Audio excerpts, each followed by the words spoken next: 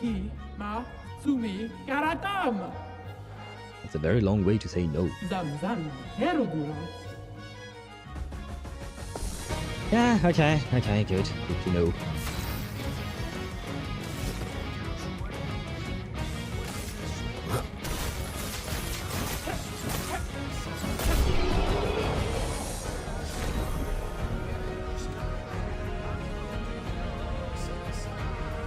That's not what I expected. I'm not gonna lie. I mean, we established that the enemies did not level up alongside you, but I thought she was a super boss or something, you know? Okay. Well, I am not going to complain. I am just very happy. We got exactly who we wanted. Could it be a double? Would you make me very happy and bring your E1 soon? No fucking way! We going for E1, guys. We going for E2 now. They will be mine. No fucking way. I think this is the first time in Honkai Star Rail that I got a double. Holy shit. I've gotten very early ones, but never a double like this. Oh my god. Man. Okay, we are going for E2. We are going for E2. Okay, the ads are gone. We have our setup. We have Powerful from Verso. We have Fortune Fury from Ciel. We have a Mark. We have Virtual Stance. And we have 3 Gradient Chargers for the Gommage. Will Roulette finally give me the victory over Simon? Come on. Please believe! No! Roulette! And of course, Kohani cursed us. Kohani, how could you do this to me, man? All this setup, man. And Benisseur would be someone who gives blessings. Are you going to give me a blessing after me giving you 90 fucking thousand chroma? Did my tales interest you this much? Well, I did give you 90,000 chroma. I'm afraid I have no more to share. But you can have this. High defense. Great. Wait. What now? Recovers 10 health on turn start. Thank you. Thank you. Thank you. Okay, it was worth it. It was worth it.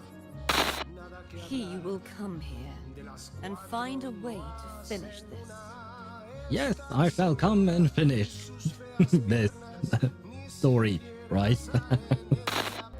The one who turned Gotham City upside down not long ago? Gotham City? Is Batman going to show up? Or Botman? Wait, because since they replaced the A with a U for Gotham, does that mean that Batman becomes Botman?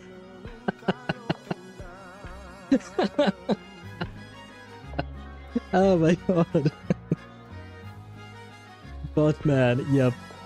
That's a name of all times, man. I welcome Botman to Gotham City and to Plan Arcadia, I guess. I suppose that would be a very aha thing to do. What is his symbol? A giant ass in the sky? Yeah, it's Velina's ass in the sky. This is the Hoyo game after all, right? No! No Grandmaster for us. Yet. But fuck, that means I won't get his weapon. I mean, it depends. Maybe he can come out in the next temple, right? Maybe he can come out right then. Right there, right? 1 temple is all you need. Come on. Yes! Yes! 1 temple is all you need! She did bring him home! Allow me to introduce myself again, though you're probably bored of hearing it by now. I am Varka. But that is only if everything works the way we want it. And this is where we decide, Zenny, whether or not We're winning. Come on.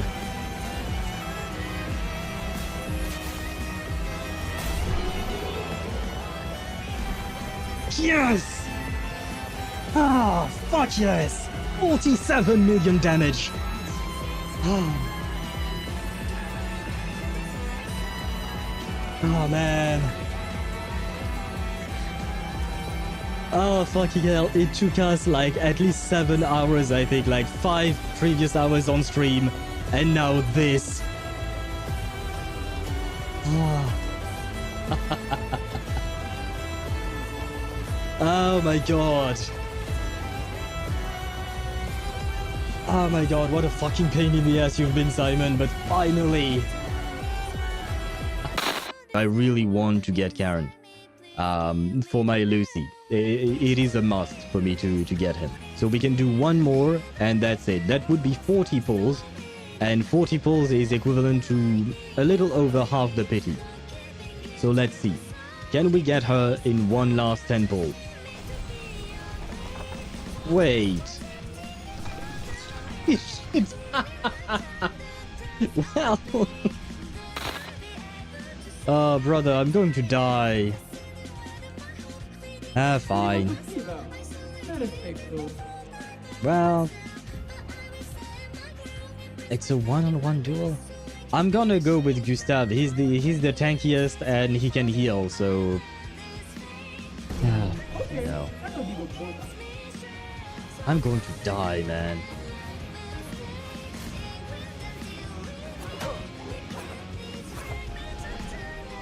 Okay. Yeah. Yeah, we're not winning that. And there is an oh god.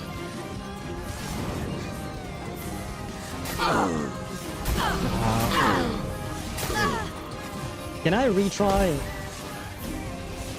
Yeah, I'm gonna retry. I completely screwed up. That's on me. I completely screwed up. Yeah. It's my bad.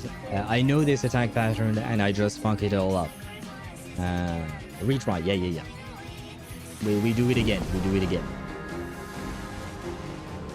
Your turn to shine. Oh, not the frozen one.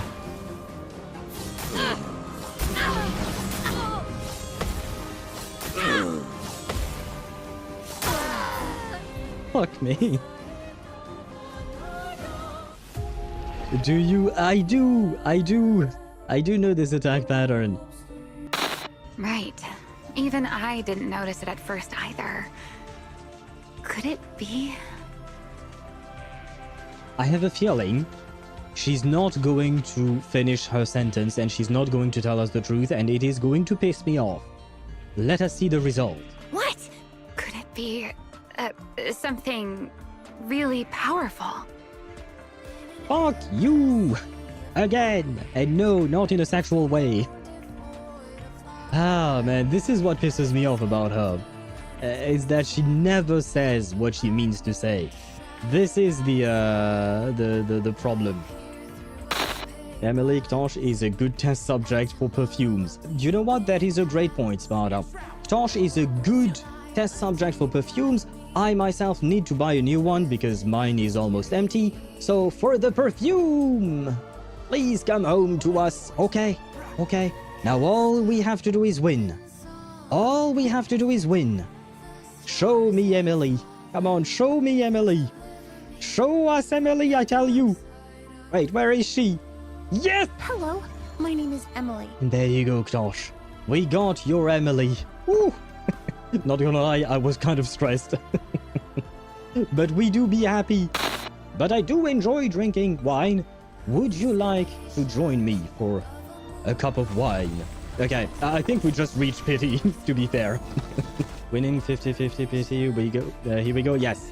Come on, we need to see intellect afflatus, right? Come on, we believe. This has to be her, right? I've never seen an animation like this before. It is her, okay. Hello. She's so pretty. Feels like they were left by Romeo.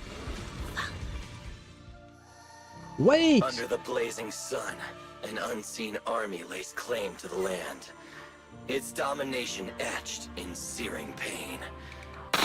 I feel like at the end of the day, if March is Foley's daughter, and Foley is the master of remembrance, the master of memories, that means that it all boils down to a very stupid thing, but March has daddy issues.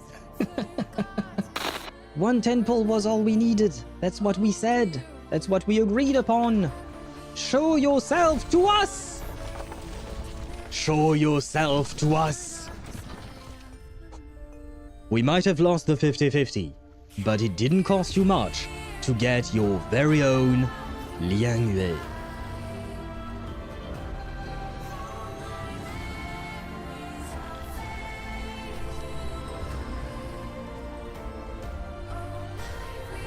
Ta-da! Number 007405.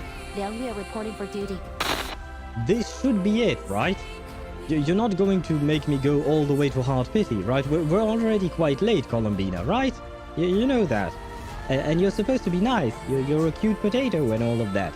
Come on, Bina. We believe in you. Please come home to us. Yes. Okay, good. Now all we have to do is win the 50-50. Come on. Ah, we believe. We believe. We believe in the power of the moon. Where is the moon? Show me the moon. I don't know if this is good luck or not. Well, the bell, please bring me luck. And please bring me the moon! I said, the moon! God damn it. I said, the moon! The moon is here! Oh no, Linné, please stay. Yeah, I'll get back to work. Bye, Rover. And, check your messages when you get a sec. Did you send me nudes? Sorry. I shouldn't have said that. See ya! But she's so goddamn pretty, man. Wait. You're right, Chip. It is mesmerizing. Look. Yuki is so mesmerized that she decides... Is her full goddamn ass out? Yeah, I didn't, Well, there you go, guys. I suppose this is why you came to my stream. This guy is probably going to kick my ass a bunch of times, and I'm not entirely sure how I'm supposed to play. How do I? Okay, that's okay. I guess I can't really attack directly. Also, there is a door nearby. I will look for it once we lose. This precision. Ready to evade. Too early. Yep. Yeah. Yeah, I don't think we, yeah. No. No, I'm good. I'm good, thanks. Yeah. Yeah, we're gonna go that way, okay? There is no need to go talk to this person. Oh, me.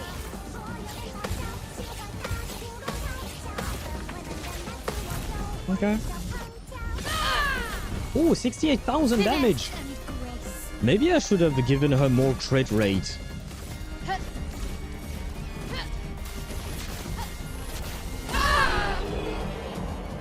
The one-shot worked!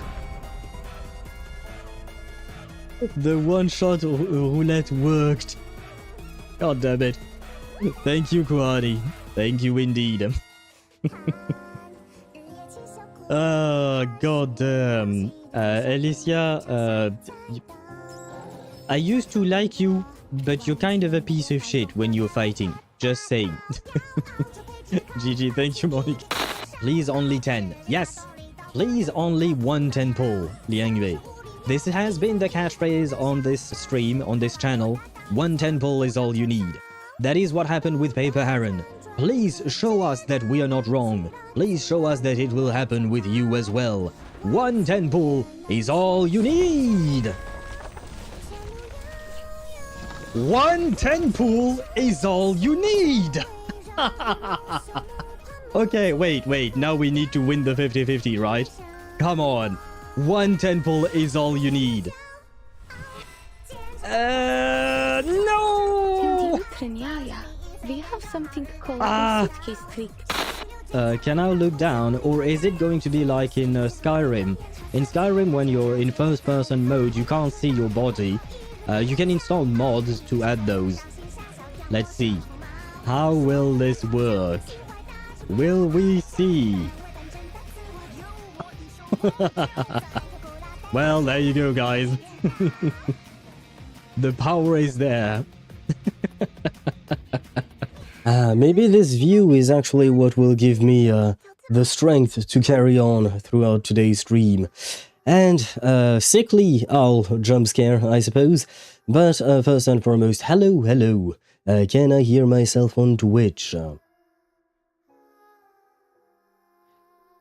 Can I hear myself on YouTube? YouTube? Why are you slow? Ah, there you go. Okay, YouTube is always as slow as ever, even though I am in low latency mode if I recall correctly. But anyway, okay, time for me to get flashbanged by my webcam. I really hope this is not going to kill my eyes today. You know what? I've known worse. I've had some eye issue kind of over the past few days because of the fever. Was not really all that pleasant, not gonna lie. My apologies. And I believe we are ready to go. I think. Wait. Camera is yeah. Camera is doing its thing, more or less.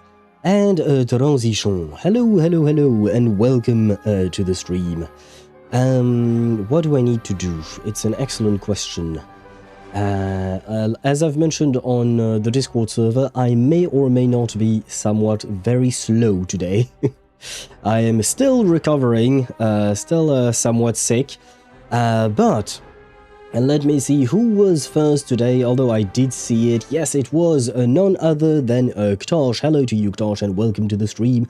I hope you're doing well, and congratulations to you on being first for the 37th time. And then in second place, we have Chip the second, as always, the second. Second for the 46th time already. Hello to you as well, hope you're doing well. And I have no idea how you got to 10k owl coins. No idea. I have to admit, I do not exactly follow regularly how each and every one of you, how much each and every one of you have. I can tell you, I have not messed around with the altcoins at all. I have not touched streamer box, streamer bot, not streamer box, at all. Even though I wanted to, there were some things that I wanted to change. But yeah, I didn't have the time nor the energy to do so. And then we have Kuhani. Hello, Kuhani, and welcome to the stream. I hope you're doing well. Welcome in. Turns out I missed 3 areas while playing by myself. I tried not using guides, but I did for some areas, so now I have to fight them in the new game plot, which is obviously way harder. I also didn't kill any NPCs except... Not right, but it was his quest line to kill him. Yeah, without the new game plus, I would probably miss a lot of stuff. And I've been upgrade my armor once, and I felt it way too much in the new game plus, even against the starter bosses. Not upgrading your armor is a bit of a problem indeed, Ktosh. Yeah, I do remember you mentioned several times upgrading your weapons, but it is true that you've never mentioned anything about upgrading your armor. It would be kind of like leveling up your weapon in Genshin, but not leveling up your artifacts. Or in Reverse 1999, since today we are playing Reverse, leveling up the Psi Cube, but not leveling up the resonance level. You know what I mean? It's a bit of an issue. And congratulations, Ktosh, on reaching a 25 consecutive stream streak. But yes, we are welcoming everyone to the world of numbers, especially because I noticed earlier that Ktosh managed to be first on stream for the 37th time. So a 37 mention. We appreciate the 37 mention always. We do not forget about her, well, except Chip. He has completely forgotten about her, but other than that, we won't mention it. But also, we have then Dan, bonjour to you, who was first on YouTube side for the 30th time already. Hello to you, Dan, and welcome to the stream. And then in second place on YouTube side, we have Domenico. Hello, Domenico, and welcome to the stream. Congratulations on being second on YouTube for the second time. And then that was a message from me, and then yes, Paranite, hello. Hello Paranite, and welcome to the stream. I hope you're doing well as well. And like I replied, I am sick at the moment. I'm still recovering. I'm on the way to recovery, I would say, but I'm definitely not at 100% yet. And, well, you know, some sacrifices need to be made. And what was that line from Lord Farquaad in Shrek? Some of you will die, but that is a sacrifice that I am willing to make. In all honesty, I didn't even notice that I wrote my team is infusing instead of my tea. But that just tells you the level of fatigue that I am currently experiencing. Same thing in the shower earlier. I was showering just before stream, and the simplest of things took me way too long, like deciding, wait, this is the shampoo that goes on my head, the body gel soap that goes on my body, not on my head. Like the simplest of things become way more difficult to achieve somehow. I hope you're feeling better. Voice sounds like an evening of cigars and whiskey. I wish, Kuhani, I wish. I am feeling a lot better than the past few days. Well, a lot. That might be a bit of a stretch. It really is kind of an up and down kind of thing. Like, for instance, this morning, Ktosh and I bumped into each other in Genshin, and he sent me a message. We chatted a bit, and he asked if I was up for some Stygian Onslaught, which is an high difficulty mode, I suppose, in Genshin. And at that moment, I was not in any state to play any games. I was just doing my dailies and then going back to bed. And so, for instance, if right now I were in the state that I was in this morning, I would not be streaming. But I slept through most of the day. Same thing yesterday. I spent a lot of time sleeping. And I am feeling better, but, you know, there's still work to be done from my body. And as I've mentioned, I believe on the Discord server, but it was in a separate conversation, I suppose, today's stream will most likely be shorter than the usual. Same thing with the Just Yapping session, especially because we have to pull for Rhiannon. We have to build her.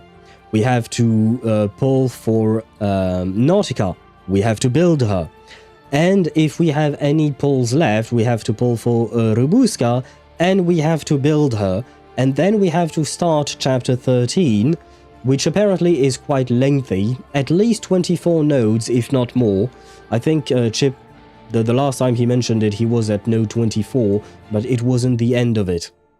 So we have a shit ton of things to do, and well, I will try to hold out for as long as I can, but if I start feeling unwell or things like that, I'll end stream at that point, and we can resume things tomorrow. So we'll basically just take things somewhat slow, you know. Oh god, Ktosh, yeah, for very long messages like the one Ktosh just sent, I'm probably not going to read them out loud, because otherwise that is going to kill my voice way too soon, way too fast. So I will read that in my head, and then I will reply to you.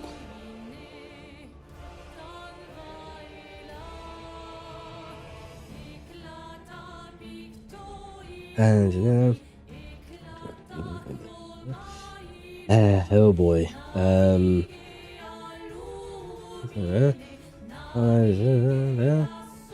Told myself the endings since I watched some guides and stuff.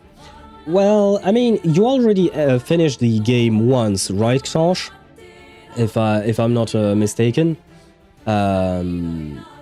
Because like if you've already finished the game once, I kind of feel like it's okay to look at guides and look at what else you might have been missing, especially because I don't know about Dark Souls, but you know, some games have very specific requirements to get specific endings, and you might never experience them just because you don't know and you wouldn't be getting that ending either way, so you might as well look up what it is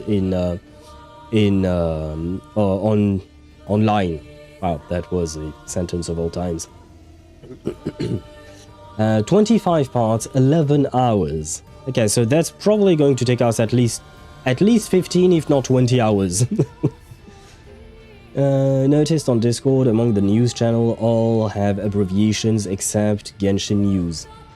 Yes, because Genshin is pretty much never abbreviated as GI or for Genshin Impact. Most people, when talking about Genshin, just say Genshin, whereas everything else is being abbreviated, generally speaking, when you discuss things online. For instance, Wuthering Waves becomes WUWA, Neverness to Everness becomes NTE, Honkai Star Rail becomes HSR, etc. GI for Genshin Impact has never been a thing, so I decided not to use it. Decided to go with the usual Genshin, because that's what people call it, basically. And hello Mihai, welcome to the stream. I hope you're doing well. Welcome in. And I'm working on something big at the moment in Minecraft. Okay, I hope you have fun with Minecraft. But I ask what you're doing there. Safety first, it's fine. Gonna read the anecdote in your own time since it ends earlier. The anecdotes? Do you mean like the actual character anecdote story things? We'll see. We'll see if I do them or not, because unfortunately there is a lot for us to do, because I am 2 weeks late with Reverse 1999 right now. We'll probably dedicate the rest of the week to Reverse, other than the obligatory NTE and Cyberpunk streams. We might even encroach onto next week's streams with Reverse, depending on how long it takes us to complete the story. But then we also have Wuthering Waves, which came out last week with another patch, and that will be next on our timeline, because I see B and what you wrote. Hello, by the way, and welcome to the stream. But yeah, we have Wuthering Waves, which will also be at least 2 weeks late. And then there will be HSR, which just came out with an update today, which will also be 2 weeks late. So we are working with a 2 weeks late on everything. And I don't mind being late on story shit. The only problem is some story shit prevents me from farming specific things and getting rewards. And I need them rewards because I need to, what do you call that? I need to be able to farm those rewards because, well, I can't be spending hundreds of euros on each and every gacha in order to get the clear drops in Reverse or the Astrite in Wuthering Waves, etc, etc. So I kind of need to, not hurry up, but, you know, try to keep up with all of these things because, well, you know, the pulling session is also what makes these streams interesting, right? We enjoy those.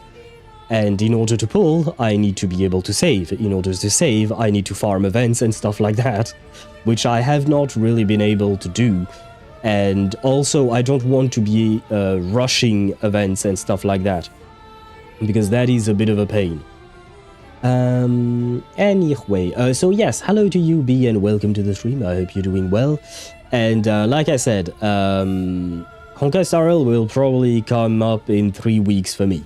So not next week, but hopefully the week after. So if you count this week plus the other one, yeah, it would be in the 3rd week in that kind of timeline.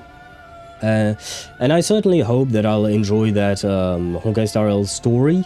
That being said, I do have a question, because there are 2 stories to Honkai Star Rail, which are one about the summer event / the new planet of Astropolis, and one is the continuity of the Trailblaze mission.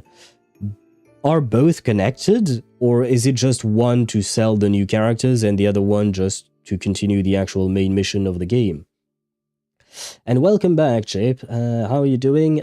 Still not great, but better than before, is how I'll phrase it. Without going to the 4 nights, I would never even know there is a second ending. Yeah, see, that's the thing, right, Tosh? There are some things that you will never really know about unless you look them up online. Unless you really try many things for no particular reason.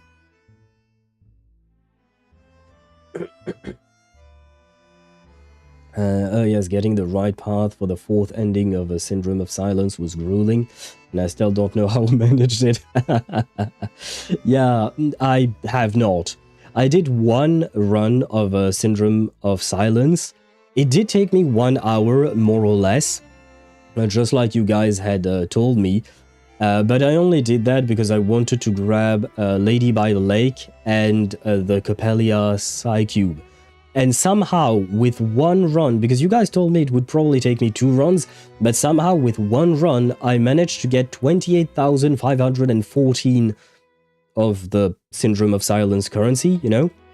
And I just needed 28,000 to be able to buy all of the things that I mentioned, including the Lady by the Lake's portraits. So I just got enough and I was like, hey, you know what? I'm done. I'm done. I managed to do it. I did it once. That is enough. Enough for me. I didn't even pay attention to the story bits. To be fair, I was doing this while I had a fever and I couldn't sleep, even though I was tired. But you know that moment where you're too tired to really do anything, you can't really focus, but at the same time your body refuses to allow you to sleep and you're just left in that state of, the fuck am I supposed to do now? You know what I mean? Also, we pulling for Rhiannon? Yes, we are. We will be pulling for her indeed. I don't know how I gotten 4th ending first try. I wonder if you want to pull for Stranger after the story. I don't know. I was already quite interested in Miss Stranger just because of who she is as a character. I find her quite interesting. But at the same time, it will depend. It will depend on what funds I have left, because right now I have a little over 200 pulls saved, if I'm not mistaken, but I have to at least pull Rhiannon and Nautika, if at all possible. Rubuska is more of a why not, it would be nice to get her, but, you know, it will depend on how much we manage to save. The wall text of murder. Yes, I will ask you guys, please avoid walls of texts. I usually don't mind, it's just that, you know, I oftentimes read all of your messages one by one, so that everyone has the context to whom I'm replying to or to what I'm replying to. So, walls of text today will not be a good thing for me. I will not be able to read all of them. Well, any of them, really.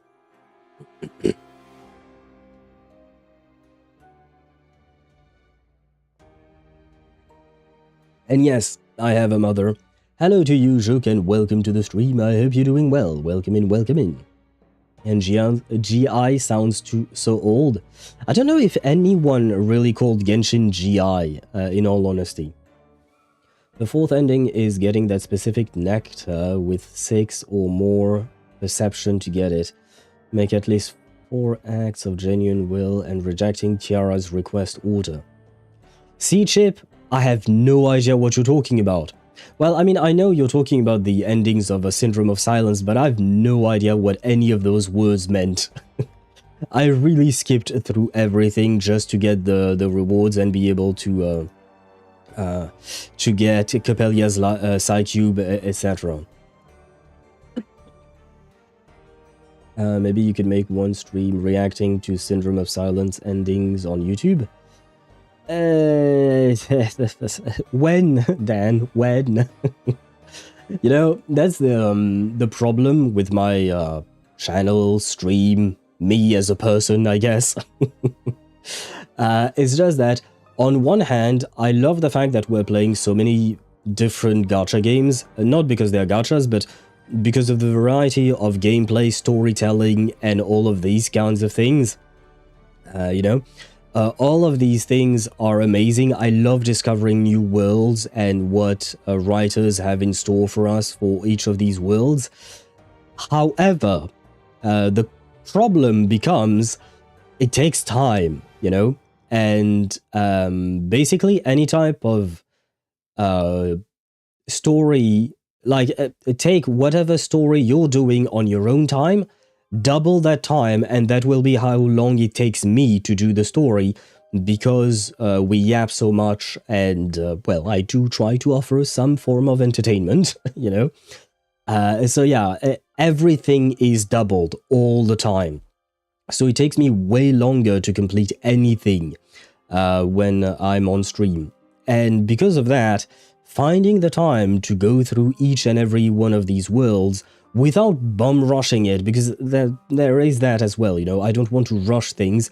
I want to still be able to enjoy them and really think about them in detail and discuss them, etc., which is why it takes me so much time. But the problem becomes then, when do we fit in other things, you know, other than main story related? Because, like, for instance, Chip had suggested a little website that gives you a quiz that seemed interesting, not gonna lie. And in all honesty, I would have done it today had I not been sick and wanted to get into the game already. Because, by the way, I'm staring at Kekania at the moment. But the point is, I would have done it had we had more time today. But it's just that, yeah, all of these things take time, and it's hard to fit everything into anything. And like, for instance, I know Ktosh is still waiting for our ass tier list for ZZZ. Ass and boobs tier list, I think it was. And honestly, I am all for doing all of these things, but it takes time. And I already stream more or less, I'd say between 25 and 35 hours per week. And yet we still lack time, you know? So it is complicated to find the time to do all of these things. Again, I am not against the idea. It's just that we need to find the time.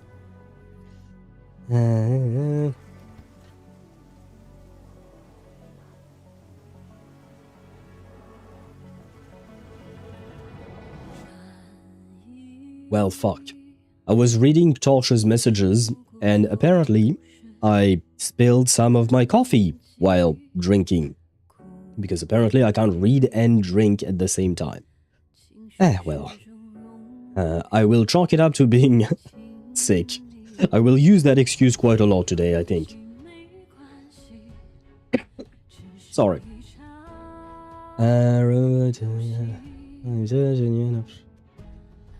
But he still managed to unlock the crucial no option when the big hats protected Copélia from Tiara. I have no idea what any of that meant, Dan. I don't know who Tyra is, or Tiara. I think I read it Tiara earlier. But I don't know who that is. I barely know who Copélia is. I remember seeing her, of course. But yeah, no idea. Said this once, I'm saying it again. This game is boring. And expecting streams to go through side content is extremely tasking and probably wouldn't feel as good as taking your time. This game is all about taking your time. For me, all games, well, I guess some games might not, but all the games that I stream are about taking your time, in my opinion. Generally speaking, I try to take my time with everything just because I want to explore everything there is to explore, which is why you can see it with my other playthroughs of non-gacha games for Baldur's Gate 3, for Expedition 33, or even with Cyberpunk right now. I'm trying to do every side quest, everything there is to do, in order to explore all of it. And for instance, one of the issues that I have with the anecdotes for Reverse 1999 is that they are not voiced, right? And that would require me to voice everything, which I can do and I have done in the past. However, this week I am still sick, so having a stream where I have to do all the yapping for 6 or 8 hours straight is simply not an option. There is that to take into account as well. That is simply not an option at the moment for me. I can't. Had I not been sick, I think I could have done it, maybe, probably even. But with the current state of my body, really not a good idea for me to do this. Ktosh has great ideas. I always do. Sometimes you have great ideas, Ktosh. I'll give you that.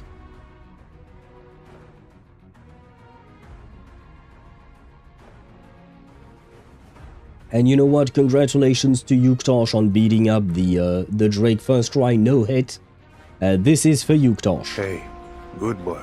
There you go. And I will switch scenes to reverse. That way we can start pulling for our dear Rhiannon. And that way you can behold my beautiful wife, Kakanya.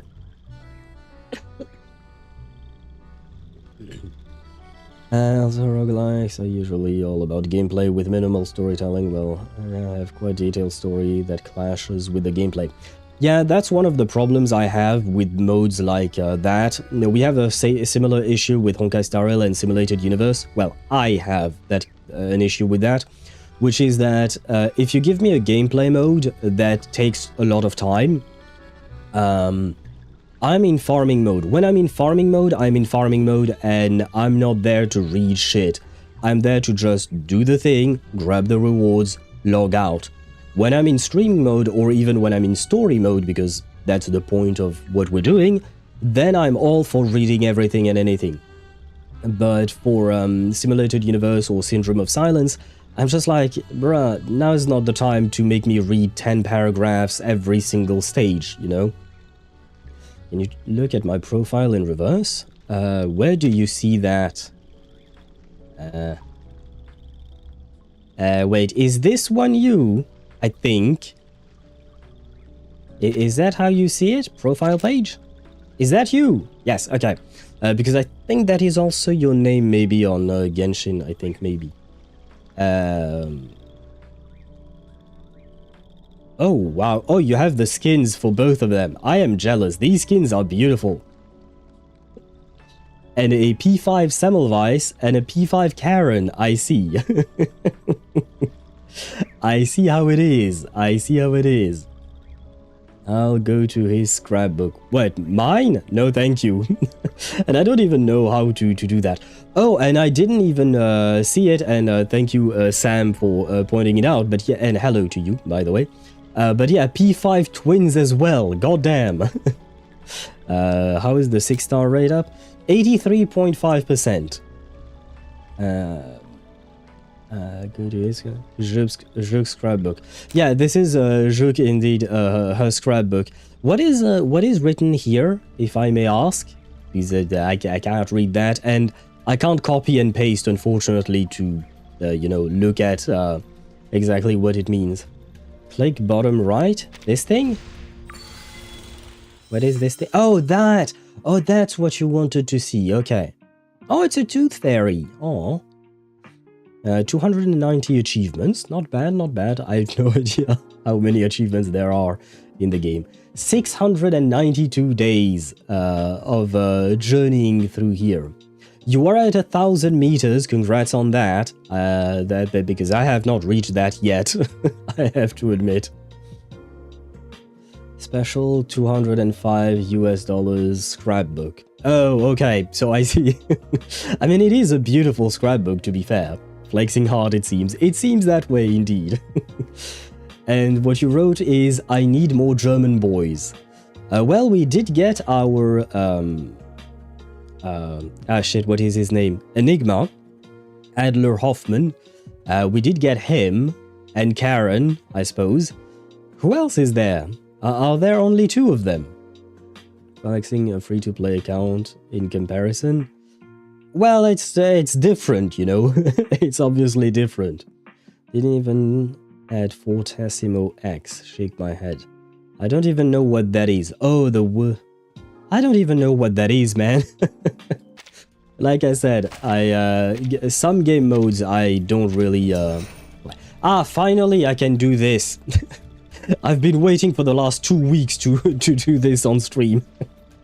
Finally we can see this lady.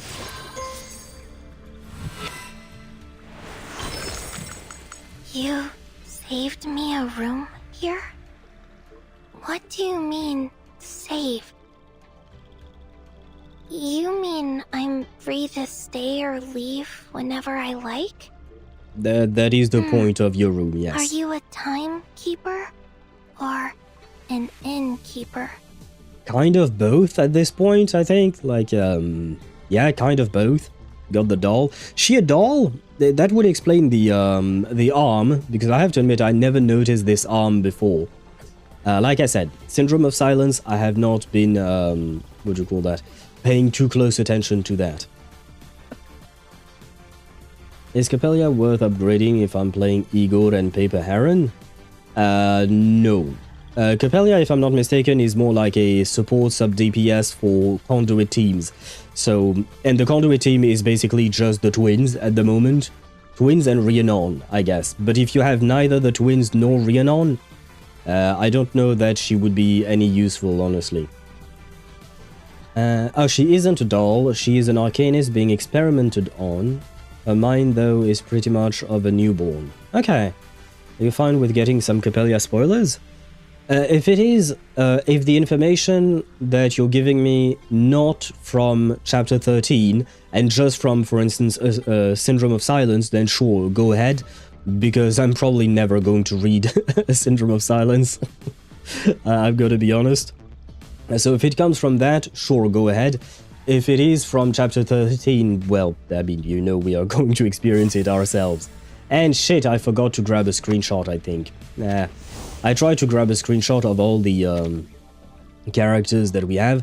Another thing that I've been wanting to do for the last 2 fucking weeks. Igor, my dear boy Igor, I tried to get you to P2. You refused to come to me. So today, you do not have a choice.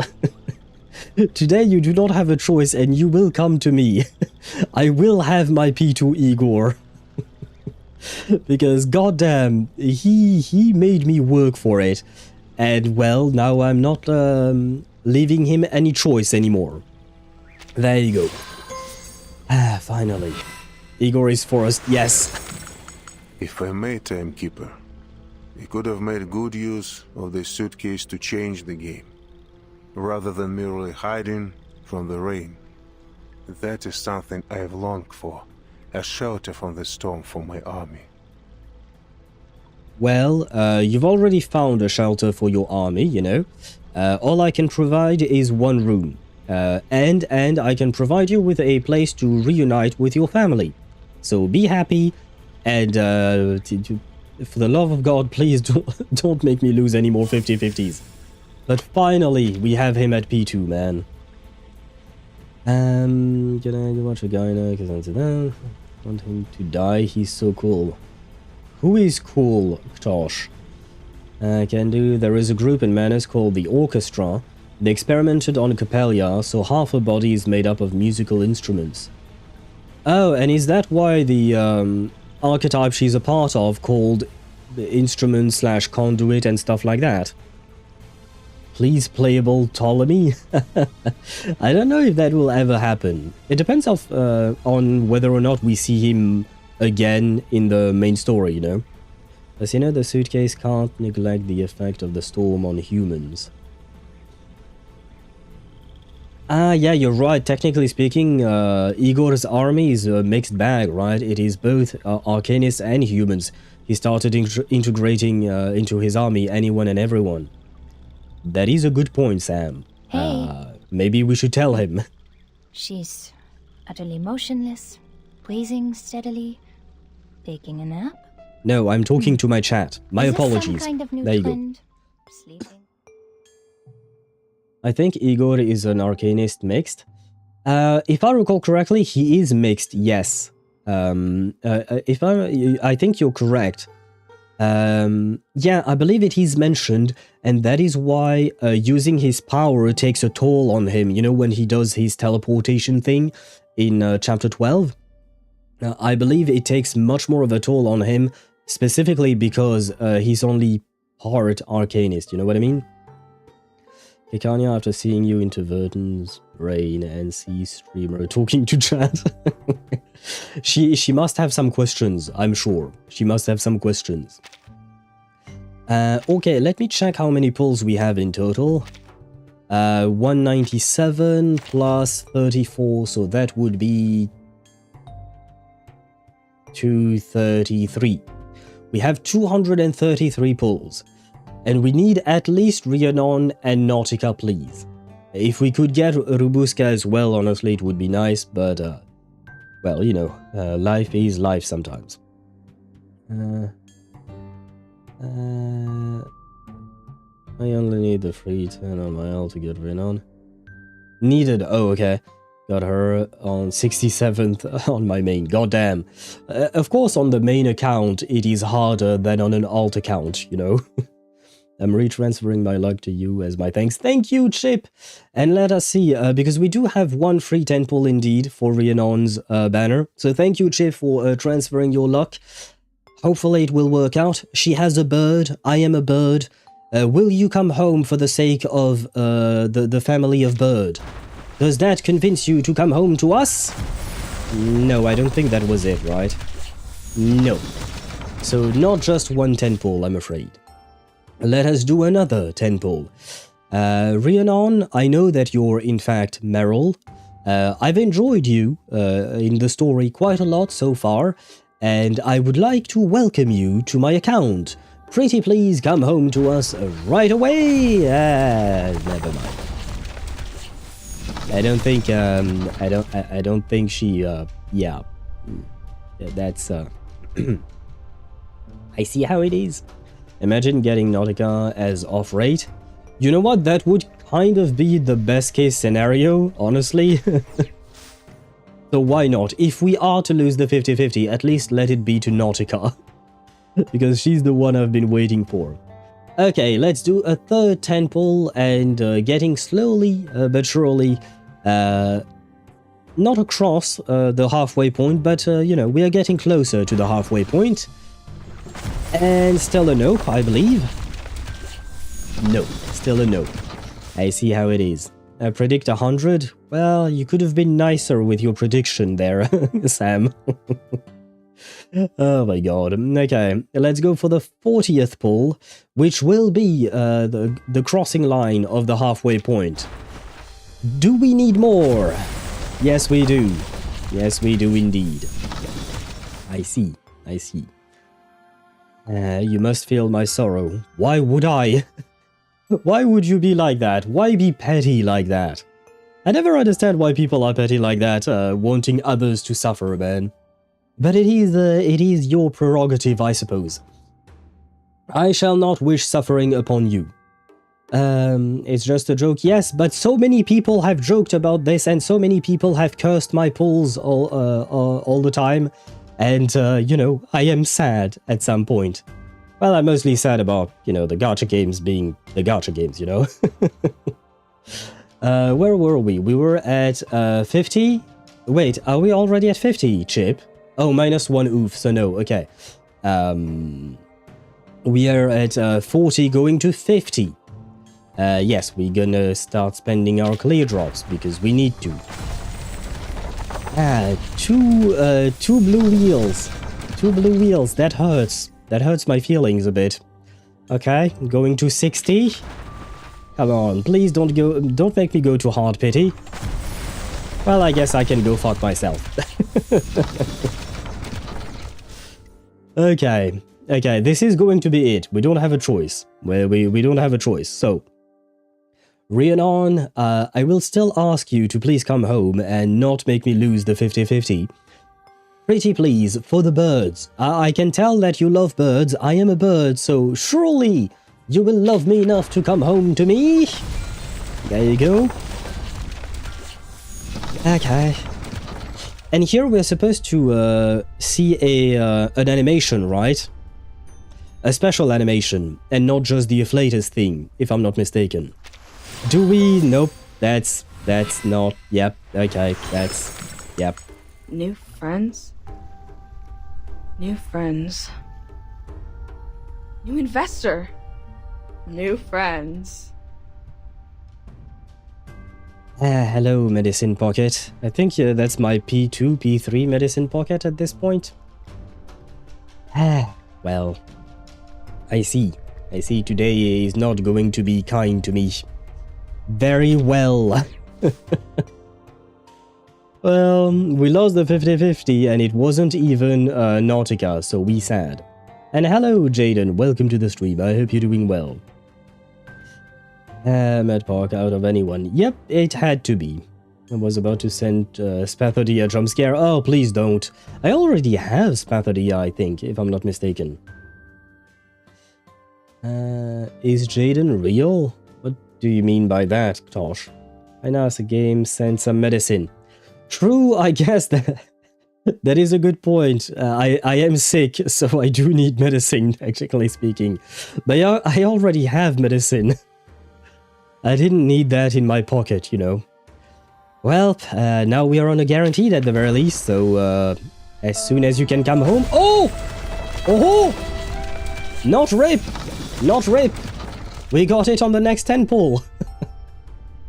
Not rape. Okay, you know what? I'll retract my complaint, I suppose. I still didn't really need, you know, the... I still didn't need the medicine pocket, but... Welcome home, Rhiannon.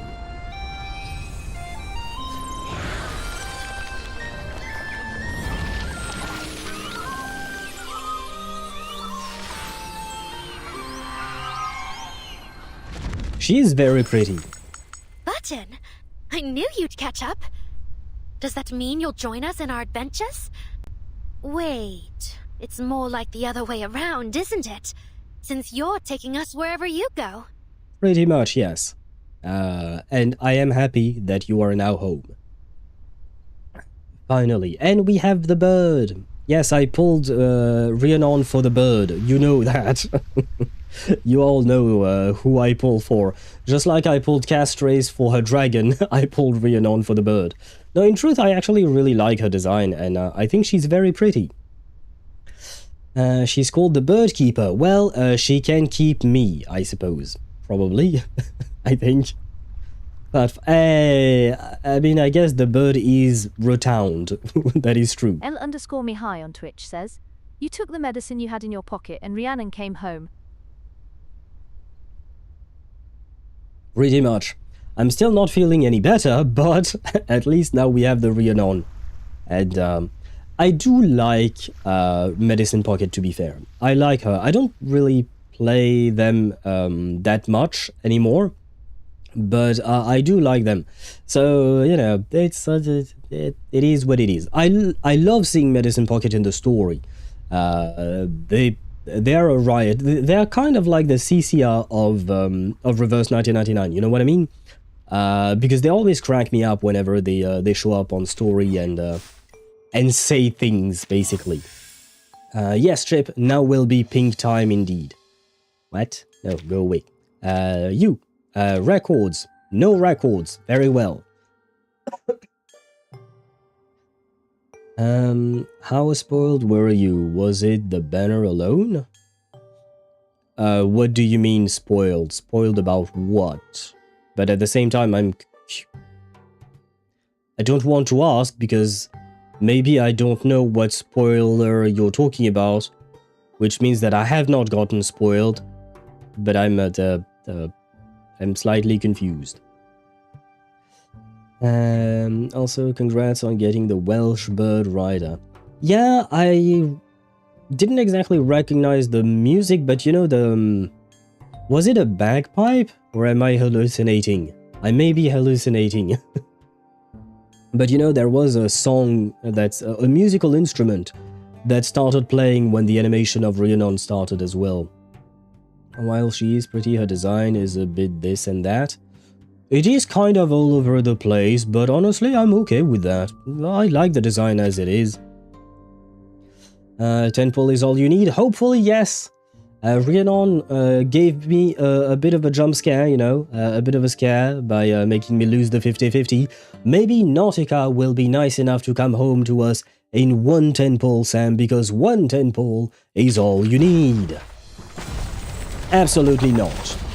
Very well. Today's not going to be my day, huh? Let's go for a 2nd temple then. Still no. Okay. I'm trying to get those pulls going out faster because at some point we need to start the story and whatnot. But I see how it is. I see how it is. Okay, going to the 3rd temple. 3 temples. No more needed. Right? No? No, not right. Well. Okay, 4 temples then. Will this be the one? No? Okay. Okay. I see how it is. I'm gonna lose my 50-50, aren't I? I'm gonna lose my fucking 50-50 again. At high pity, on top of that. Okay, I see how it is. Very well. I'm giving up on life today. Wow. Okay, I think we are reaching what, like, oh, triple 5 stars though. I think this is going to be the one, right? Do singles? Why would I do singles? What would that change? This is a massacre of bunnies we're witnessing. Yeah, we're turning drops into bunnies and the bunnies are getting murdered. So we are bleeding out the bunnies indeed. Nautica, don't disappoint us and your mom? Wait, who's her mom? Do you consider Vertin her mom, or are you talking about someone else? All the fitting that you got Balloon Party just now, she's actually great synergy with Blood Tithe. Is she? Oh. I have to admit, I used to play Balloon Party a lot back in the day, but that was back in the day, you know. I have since then moved on a lot. Just come home, you eldritch horror unit. That's kind of mean, but maybe it will convince her to come home to us? I believe we hit hard pity now. Okay, once again, I believe that we're supposed to see an animation and not an afflatus thing, right? Let's see. Fuck me.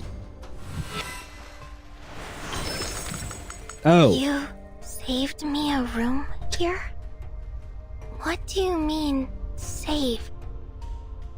The free character that I just got. I'm free to stay or leave whenever I like? Are you a timekeeper?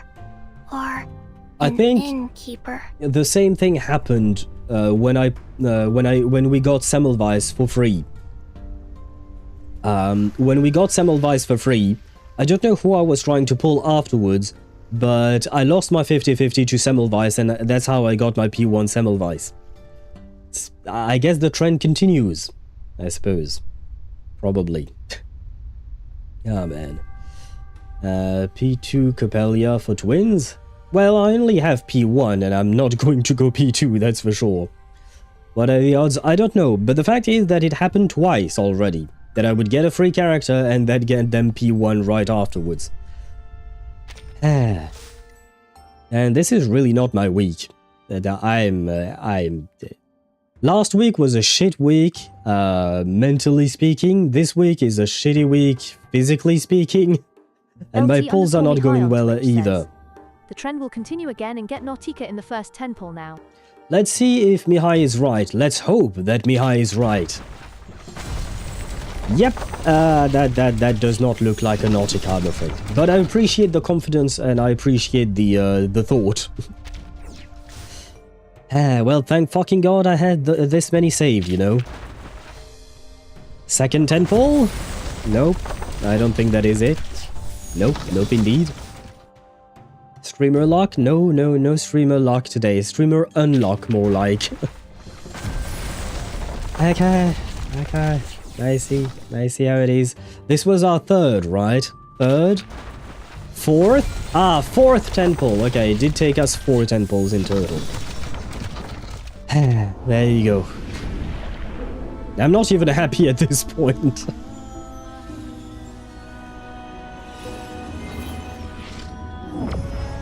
well, I am still kind of happy. I do like her as a character. Wow.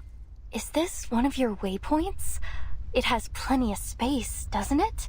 And it's well equipped too. Oh, you don't happen to have any hardtack, do you? I only need one. Just enough to get me going again. I don't even remember what a hardtack is. I think it's one of those things that you put into rocks in order to climb them, but I'm not even sure. 100 pulls for Nautika, 70 for Rhiannon. 70 for Rhiannon, but wasn't it 110 for Nautika? Because I think we hit hard pity, losing the 50-50. And then we did 4 more 10 pulls. So basically I've used 180 pulls today. This might be the first time that I noticed the antlers on her eye too. I will have to take a look at that, because I have to admit, I'm not sure. Those extra baked breads for ration? Where do you see those? I'm confused. Rubuska pulling would be nightmarish right now. I'll still do 1 10 pull for Rubuska, I think.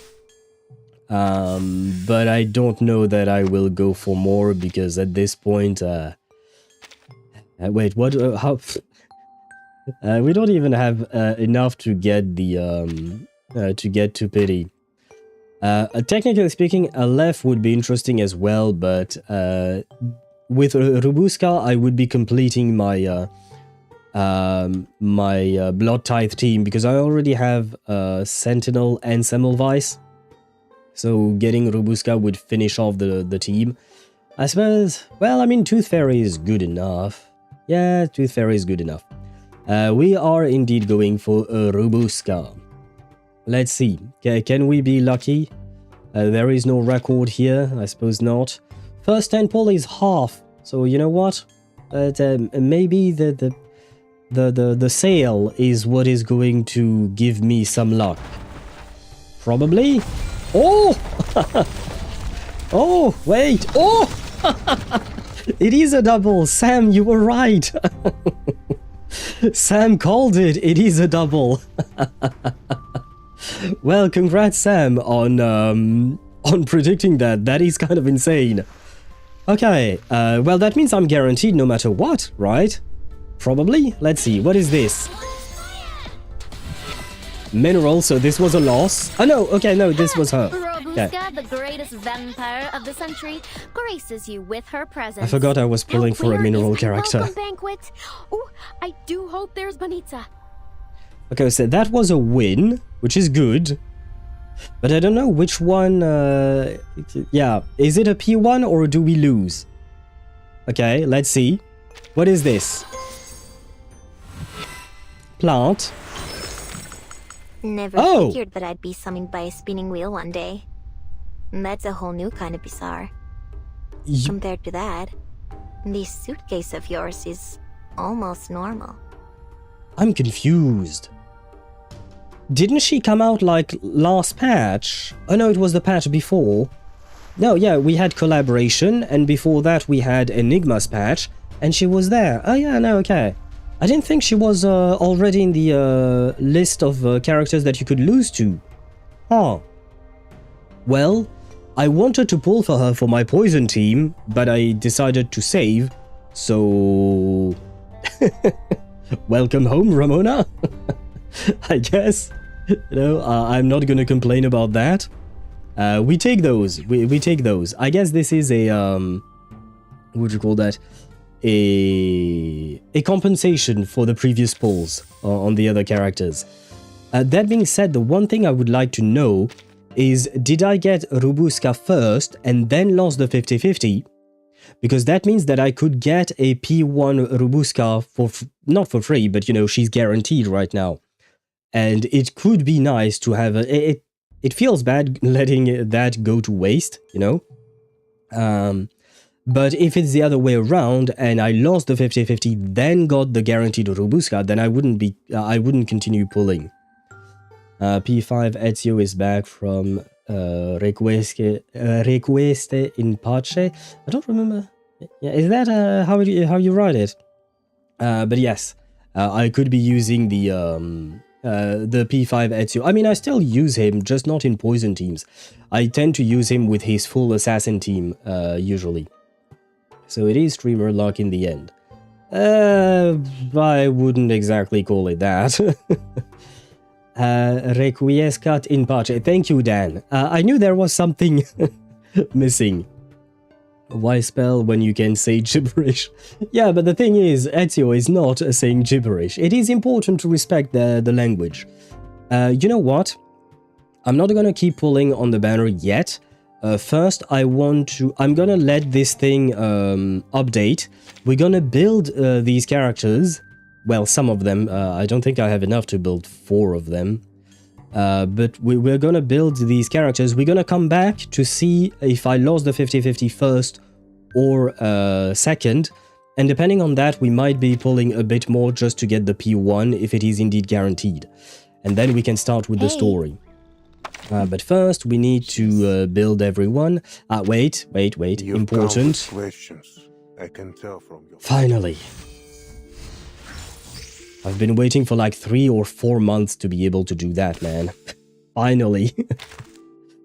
Brother. Well, I was not waiting for that, but I suppose it is what it is. There you go. And then, who else do we have? Oh, right, we also have Lady by the Lake. We have this thing that I didn't do. Now what else? There you go. Eventually, we'll get her to P5, probably. Or Matilda. And then we have these 3. 4, 5. Wait, 5? Yeah, I can't build 5 characters at once. I'm gonna be honest, I can't build 5 characters at once. I think I'm gonna build Rhiannon and Copélia today.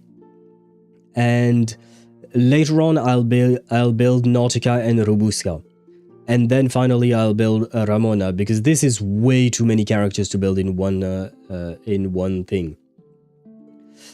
The curse of characters. Oh yeah, Copélia P1. We also do have indeed Copélia P1. And hello, Immortal. Welcome to the stream. And hello, Jill. Welcome to the stream as well. And yes, just 2 more Matilda years to go. Basically, yeah. Every year we just wait for 1 more Matilda.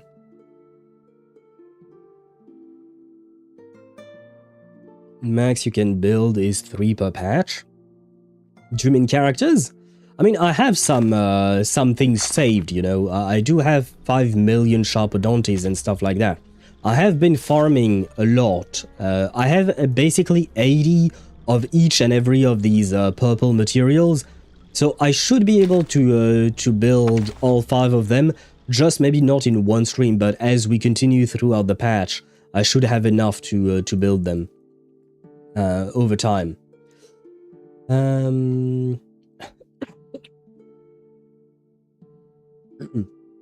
Yeah, tomorrow is Miss Grace's banner. Oh, already? Goddamn, that shows you how late I am. Vertin. I spotted you through Glyndor's eyes. Oh yeah, I have 7 million thingies? I have 7 million dust. Oh damn. Like I said, I've been farming for a while, man.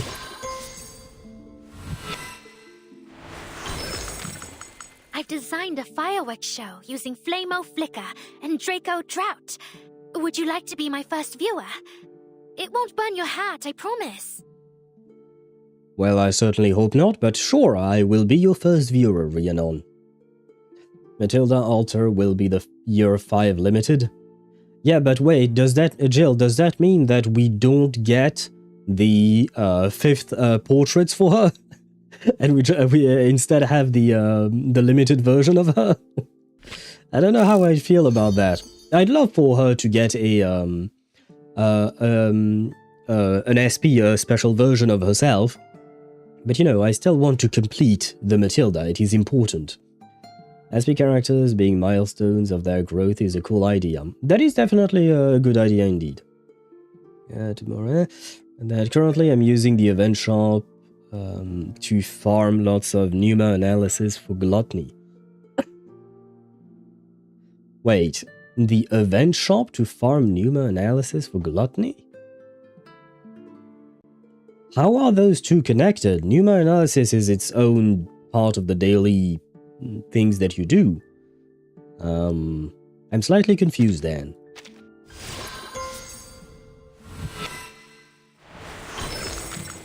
This outfit has been in my family for generations.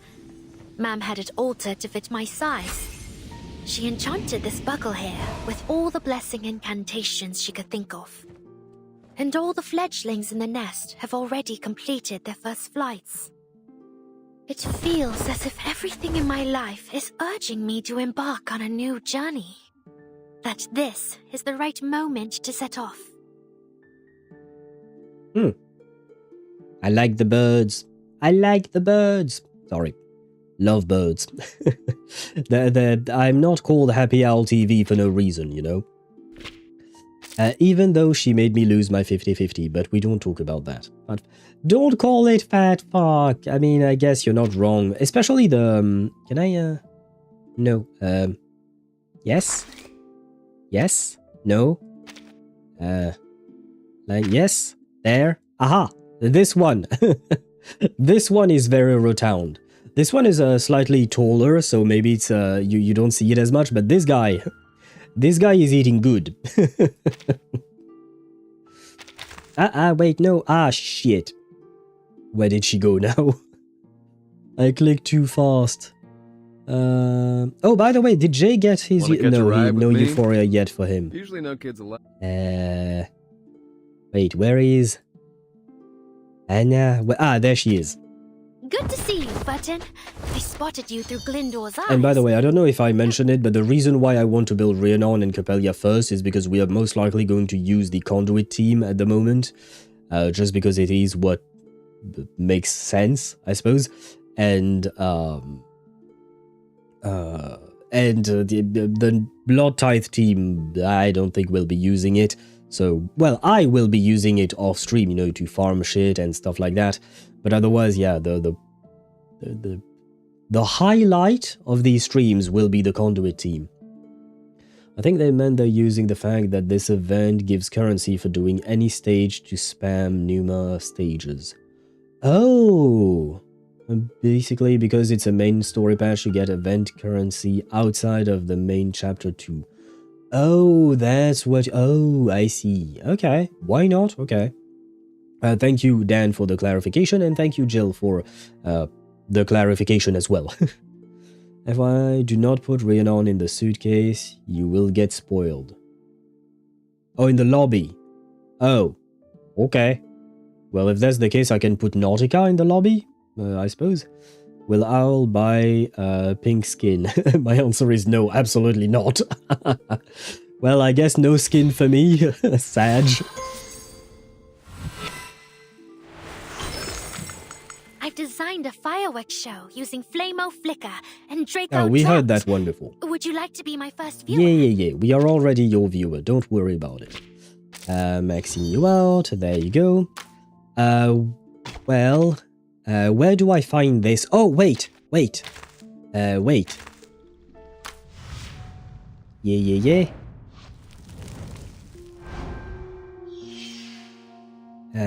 You. Holy shit. I already have 75k of this currency. Well, there you go. I can buy this. Hoarder? I'm not hoarding anything, man.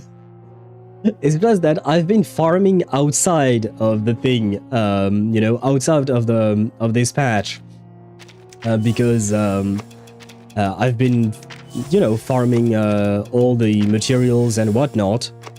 So, just like Jill and Dan mentioned, because this is a main story patch, you get these currency even when farming outside of it, which is kind of nice. And it allows us to be able to build our Rhiannon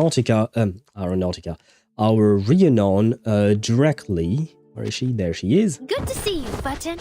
I spotted you through Glyndor's eyes. Oh, he's right there. He just turned himself invisible. Don't worry, he's a good egg. He doesn't use it to get into any trouble. I hope.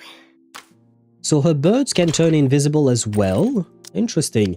Because I did take a look at the trailer for this patch, and I did see that Ah, my I did see that she could turn invisible.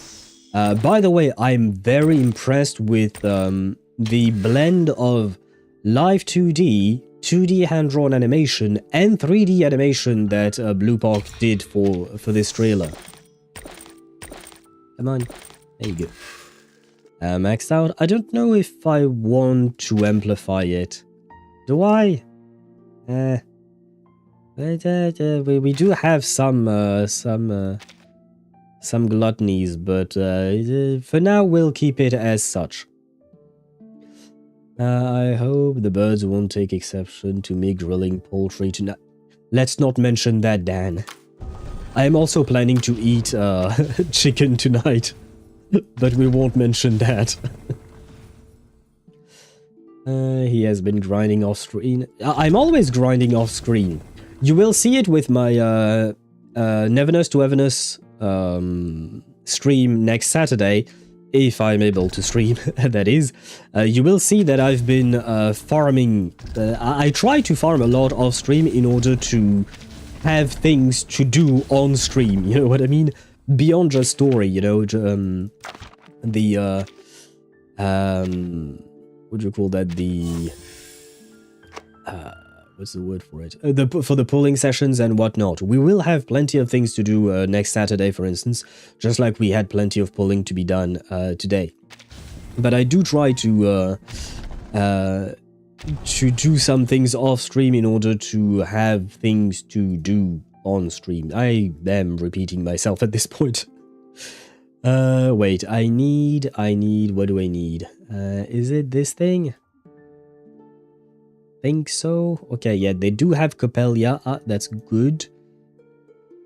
Well, that's not good. Rhiannon. There are apparently 2 builds for her. Survivability or crit. I guess I'll go survivability because it's the primarily recommended one. Codes. Yeah, I will be using this one. Let me send it to both to YouTube and there you go. I will be using this thing, and it is apparently the one that is recommended, and Immortal, you said so as well. And hello, hello gamer, welcome to the stream. I hope you're doing well. Welcome in, and thank you very much for the 8th month of a subscription. Bon anniversaire, mon ami. Thank you. Just so you know, just in case, it is not my birthday. It is Reverse 1999's 3rd anniversary. It's not mine. Just in case. But thank you nonetheless. I know, okay. Good, if you know. There, and which thingy was recommended?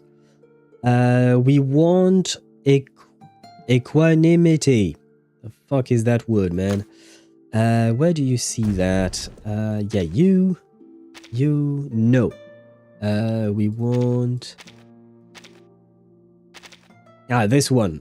This is the one, generalized, and this one is for what? Attack. Yeah, no, it says this one, I'll use this one very well. There you go, we have a Rhiannon built. By the way, it completely slipped my mind to read her kit, and I don't have the vocal cords to read her kit today. So I will wing it. How to play her, I mean. Now then, you. I managed to get your Psycube as well. So let me quickly build that one. Technically, attack build is for impromptu. Oh, I won't be playing her in impromptu, I think. Maybe. We'll see. If I think it is good... How many of these things do I have? None whatsoever. I'll leave you at 50 for now. I'll see later if... What the... I clicked too fast once again. God damn it. You. Go to P1. There you go. Unexpected P1. What else do I need? Levels. Yes, you. There you go. There.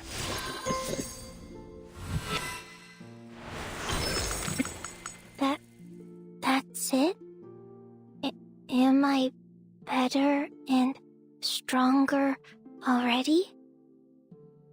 Well, Aren't slightly. you going to install another tuning fork or add a sound box in my stomach? Why the fuck would I do that? I am not Manus Vindictae, you know. Or maybe I am, depending on who you ask, I guess. Survivability for Blood Tithe. Oh, okay. Bro's been doing main DPS crit Rhiannon. It would be fun. I mean, you know, there are some people who tried to do crit Kokomi in Genshin Impact. If you don't know, Kokomi is a support, she's a healer, and more importantly, natively the character has minus 100 crit rate. So people have tried to go all the way up, you know, in order to build crit Kokomi. So if people do that, I'm sure someone out there has built Rhiannon as a main DPS. Copélia is such a cute daughter. You do know how she's treated in Manus after all. Yeah. But that's the point, right? We are not Manus. We will take care of her. Al is the messenger apostle. Shh, Domerico, don't tell them that. It's a secret. You can definitely main DPS Rhiannon at P5. Well, I don't have her at P5, so so thankfully I can just play her as a simple support.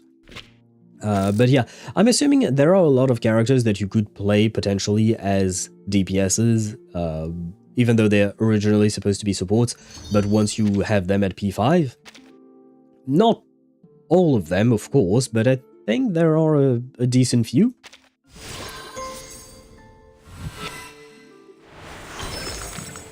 So many sounds echoing inside me, but none of them have my voice.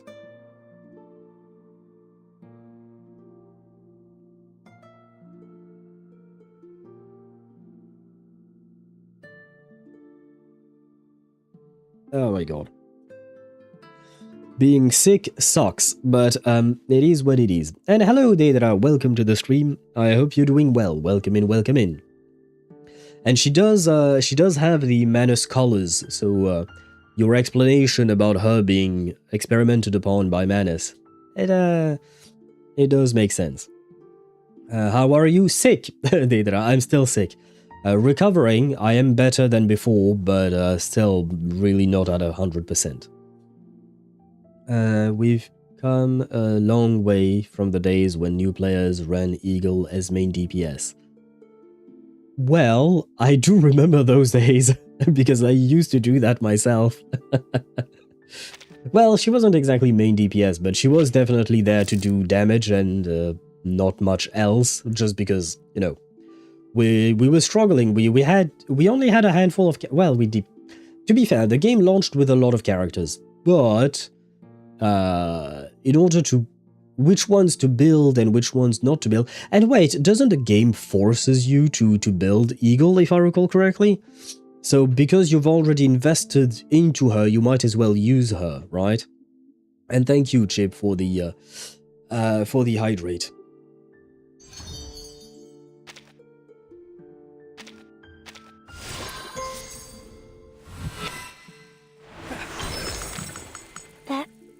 That's it? Am I better and strong? We've heard this one before. So you are sick? That is sad. That is sad indeed. But it is life. I am a human after all.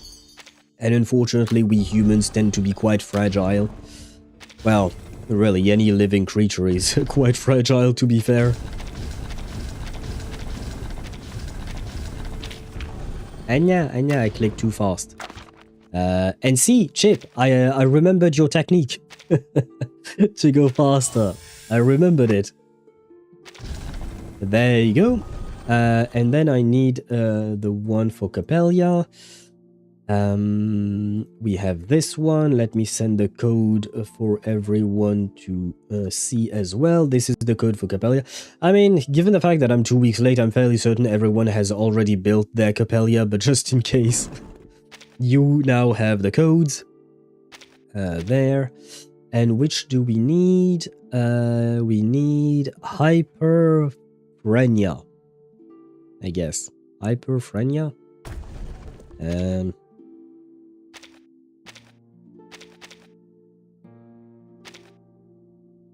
Okay. 4. We'll go with that. There you go. No? Ah. Why'd you say no? Did I move in too fast? Never mind. Does it matter? Am I going to die because of what I just did? And by the way, Deidra, we did finish our polling session already, but look! You're setting off again, right? And you'd like me to travel with you too? We got her! Of course I'll come along. And Ah, so you've come knocking at a vampire's door. we got her too. That's how all the best stories start. There you go. I guess I could probably You're setting off build again, you. right? Let and me see. You'd like me to travel with you too? Oh yeah, in terms of resources, I have enough. A journal filled with writing and a sketchbook filled with drawings. These are the most valuable memoirs. Mm-hmm. Well, I'm glad you're enjoying your time with us. Come on.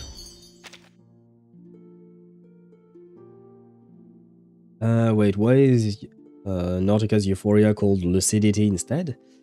I don't know. I did not look at that yet.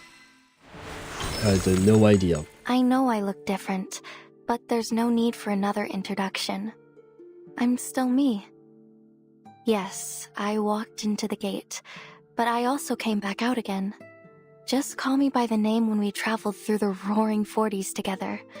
Nautika.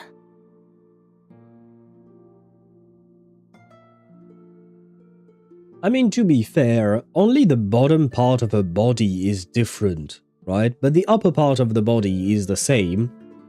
And typically speaking, when you're talking to someone, you tend to look at the upper part of their body, usually the eyes, maybe the mouth when they're talking, the face, generally speaking, you know? So, like, just because your legs change doesn't mean I don't recognize you. You know what I mean?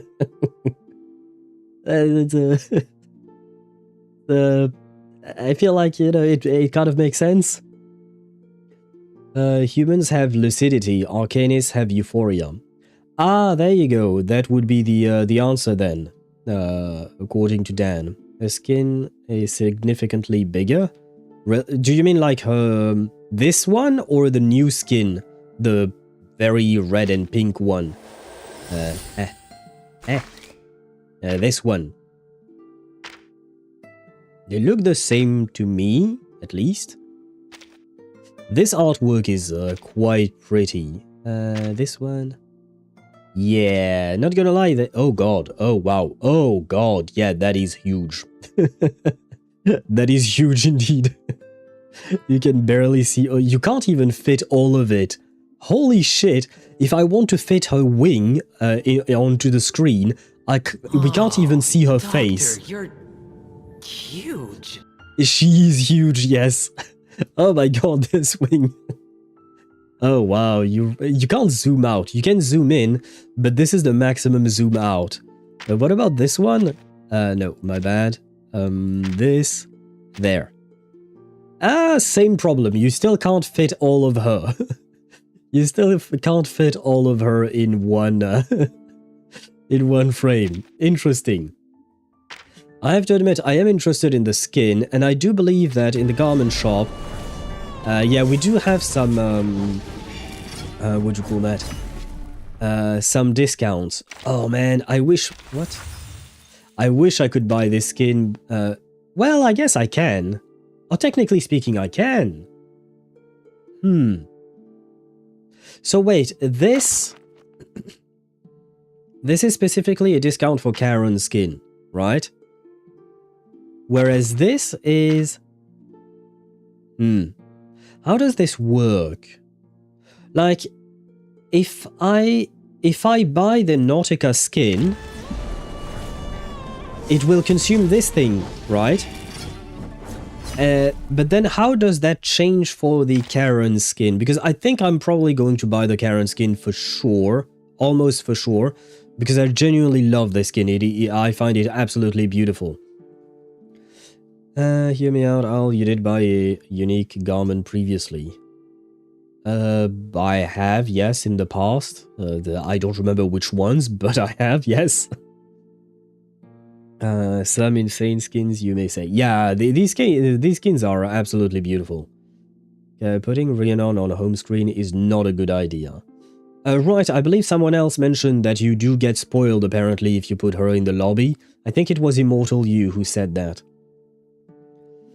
Buying Karen uses both coupons. Ah, okay. I kind of want to know how much it would cost to buy both. Oh. So... yeah. Well, that's kind of inconvenient. In order to see the actual price for both. What would be the... do you guys know what would be the most economical, or does it change nothing? To buy... if you want to buy both, should I buy Nautica's first and then Karen's? Or should I buy Karen's first and then Nautica's? You can select a previously obtained unique garment using an upcoming item, which would give you 16 drops. Wait, what? With this thing? You can select a previously obtained unique garment using an upcoming item, which would give you 1680 drops. Oh, but it is an upcoming item. But when will that item come before the 28 days that are remaining here? Buying... oh, I read that. Karen, but is lore accurate angel? Yeah, pretty much. And I love this this outfit for him. No, it's a whole thing, Al. The upcoming item is part of CN Apology reward. Yeah, that item is coming soon. Okay, so that means that I just have to wait, and we can purchase these things later on then. It's on October 1st? October 1st is not in less than 28 days? You can select, you have owned unique skin in the garment selector soon to get... yeah, okay. Chip was saying the same thing as Domenico. But wait, if it is October 1st, then I'm fucked. Because October 1st is in more than 28 days. Oh, September 1st. Ah, wait, that's not the same thing then. Either way, I'm not going to purchase these things right now, just because I still need to... I need to top up a bit in terms of what you call that, the monthly passes and whatnot, and I would rather not have to do that on stream. But eventually, I would. If I recall correctly, it's on October 1st. Really? But why would that be on October 1st, though?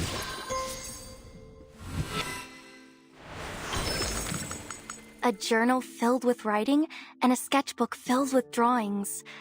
These are the most valuable memoirs. Okay. Well, there you go. We built 3 characters. We still have enough to build a 4th one. So I think... oh.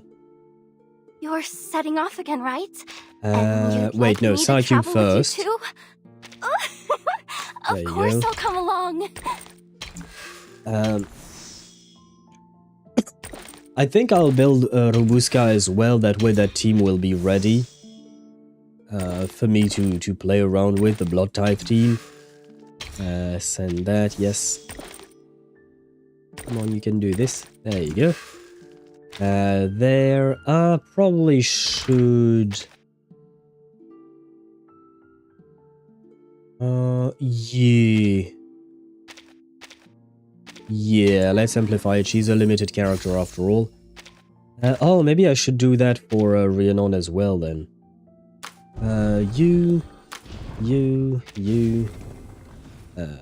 Oh, right. Anya, too fast. Too fast, too furious, and too many clicks at once, and my brain can't compute. Open you. There you go. I guess technically speaking, she probably benefits from going all the way up to 15. I don't think I'll do that yet, but eventually I could. Spirit, and I want Dear Nautica. Yeah, this one. And Stupefaction. No, you. There you go.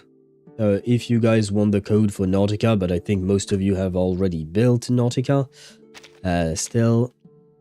And we said Stupefaction. There.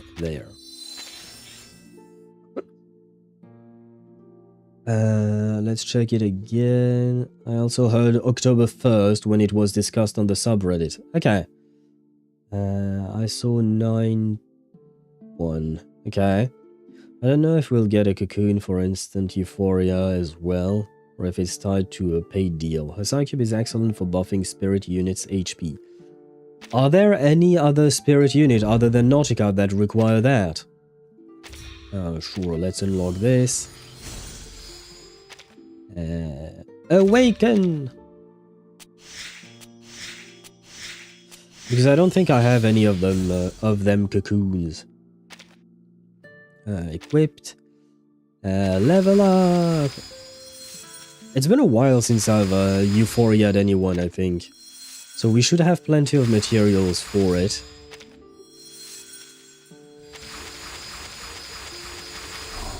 There we go. That is done. Our dear Nautica is ready. And then, yes, we'll build you. So you've come knocking at a vampire's door. That's how all... Oh, brother. Blood is red, shadows are black. And me? I think it's time I choose my own color. I like blue. Blue is nice. Would you like to be blue? But I don't think it's very vampire-like, I'm afraid.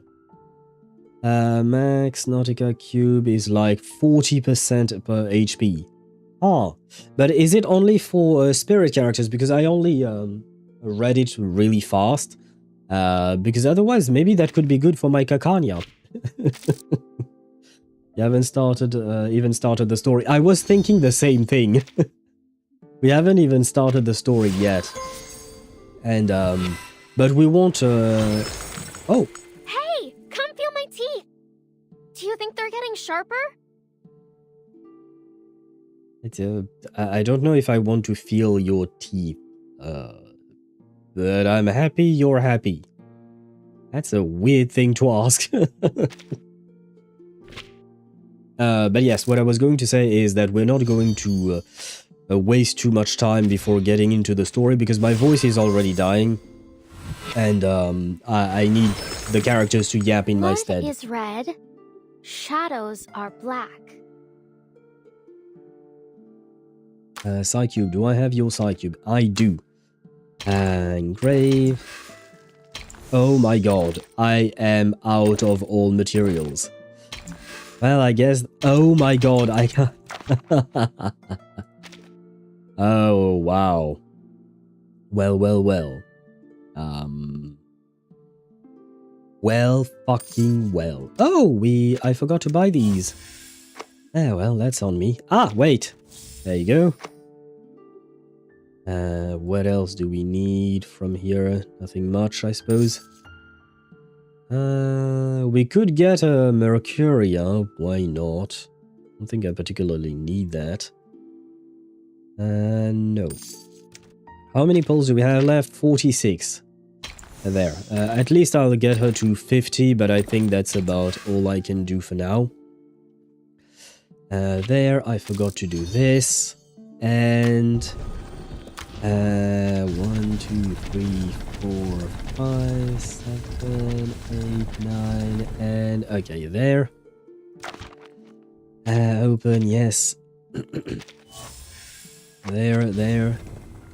There we go. Remember.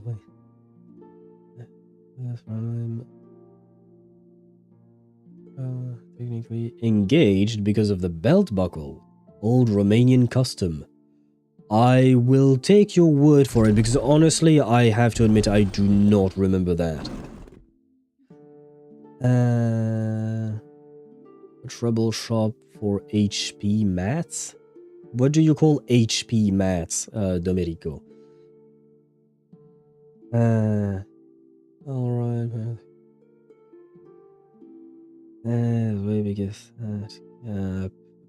Wait, there is an NG New Game Plus 2? I didn't even know that was a thing, man. I was responding to Ktosh, by the way. What do I need? Who am I building? Rubuska. She's mineral. Where the fuck is Rubuska? Do they not? Ah, there she is. This, and we want overindulgence. Okay. There. There. Again, if you want the codes. This is the code for Rubuska. And we want overindulgence. Well, this is what it feels like to build 4 characters. I will build a Ramona, but later.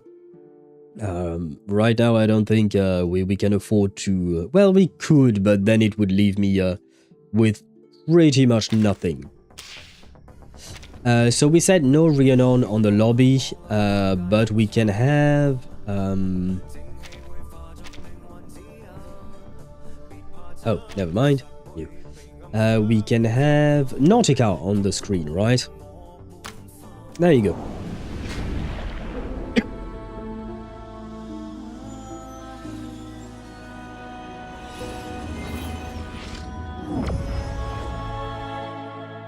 The first maps actually came from stories. You know, about hidden streams, huge glaciers, and endless water. And the first adventurers, they believed these stories, and they wanted to prove it. That's why they set out to see the world.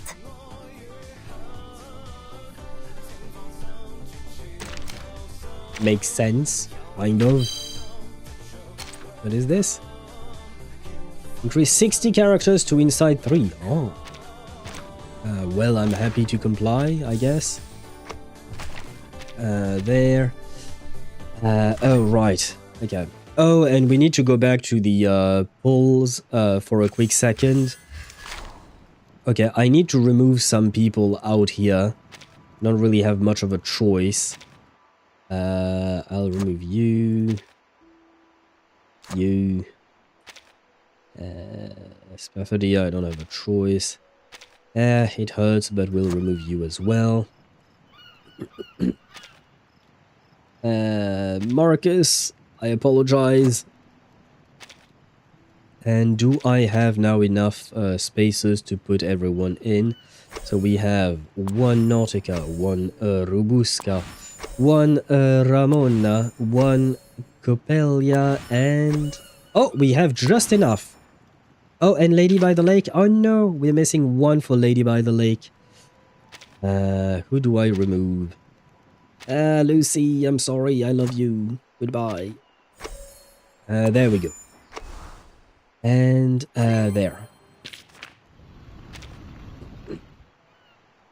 I missed the half vampire? What do you mean? You missed the half vampire. Who is the half vampire? Because Semmelweis is complicated. Rubuska, I never really understood what she was, technically speaking. So who are we talking about exactly? And aha! We are on a guaranteed, guys. This is what I was talking about. we are on a guaranteed. We won the 50-50, and then immediately afterwards we lost the 50-50. We might as well go for the for P1 Rubuska at this point, you know. Okay. Will we get the P1 early? Pretty please, because I need to get into the story so I can shut up. So I can let my voice rest a bit. So please, Rubuska, come home to us really, really soon. That's not it. Not yet, at least. Triple 5-star, we appreciate those. Okay, the second 10 pull, right? That's an EU, but okay. Thank you, Ktosh, for believing in me. And will that be enough with the third 10 pull? No. Fourth 10 pull. That's still a no. Oh my god. Okay, fifth 10 pull. Well, we don't have much left. Okay, come on, please. Please! Oh my god. I just want my guaranteed. Give me my guaranteed. This is my last 10 pull, man. Oh no, never mind. I don't even have enough for a 10 pull. Hey, shit. How many am I missing? 1 pull? Let me see. Just because you're silent doesn't mean everything. 2. Let's buy 2 there. There, we should have enough with that. Come on, give me my P1 Rubuska! And still no pop. Well, fuck me. It takes me all the way to Hard Pity. I see how it is. Yeah, it is yellow cassette time indeed. I'll probably do them one by one. This is very inconvenient, but I'd rather not waste these yellow cassettes all too much. Nope. Y'all want some fries, burgers, or apple marts? Wait, who was talking about fries and burgers? Oh, I guess it was the character that we just got. I got kind of... yeah. I don't want to overuse these yellow tapes. Come on. Come on. Oh my god. Bunny, yeah. Panic, my lord. But for a second there, you know, because I was in a different menu, I was kind of wondering what the fuck was going on. One time, on a dark and it kind of surprised me. Come on. Is she going to make me go to all the way to Hard Pity at 70, really? Well, I guess we did get a double, but still, this hurts a lot. And on top of that, it is very annoying to do. Come on, girl, please! You're guaranteed at this point! Oh my fucking god, what is wrong with you? Good to see you again, mate. Yeah, same to you, brother, same to you. Oh my god. Next one. I believe in you, Chip, and I believe in your prediction. Come on! Chip said so! Okay, Chip, you lied to me. Oh, brother. Well, at least this seals the deal. I will not be pulling for... what do you call that? I will not be pulling for Miss Stranger, because I don't have anything to pull for her. Because this little vampire is taking everything from me. There you go. We got our guaranteed. Rubuska, the greatest vampire of the century, graces you with her presence. Now where is my welcome banquet? Oh, I do hope there's Bonita. Mm-hmm.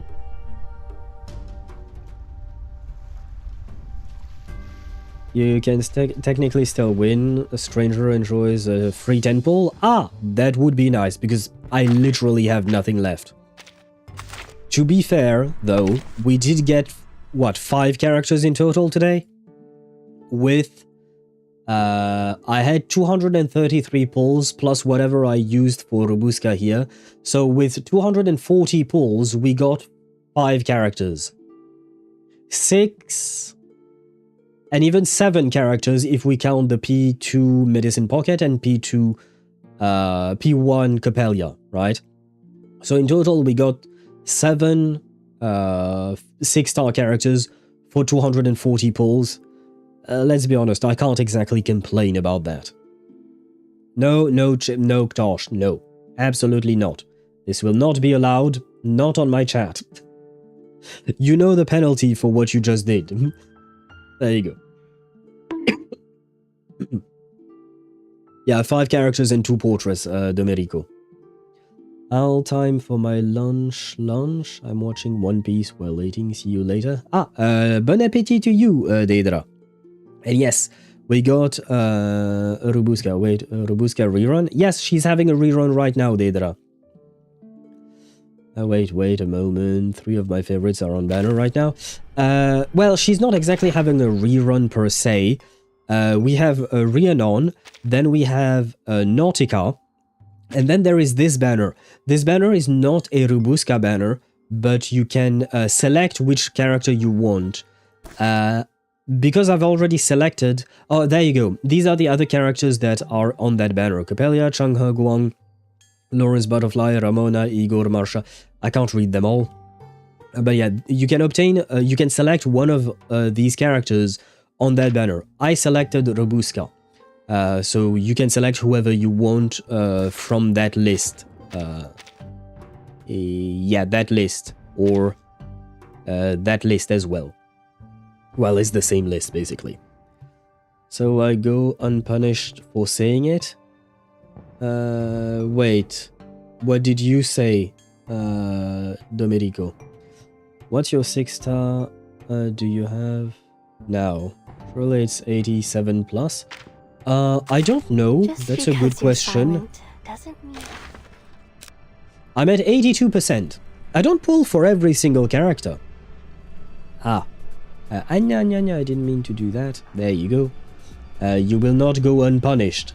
The rule is the same for all, Domerico. You will not go unpunished. There you go. Set my banner to Charon, but I'm doubtful if I will pull for him. Yeah, because I think you mentioned, yeah, you're still pulling for Rhiannon yourself after completing next chapter, but I will still have character stories, next Limbo, and next Lucidscape. You'll probably have enough, indeed. Why you put Charon? That would be a question for Dan, because I'm guessing Dan wanted Charon. Yeah, most likely. I don't really have any other kind of explanation. Let me... Oh, no, you know what? I'll do that later because I will probably be doing things differently. Let me grab this. There you go. And I do want to watch the trailer before we start the story because I didn't really watch the trailer. I went frame by frame to grab a screenshot for my thumbnail on YouTube. So I do want to watch the trailer properly. Jumtai? How to pronounce that? Jumtai? It doesn't really make any sense. Jumtai? Unless you're trying to say I'm going away, because this is not like proper French. The only thing I would think of would be really familiar way of saying that. Oh! Teach you something in French. I love you. In French it would be je t'aime, and it's written like this. Je t'aime. There you go. So basically, je. I know the E sound is kind of hard to say to non-French speakers. Je t'aime. T'aimer is the non-conjugated form of the verb. Or rather, aimer is the non-conjugated form of the word. Je means I. The T apostrophe is there to mean the person. And aimer means to love. Je t'aime, j'adore. They have different meanings. Both are in the sense that you love or adore a person or something. It can be a thing as well. But they can have very different contexts. It really depends on the situation. But yeah, basically it would be je t'aime and not much else. Hopefully that helps, Ktosh. And for the pronunciation, like I said, je, and then tem. It would be kind of like saying the letter M, but adding a T before that. Tem. You know what I mean? Or kind of like the London's river, the Thames. But you drop the Z sound at the end, you just say Tem. If that is an approximation that can help you understand. Charon is essential for Dynamo. I have all Dynamo units except for Lucy and Charon. Yeah, you kind of really need Charon to make the entire thing work. Well, I mean, it works, but it's way better with him. Now then, let us watch the trailer before jumping onto the story finally. Warning, stage 1 alert. Unidentified intruders in the SPC area. All personnel prepared to engage. This is not a drill. Ensure proper operation of all watchtower shelter doors. Yeah, like I said, I'm very impressed with the 3D work here. It looks really amazing. Sorry. Found it. Got the backup dove. We're safe.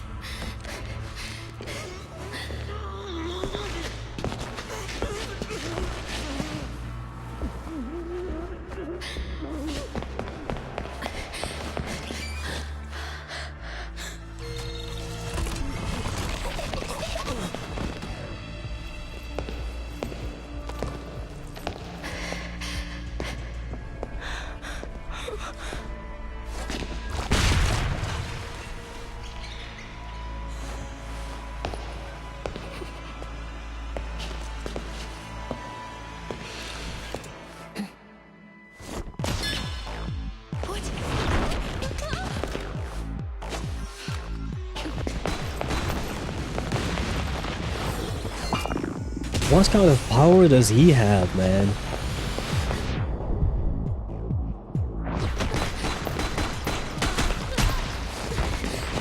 Oh god. Come with me. Wait, where's the dove? Ah, so like 8 bullets in the head is not enough. I see.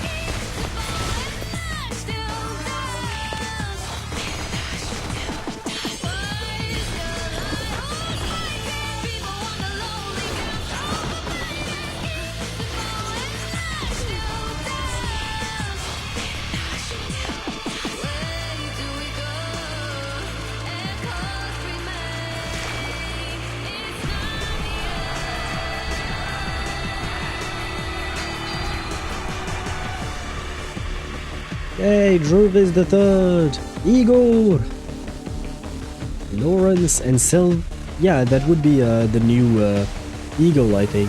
Recoleta is even here. And of course, Mother is here.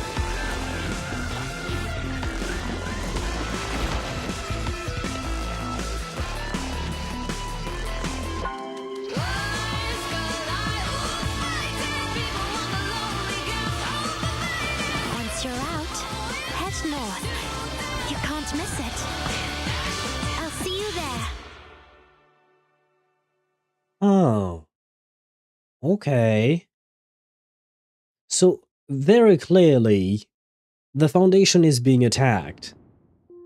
And are we fleeing and maybe going to Rhiannon's place?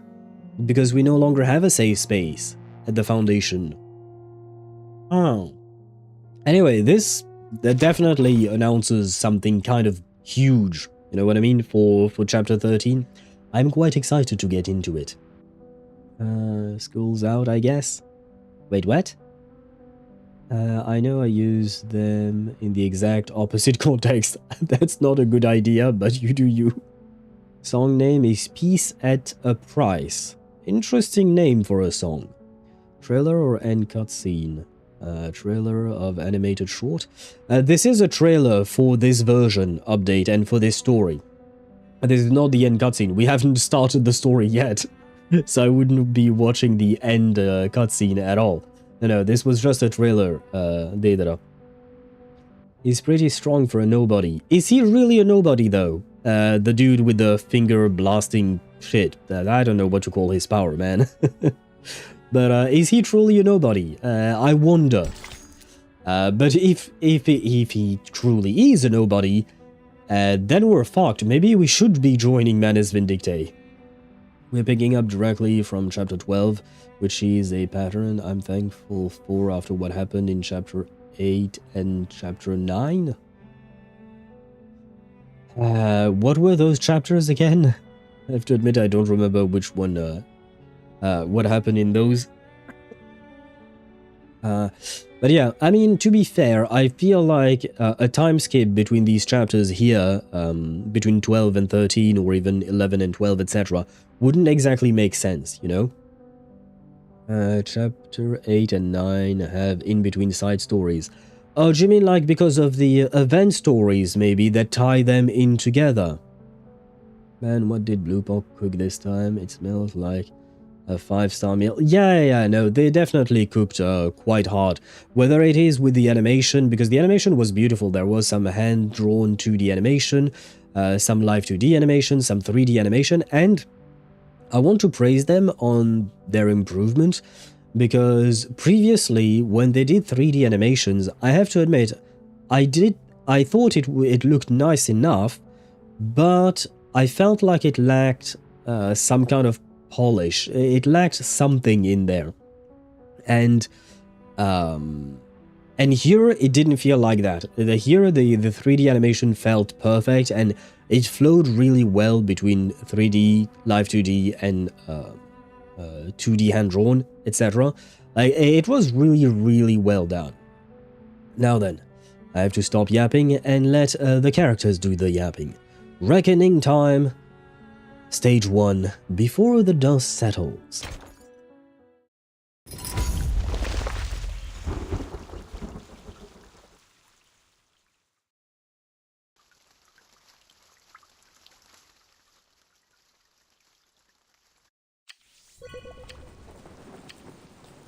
Five hours before the storm?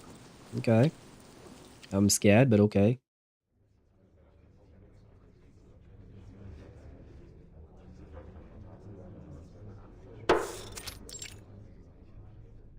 Order! Order! Why are we in a courtroom? Who is getting on trial? Hey shit, did I forget things that happened in chapter 12? Maybe I should have watched my own video that I made like 2 months ago. Shit, that reminds me I should be doing more videos. But right now I'm kind of not, I don't have the energy, man. Arcana in 2D? Thank you for going my message. Oh, it can go indefinitely, infinitely. Plus, to do NG +4 at least before starting Dark Souls 2. Okay, why not? Won't it feel too redundant to do it 4 times like that, Tosh?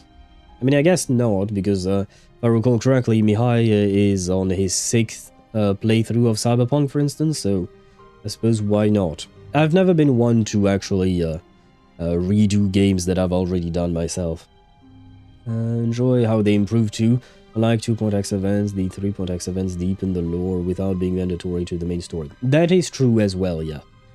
Wrong, you don't have to say wrong. You can... You don't realize how antagonistic it feels to just say wrong. Calm down, brother. I don't keep track of every single one of your playthroughs. The very fact that I'm this close to the right answer, you know? And wait, no, you just said wrong, I'm about to start, which means that you've only completed 6, so I am right. So hey, calm down your jets there, Mihai. So I am right, you are on 6 playthroughs completed right now. And I just realized all this time that I had never on my Dendro damage bonus goblet, which is the worst for her. I switched one to EM and damage increase is dropping.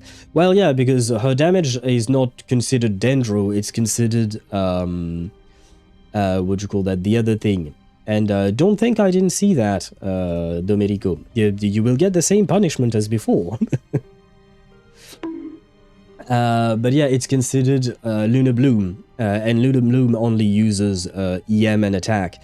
You really don't need the Dendro damage goblet on her. Called him a nobody because disciples were once arcanists, so even if he was powerful, still not strong enough to be valued as an apostle. True that, I see what you mean, Domenico. I mean, I can always try new strategies, so it's not that bad. Okay, no, but to each their own. If you want to redo the same game, and try new strategies, or maybe even just do the same thing all over again, it's entirely up to you, as long as you enjoy it, you know? The gavel strikes with perfect momentum, not overly dramatic, but enough to serve as a warning. Reyes? Oh, wait, is this the trial for Merrill? The commotion from the jury box yields to a penetrating silence. Once again, Mr. Creyas, this proceeding is not an interrogation. But you are obligated to respond to the questions put forth to you by this tribunal. Okay, never mind, it is actually Creyas. What did he do? Now, please give a full account of your unsanctioned actions proceeding from October 1st, 1920 onward, following the 10th storm. You are reminded that your testimony must be complete, truthful, and without omission. Our time is limited. Is this because he covered for Merrill, or is it something else entirely? 850, 950 EM on Nahida. Yeah, that sounds about right. You could try and go up to 1000 EM with Nahida, although it would be easier to reach that with her signature weapon. Playable, Creyas, please. Playing. He will come back periodically. Very well. Good luck on Dead by Daylight, I think is the game that you're playing. But yes, playable, Creyas, when? It needs to happen. It's not a can we? It's when does it happen, Bluepoch. You do not have a choice. We need to have him playable. Understood, Your Honor. Foundation officers and staff watch as he looks down at his prepared statement and begins to read. On October 1st, 1920, I issued an unsanctioned order to Sergeant Yemelai, a member of my squad, directing him to carry out a mission on the Western Front in Europe. In addition, during my tenure as head of security in the Safe Zone, I instituted a frontline contingency plan without prior authorization from the Joint Committee. Following that, I took advantage of the policy approved by the committee in December, the resolution on the expansion of admitted persons, and issued admission licenses far exceeding my allowance under the regulations. The tribunal officer stares right past Creyas, looking instead at the representative of the Hawks. Irene maintains a stern expression. Then you admit to acting beyond the regulations of this policy in order to distribute these licenses, most of which were issued to military-related individuals. Would you care to explain why? I believed the Foundation would need them. Elucidate, please. All this time, the Foundation has been sheltering only a small number of core personnel from each era. We've had to rebuild our ranks from the top down after every storm. I don't doubt we had our reasons. We sheltered only the best of the best. After all, a farmer sets aside their most productive seeds to survive a coming flood. But we're fighting a war out there. I hardly think there's any need to elucidate how this policy has kept us on the back foot. We're scrambling. Irrespective of our shortages, you can't possibly claim these people you've taken in are fitting candidates. They aren't qualified specialists. They're soldiers. The only reason they're fighting for us is to protect themselves from Manus Vindictae. So what, at least they are fighting? And you need bodies. Because Manus Vindictae has the bodies. They have a tremendous amount of soldiers. And having specialists that are strong is nice, I suppose. But at some point, you know, the body strategy, it works. We've seen it with Russia. We've seen it with Manus Vindictae.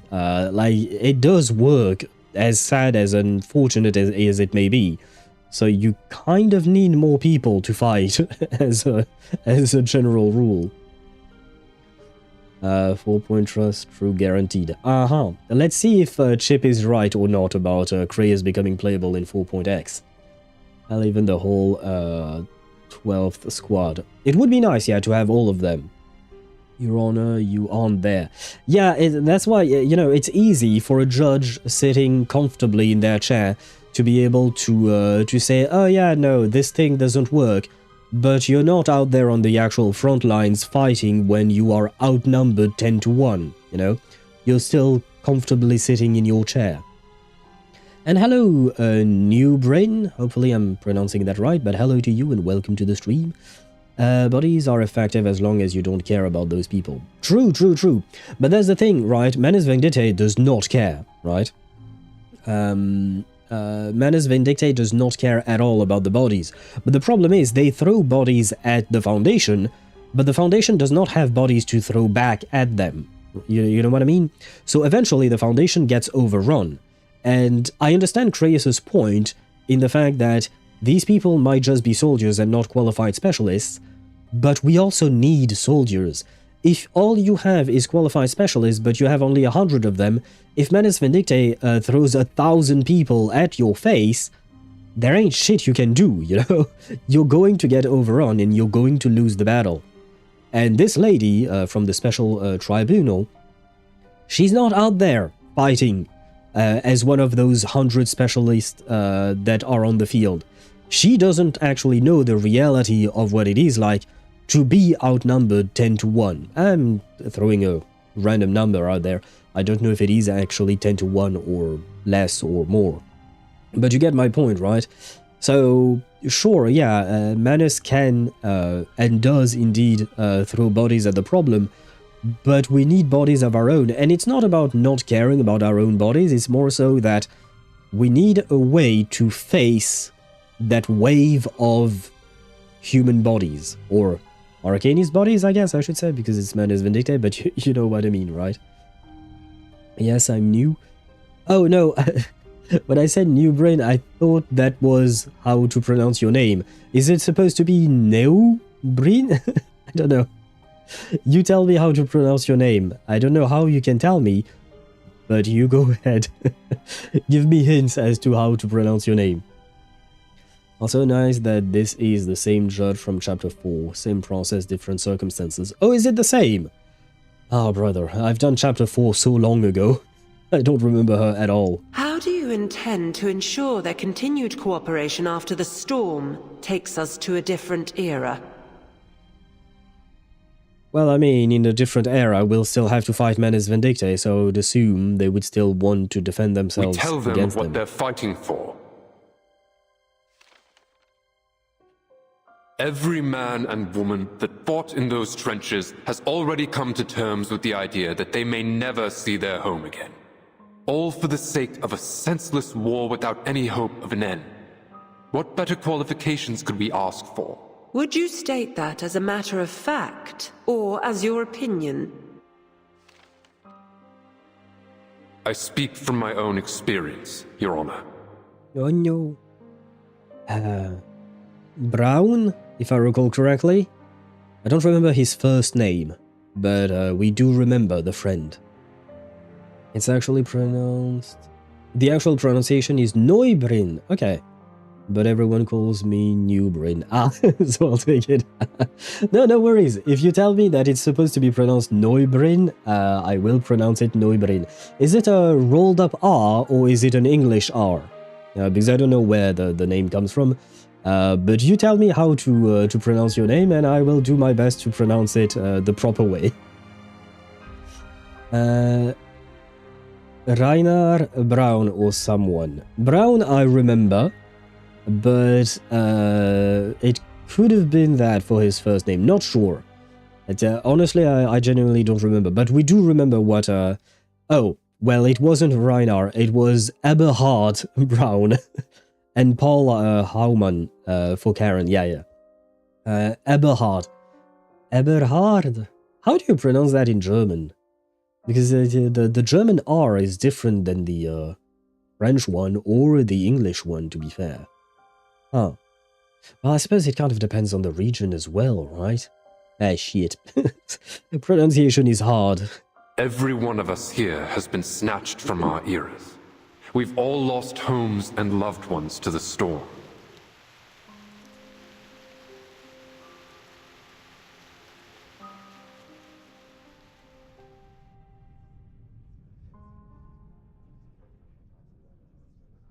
But the Foundation saved us and gave us a reason to fight.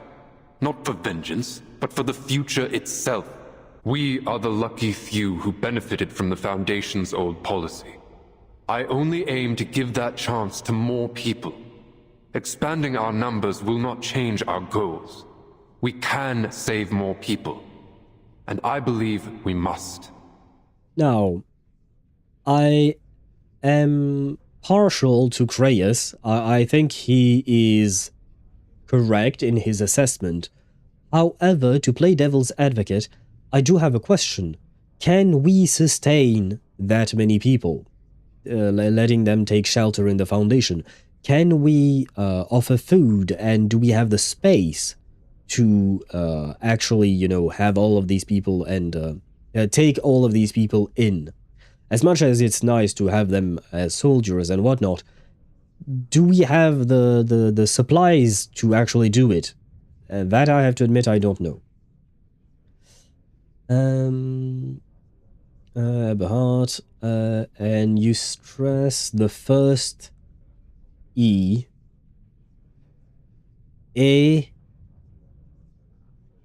Eberhard?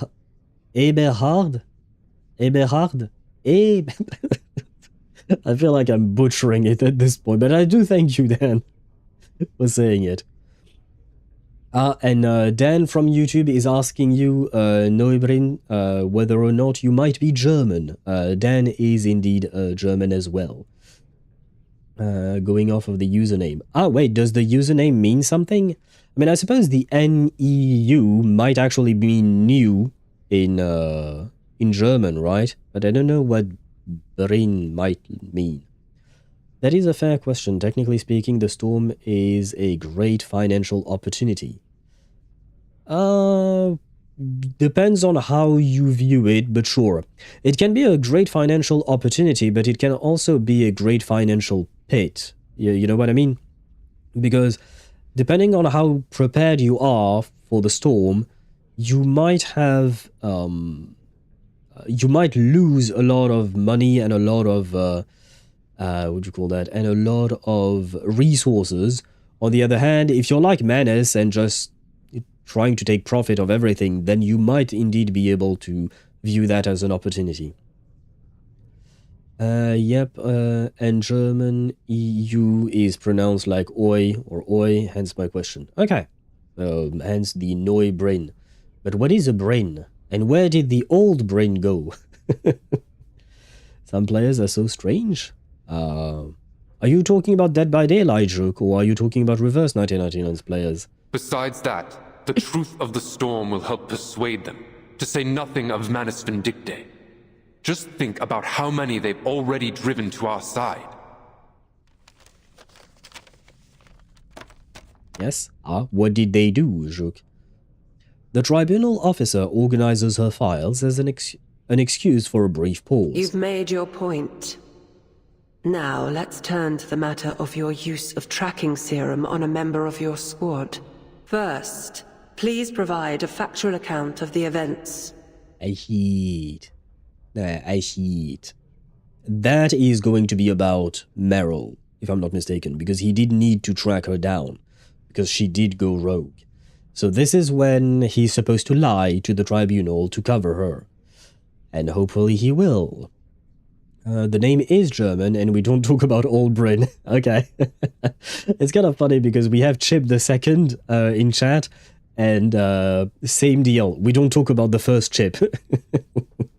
It is a rule. So a new rule now. We don't talk about the old Bryn. Very well.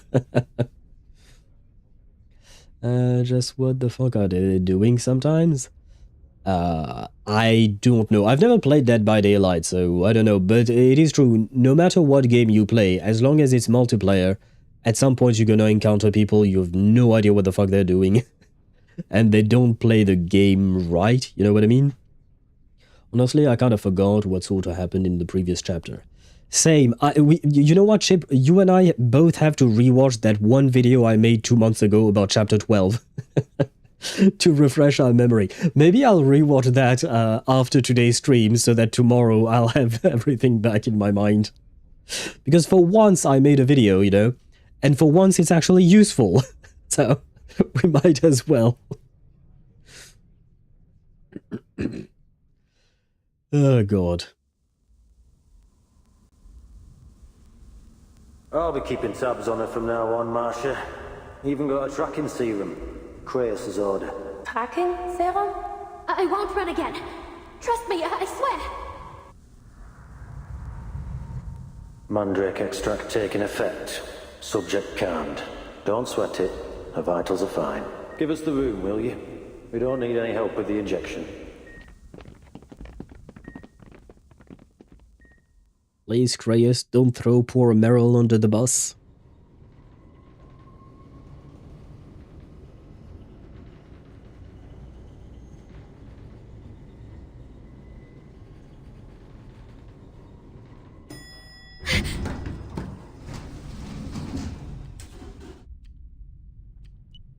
The elevator's door opened, freeing Meryl from its cold, silvery walls.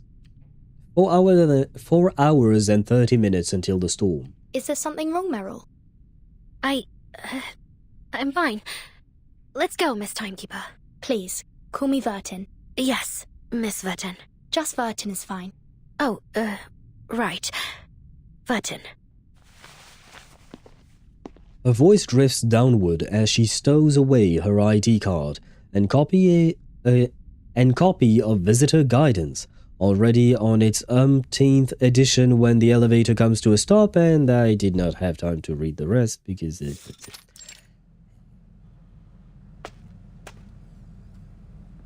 Ward 1119. This way. Would it be written here? Ah, yes. When the elevator comes to a stop, she seems only too eager to hop on forward and out. There you go. Apparently she's eager indeed. Oh boy, where was I at? Hell, even gonna rewatch a Flowing Feast patch. Right, you said that you wanted to rewatch or re-experience that patch before, but I see you still haven't done it. To be fair, that takes time. I was wondering if you would like to play Peppa Pig Adventure Chapter 2. Never heard of that game, and I will say probably not. In short, Chapter 11 was an alternate Western World War I, Chapter 12 was alternate Eastern World War I. Yes, that much I do remember, thankfully. But I do thank you for trying to help us out there. Should I fight Bad Chaos now? I don't know. Free the NPC? No. Should I farm? I don't know. I guess, bro. Should Tosh unalive the NPC? God damn it. Oh my god, the bot is really mean to us. Will you answer? Answer us, please. No. See, the bot does not want to answer us, man. I'm sorry, I tried, guys. Bad bot indeed. Chapter 12 was basically just Meryl, Marsha, Xeno Commander Guy, Angry Lydia, and Igor. Oh right, when you're talking about Xeno Commander Guy, you're talking about... Oh shit, what was his name? I know, I can't... Ivan? Was it Ivan? Oh yeah, oh no, that one. Okay, no, I was thinking of the guy who went to Manus Vindictae's side. But I guess from Neubrin's comment, he must have, he or she, or they must have been thinking of Of Ivan, indeed, yeah. But I was thinking of the other guy, the guy we fought at the end. I was trying to remember his name. Depending on how you... Awake? I'll be by stream's end. I'll continue Path to Nowhere. The game will have a maintenance break for 5 hours tomorrow. I'm not entirely sure I understood what you meant, Dan. I don't know how long I will stream today, because like I said, I'm still sick and my voice is still dying, so it's kind of hard. So today's stream, tomorrow's stream, they will probably be shorter than the usual just because I have to take care of my body, basically. But I still wanted to stream, I still wanted to start this story and whatnot. Oh yeah, that was Crouton indeed. Thank you, Chip. Yeah, Krutov. Krutov is the one who defected from Igor after Igor defected from Manus. That's a lot of defecting, you know. That's a lot of defecting, but I suppose allegiances change. Not always for the better. By the way, 15. Good for you. You know what, Ktosh? This is for you once again. Igor is proud of you. No, not this one. Yeah, there. Hey, good boy. Good boy. Keep growing, my man. She leads them through the rehabilitation center's halls. Before long, they arrive outside Ward 1119's door. Masha, are you in there? It's me, Meryl, and Vertin's with me too. Meryl? Please, come on in. Will Marsha finally be able to see her girlfriend again, Sentinel? We haven't seen Sentinel in a while. I guess they did exchange some letters at the very least.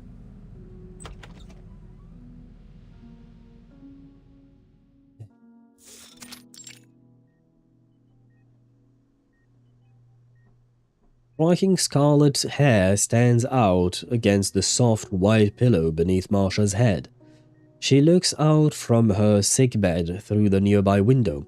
Oh right, I forgot. Marsha got hurt. She was shot, if I recall correctly, right? But she got hurt pretty badly when she was trying to defend some children from a Manus attack in an orphanage. Not an orphanage, it was more like a hospital, technically. But yeah, I forgot about that. Well, at least she's alive, you know. Igor wants to be free. The Yuri was strong in Chapter 11. Definitely, yes, absolutely. For the Yuri. And for Igor as well, yes, he does want to be free. Free of Manus, free of Zeno, free of everything. I mean, I guess he's tired of being a pawn in someone else's chessboard, you know what I mean? Which is truly the case. If you look at it, it's a game being played between the Foundation and Manus Vindictae. Although I suppose technically speaking it is more so a game played between the Pax House and Arcana. And everyone else is just a tool to be used, you know? And enjoyable. We barely saw Vertin, lol, despite it being main story. Do you mean in this chapter or in the previous one? Badly injured. Luckily, Meryl knows basic first aid for a battlefield. Yeah, and I do remember that, on top of that, Marsha also took care of herself while bleeding out.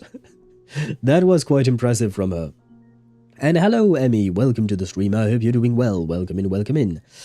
And shit, the bot told you not to pull for Miss Stranger. Well, that's too bad, I guess. You don't have to listen to the bot, just so you know. Chapter 11? I'm trying to remember. I'll take your word for it. I don't quite remember whether or not we see Vertin a whole lot in that. To be fair, Vertin is she kind of appears and disappears depending on the chapters. Sometimes she's really there, which is great, lovely to see her. And sometimes, for some reason, we don't really see where she's gone. Did I read this? Yes, I read this. It's good to see you again, Marsha.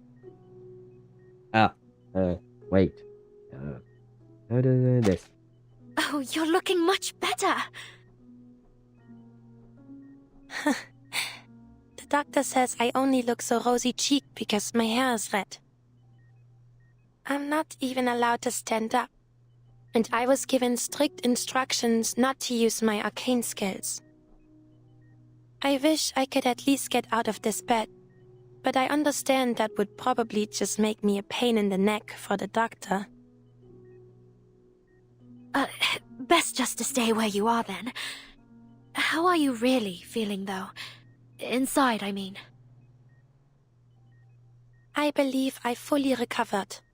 The last of the fear I accumulated during Karung surgery was released 3 days ago. Oh right, on top of that, there was the whole Karen ordeal where she had to absorb his fear. Yeah, okay. Girl's been through a lot. Girl's been through a lot, man. Which is an argument why certain 2.x events should have been main story. Absolutely, yeah, no. Certain 2.x events should have been main story because they are way too important, or rather what happens in those events is way too important to be left as temporary events, because people don't know, right? If you come out, if you start the game now, for instance, you don't know which event is important or not, in what order to do them, etc. That is not great design.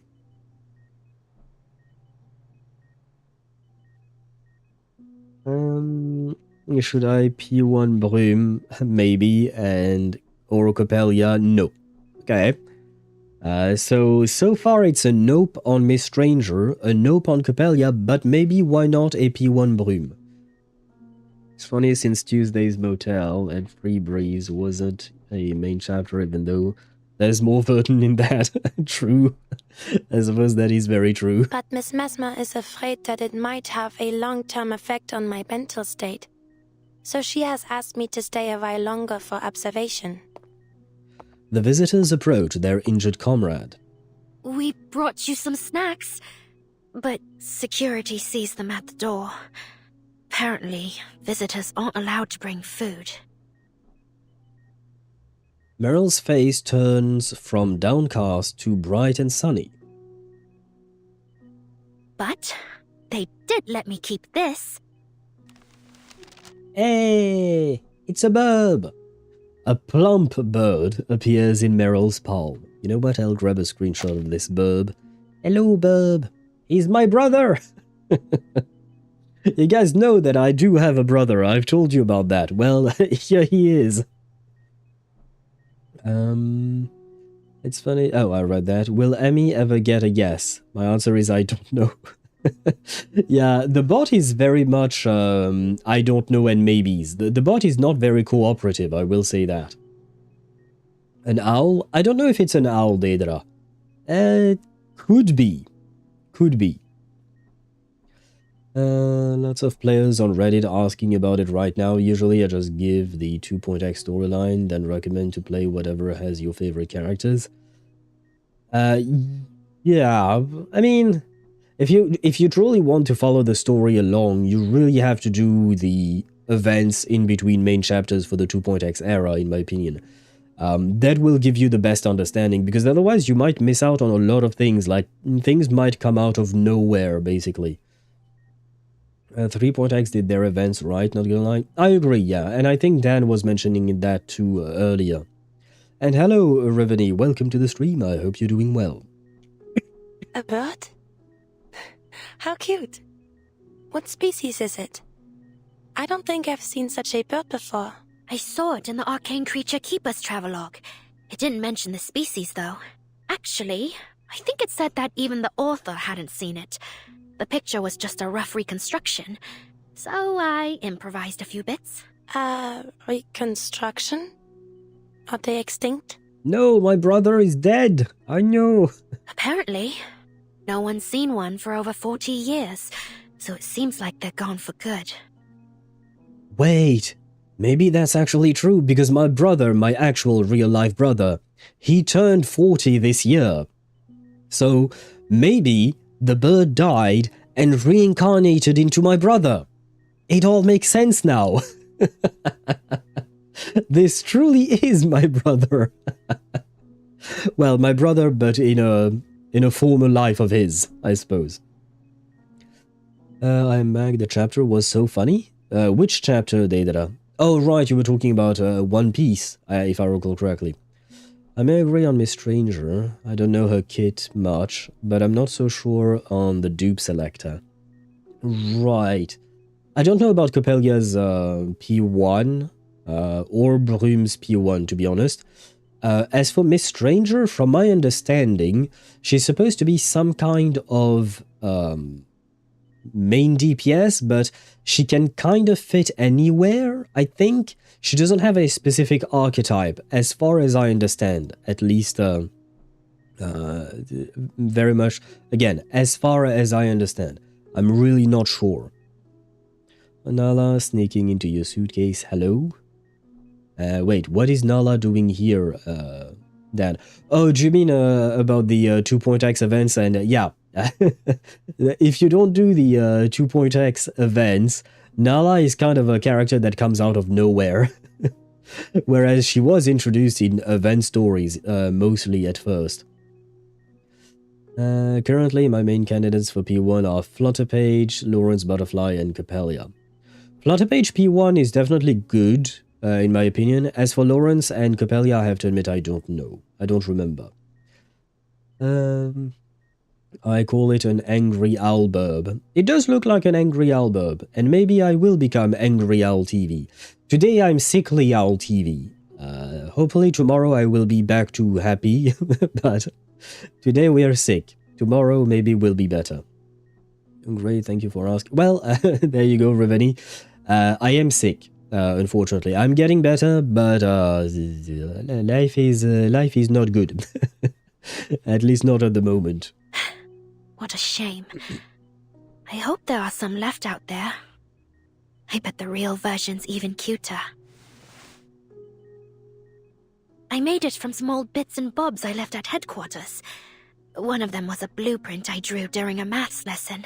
It was supposed to be a flying model powered by arcane skills, but that was a bit beyond my ability at the time. But since my arcane skills have improved, I decided to give it another shot.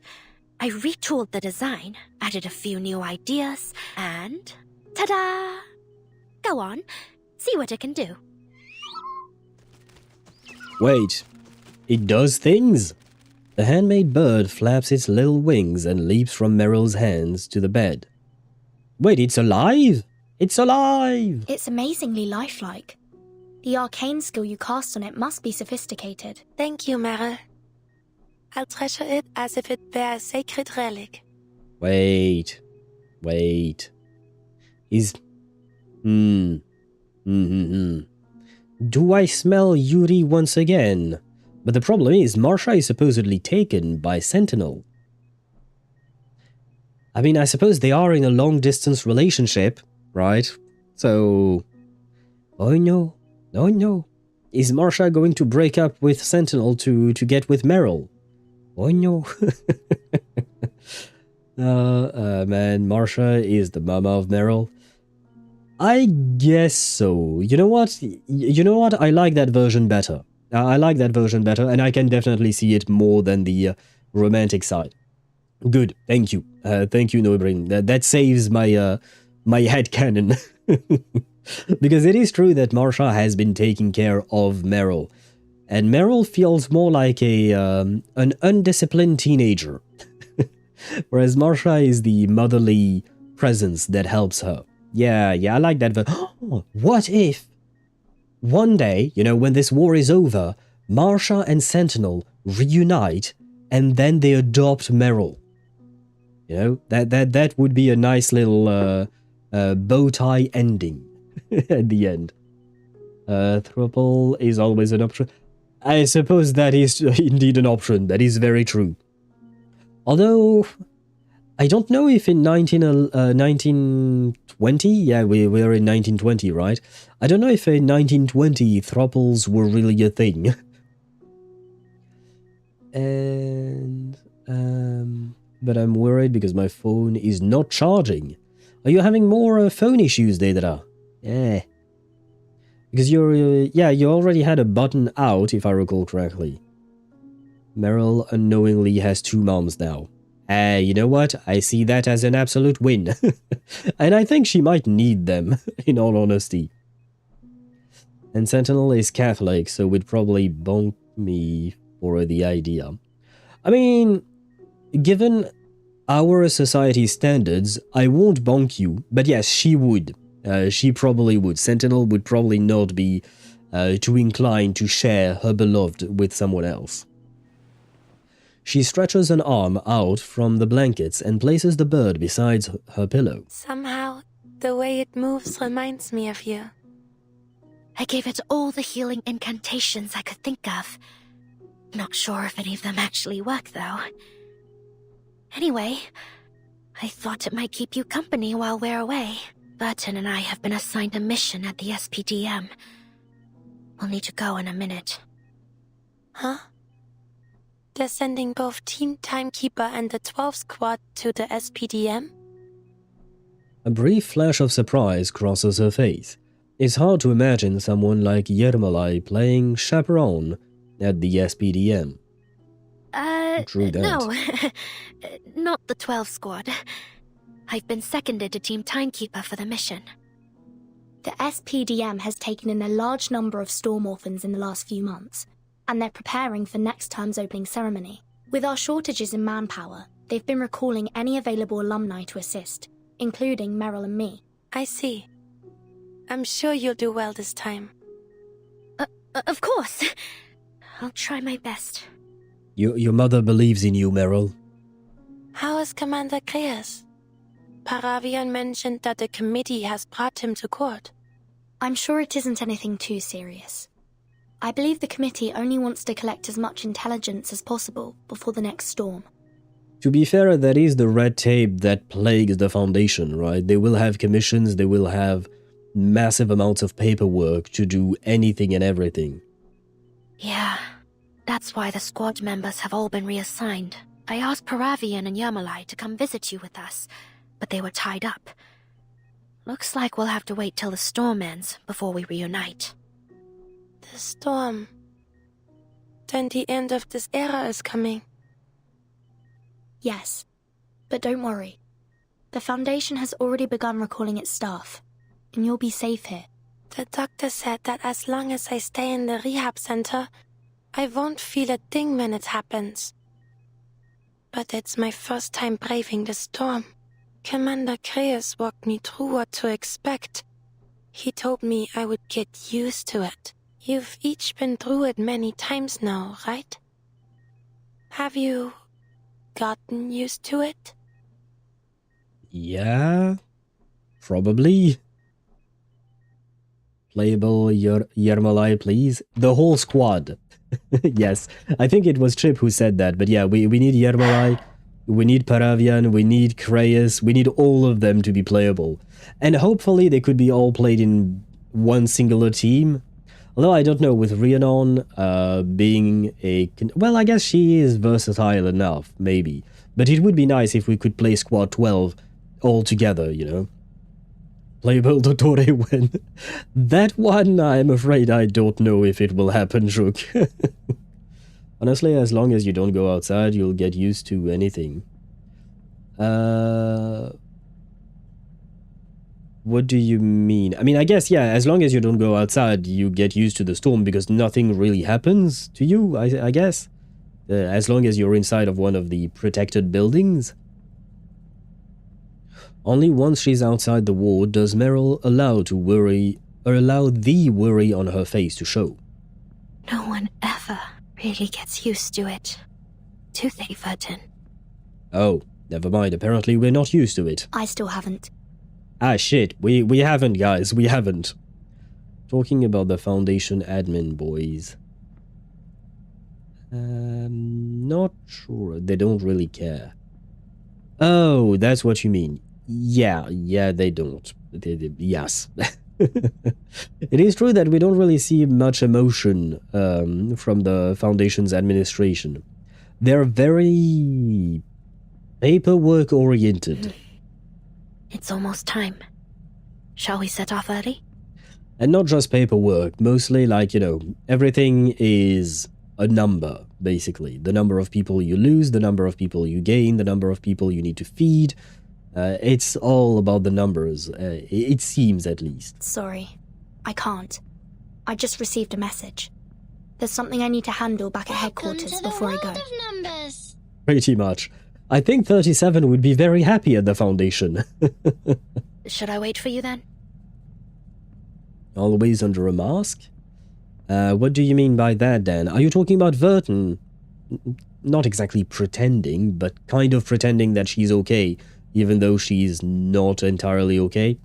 Especially with what happened in Chapter 12 and Chapter 10. Because, I mean, I suppose in Chapter 12 she didn't exactly lose her mother, but, you know, she witnessed her mother basically being tortured, more or less. And in Chapter 10, she saw her mother being dissolved in water. So girl she has been through a lot, that's for sure. I really need to write full sentences. That would be helpful, Neubrin, yes. That would be useful. Because sometimes the thing is, sometimes I don't get to your comment right on time, right when you write it. So I don't always have the context of what you're writing, so sometimes I don't always understand what you're talking about. Both Foundation and Manus. Different types of mask, but I see what you mean. No need. Just go and find Matilda at the ceremony hall. Hey, Matilda She'll mentioned... tell you what to do before I arrive. Matilda? You mean Matilda Boanish? The one and our old only. monitor assistant? Yes. She's an investigator now. A star investigator. She'll insist. She'll also be helping out. Wait, is this because she's actually of the Star Afflatus, or does this have nothing to do with it?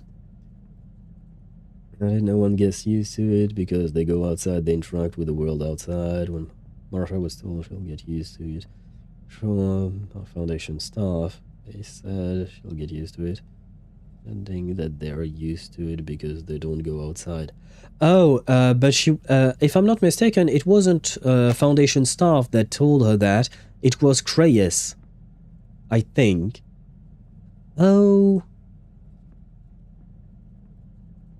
Yeah, Creyus, he told me I would get used to it. And Creyus definitely goes outside.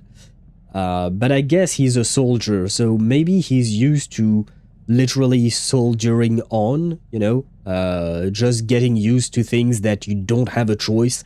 You go outside, you see the world, you see what the shit that the world has come to, and you just have to continue pushing through, you know what I mean?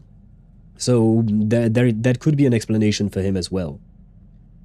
And she'd be right for that exact reason now. Matilda, I mean. She would be right about what, Dan? About being a star? Or because she's also of that Afflatus? He probably doesn't really care.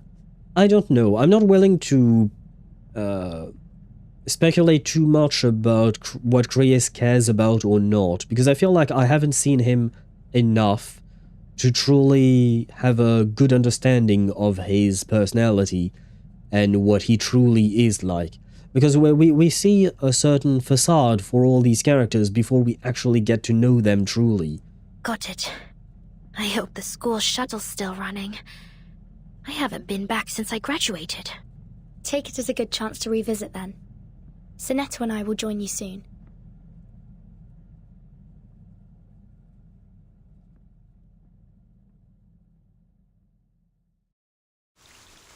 Hey! It only took us 3 hours to get to the ending of the first stage. Oh, bruh.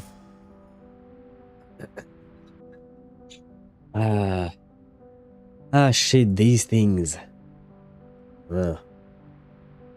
I will read these things tomorrow. Because like I said, I already feel that my vocal cords are not too happy with me. And I think we can do like maybe 1 or 2 more stages before I have to end stream and get some rest.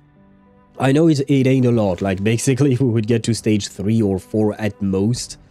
But I would like to give priority to the stages. And eventually I would love to read these things. But only when I actually do feel better, especially throat-related better. That doesn't make any sense. Basically, I just want my throat to feel better. And then I will be willing to read. Because, I mean, for those of you who are not new and who've been here for a while, you know. But for those of you who might be Noi, for instance, sorry, I had to make the pun.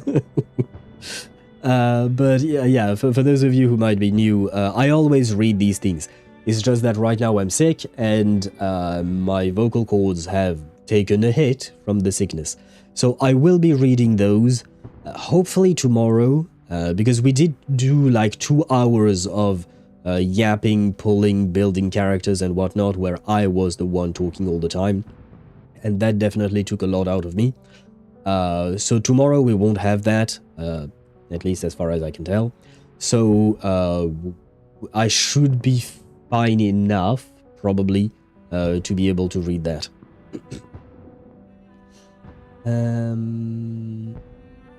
Waiting till bro releases. Creyus? Well, I guess maybe then we would spend more time with him. That's true. I know some friends who sim for him. But Creyus, I mean, he is a good-looking dude. He is a very good-looking dude, so I can understand why they would. Let your beautiful vocal cords rest. Wait, how do you know they're beautiful? How have you seen my vocal cords? No, I do thank you, but yeah, I do need some form of rest. I mean, I've been resting for the past 4 days, and I'm tired of resting, but I don't have a choice. I need that this little cold or whatever the fuck I have, I need it to go away so that I can get back to 100%. During an earlier chapter, there was an overture about Meryl on social media detailing her graduation and recruitment for the Vigils and Squad 12. Really? Oh shit, I have to admit I do not remember. Take a bit for your throat. Thank you very much for the bit. No, and you know what, I will drink to it. And wait, Stage 2, Homecoming Day, a pure and pristine song. But thank you very much for the bit.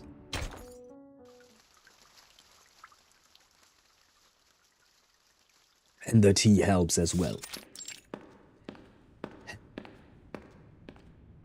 Paravian, Yermalai, front and center, please. The 2 new recruits stand at attention before their captain. Hello, good morning. Ahem. I remember we saw Yermalai at the end of chapter 12, if I recall correctly. Is this our first time seeing Paravian? Bro is looking good. Okay, you can't tell me these 2 are not going to become playable characters. Come on. You can't tell me these 2 are just NPCs. Chapter 11? Oh, we saw him in chapter 11. Did we see his full body in chapter 11? Because I think I might remember just, you know, his face in a little portrait thingy. But I have to admit, I did not remember his full detailed body back then. The dude Marsha meets before getting attacked by Manus Vindictae. Manus Vindictae? I'm gonna assume maybe your autocorrection did not like Vindictae, perhaps? But the dude Marsha meets before getting attacked. In chapter 11? Ah, man, my memory is not good. I am old.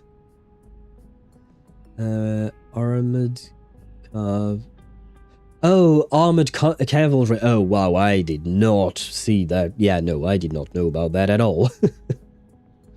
We only saw Paravian's face portrait in chapter 11. Ah, okay, so we only saw his face, we didn't see the rest of his body back then. Okay. Here belief is a name of Spanish medicine. Here belief a man had a chest as big as a continent. This guy, Yermalai, yes. But I'm kind of confused about the Hierbalife being the name of a Spanish medicine. Yeah, they didn't draw him yet. Okay. And being rescued by Sentinel. Right, I think that I do remember. Yes. I think. I hope. It's kind of hard. FBT, yeah. I will chalk it up to being old, sick, and having sleeping issues. That doesn't help with memory at all. So we'll chalk it up to all of that. But I do vaguely remember some of these things. You two are from the 12 Squad. Got nowhere else to go, huh? Sorry about your boss. Well, I mean, he's not dead. Anyway, welcome to the first squad of the Pre-Storm Quick Reaction Force. I'm Captain Osborne. I'll be your supervisor until the storm is over. I don't believe you two are acquainted with our storm reaction protocols, are you? No. This is our first mission here. What are our responsibilities, sir? Our primary duty is to provide security for the Foundation's personnel admission process. We'll receive our orders directly from the Pre-Storm Dispatch Center, which takes over the Foundation security forces in the last 24 hours prior to every storm. Usually we handle the admission process without additional support, but things are understandably more complicated this time. That's why you've been assigned here. Well, I wasn't expecting a vacation. Good to hear. Now follow me. I'll fill you in along the way. I mean, I suppose, you know, when you're a soldier and you're being reassigned to another squad, usually it's not for vacation time, especially when you're in the middle of a world war. Okay, I'm expecting 4.x to focus more on Foundation versus Manus. That would make sense. I mean, given the direction that we're going through 3.x already, I think, yeah, the fight between the two will only escalate. Just notice that the subreddit has overtures for several characters. Beware of spoilers, though.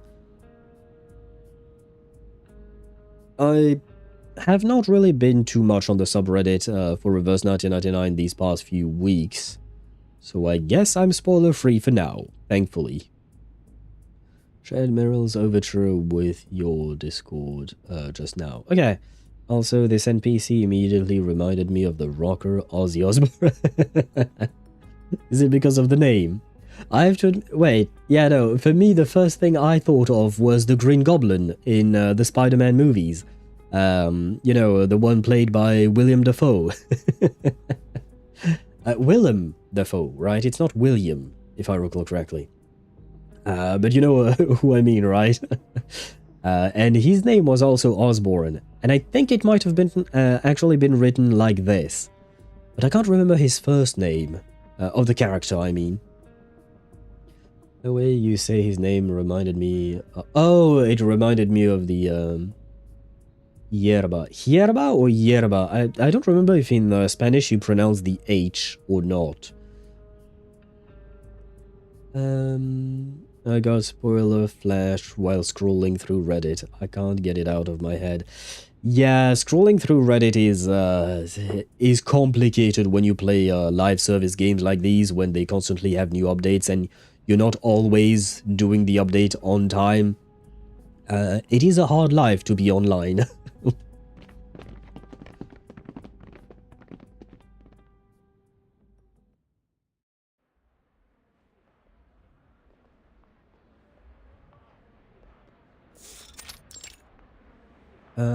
Same. I refuse to let the same happen for 4.0. Oh, you've gotten a major spoiler for you, Dan, as well on Reddit? Ah, shit. It has happened to me a few times, but I try to remain safe in the sense that I don't go directly onto specific subreddits, and I try my best to avoid them, specifically when the game just had an update. But, well, sometimes you can't avoid the spoilers.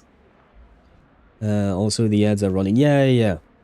I was seeing that, and that's why I'm taking the time to reply now.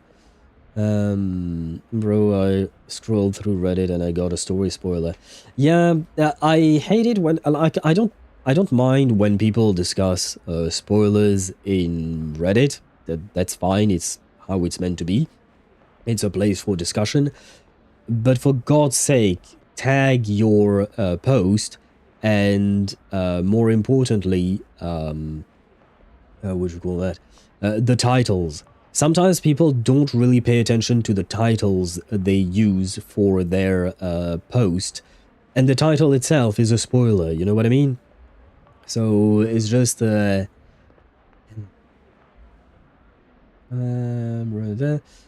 don't really mind new releases, no Euphoria updates. CN leaks are fine to me.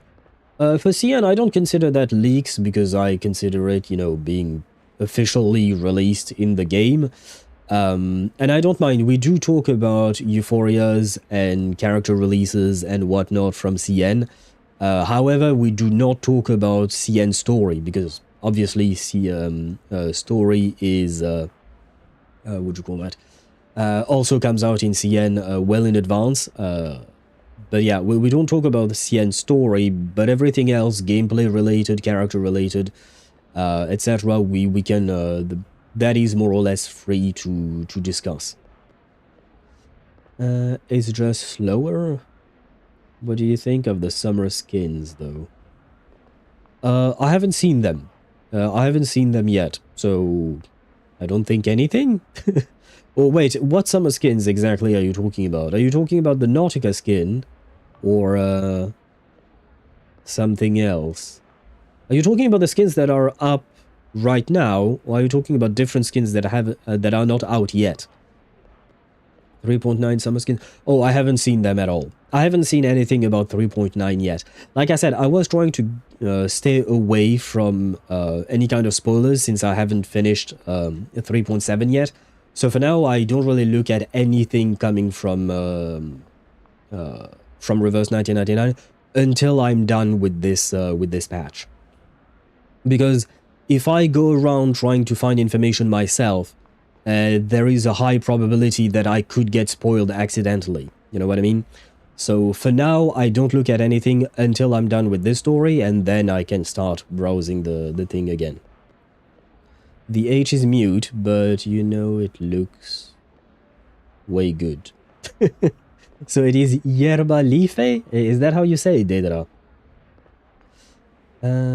Smart. I like that we're slower than CN, not gonna lie. Are we slower than CN? Oh, by slower, do you just mean that we are a few patches behind them? Is that what you mean? We can save up? Yeah, it does inform us on who to pull for, how much you want to save, etc. It is a good point, yeah, and it is very beneficial for us players on Global.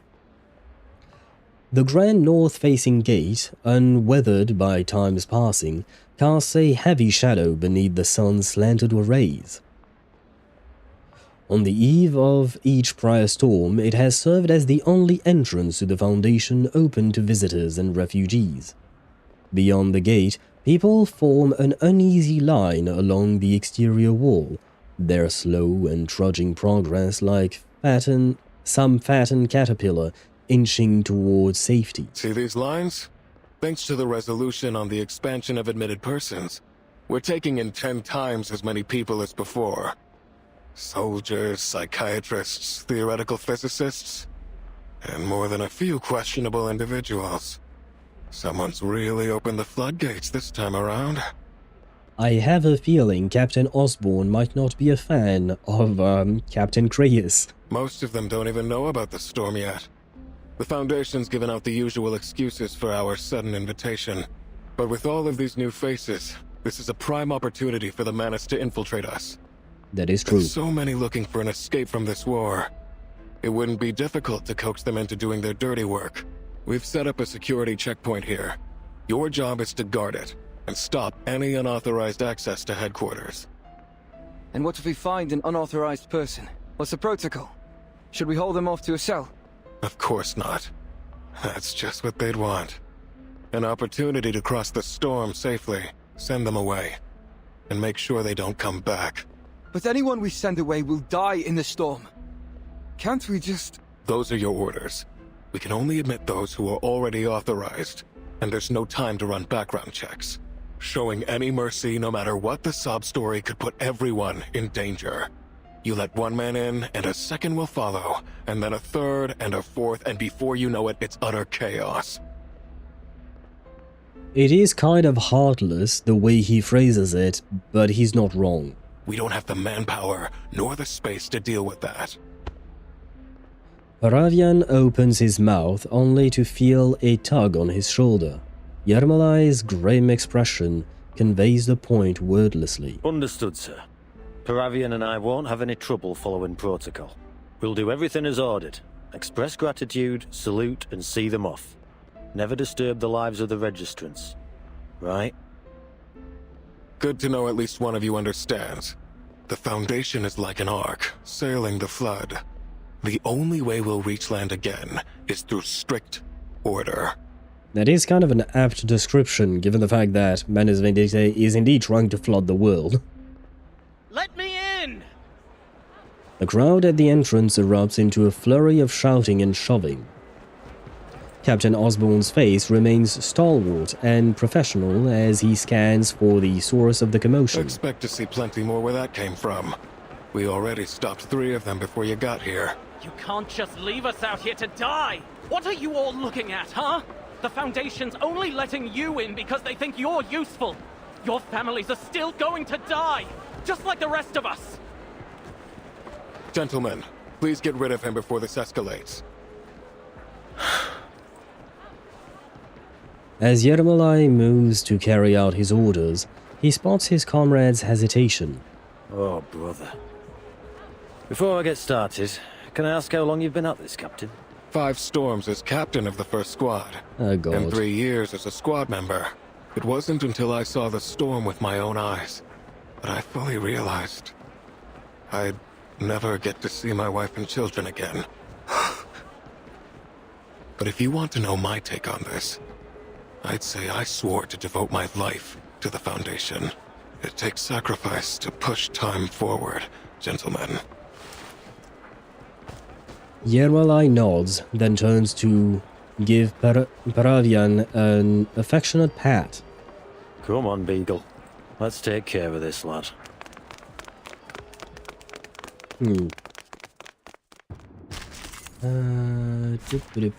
Where was I at? Yerba in Spanish and life in English. Oh, so it would be Yerba life? Really? That feels weird, but why not? Is it related to the term yerba, like in yerba mate? I don't know what that means. What's up with my Pokeballs? I don't know, Noibre. I don't really know how this Pokeball thing works. I think you're supposed to write Pokecatch and then maybe the name of the Pokeball you want to use? Think? But I'm not really sure. Really, I'm questioning something now? What are you questioning? Paravian playable when? Yeah, we need both of them to be playable, man. Arcception, we got the suitcase arc inside the Foundation arc. That is true. That is very true. Wait, oh right, I have way too many teams. I need more spaces for new teams, man. We can't play a lore accurate team today because unfortunately we don't have Paravian or Yermalai playable, so we'll grab the new characters that we got. Yeah, there you go. We'll grab them, and I keep Enigma because well, I love his shield, I love him as a character, and well, I don't have any other reason. We'll keep him as a sustain because I think there is an upcoming character who is supposed to be a sustain for conduit teams, and I think her name is Everecho, I think, being the operative term. Anyway, we are going to demolish whatever this enemy is, because this is for Inside 2 level 50, and well, we are not Inside 2 level 50. Anyway. The curtain opens. Can you imagine this? You're this drunk person, you know, in life. You're just this drunk dude, and you see these 4 motherfuckers coming at you, and you just die. Now the problem is I have no idea how to play this team. Fletchlings, time to fly. So let's try One of my these. best moves. Now, I guess. Disturbance detected. Introducing. I think maybe she's going to kill him just with her attack. A flurry of arcane skills. Oh, never mind. But the twins are going to murder him, I think. Repolymerizing. Yeah, 95k. No written Yeah. report needed. They should push your management style everywhere. Yeah, that had to be expected. Yerba mate is an Argentinian brand of mate tea. I know it because I'm Syrian German and my father's side loves that stuff. Okay, personally I place Copélia to the left of the twin / regular, so they'll benefit from her buff. Oh wait, I don't know how to play Copélia. I haven't read what Copélia does, nor have I read what Rhiannon does. I don't know their kit whatsoever. So you need to place Copélia to the left of the main DPS is what you're saying. So in this case, the twins. Okay. Okay, duly noted, thank you. You can move it around, by the way, like the conduit attack order. You don't need to change character placement. Now I'm confused. And speaking of confusion, your question earlier was, the immunity zone is spheroid like an area, or is it full on up and down? The tube. And if so, to what extent the space is immune and not immune, so the Foundation just make a full-on bunker network if they choose to maximize space. I don't know. It is a good question. It is a good question, but I will say that I feel like we don't know a whole lot about how the Foundation is protected from the storm, or any other building, to be fair. We did have somewhat of an explanation, you know, with the Parents' Island, with 37 and 6's arc, or story arc, I mean. We did have some explanation, but we are lacking a lot of details on how exactly the ritual works to protect these places. How come some places are naturally protected, as it seems like, for instance, the cave that Igor found at the end of last chapter, etc. So, like, I feel like there is a lot that we don't know yet, which makes it hard to properly find an answer to the question you asked. But it is a good question. Just Jace test it out on the next battlefield, friend. Oh, just test it out on the next battlefield. But I'm not sure what you want me to test. That's the part where I was confused. Conduit, in a nutshell, accumulate energy via energy card. If you get enough, your units cast as many incantations that you have energy for. That part I understood, yes. You use energy cards, the twins will use that energy, but they will also buff themselves to give themselves the energy. Moving conduit attack order. Yeah, that part I have to admit I don't know how to do.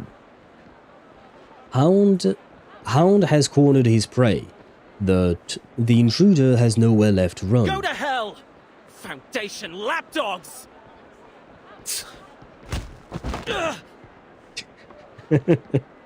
A kick from behind sends the intruder stumbling to the ground. Please! Don't kick me out! Leave him to me. Now back to your positions. You can move them manually, trust. Okay, whenever we have a next fight, I'll try to see what's going on. Understood. The wails and commotion give way back to quiet order. Yermalai approaches Paravian, blocking... Let's wait, get what? to it.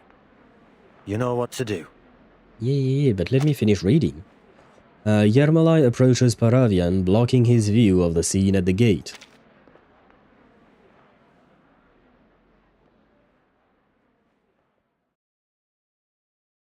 To be continued? Oh no? Oh? Wait, isn't this the song from chapter 3?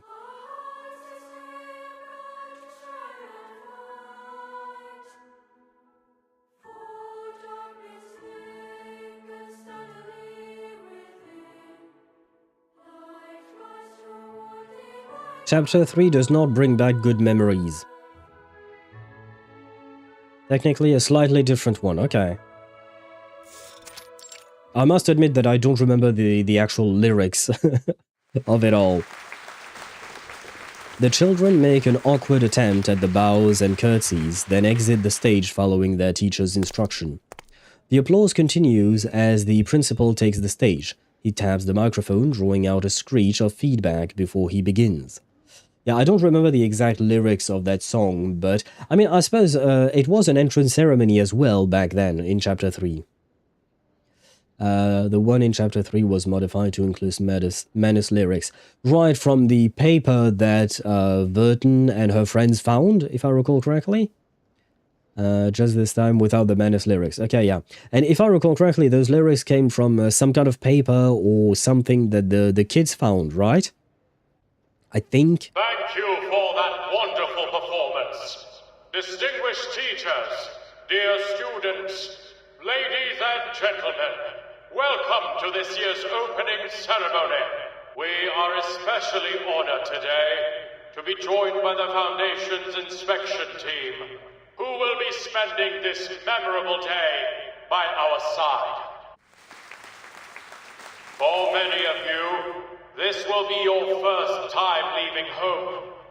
And for all of you, this opportunity to study at a unique institution with students from all over the world may seem daunting at first.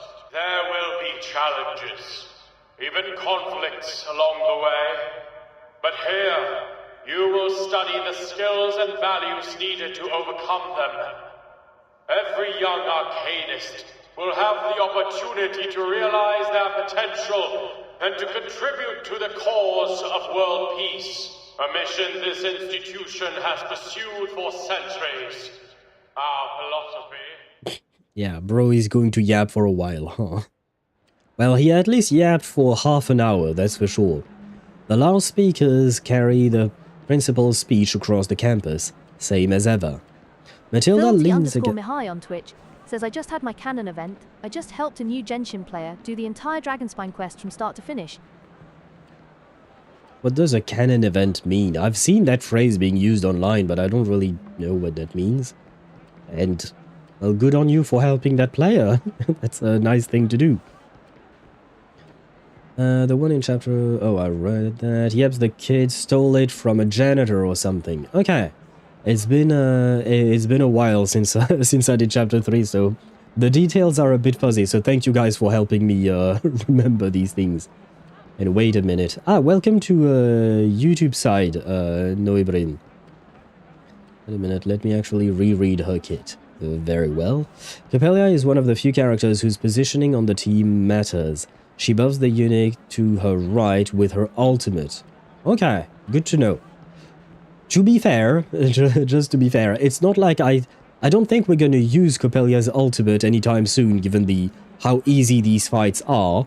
But I do note it for future fights.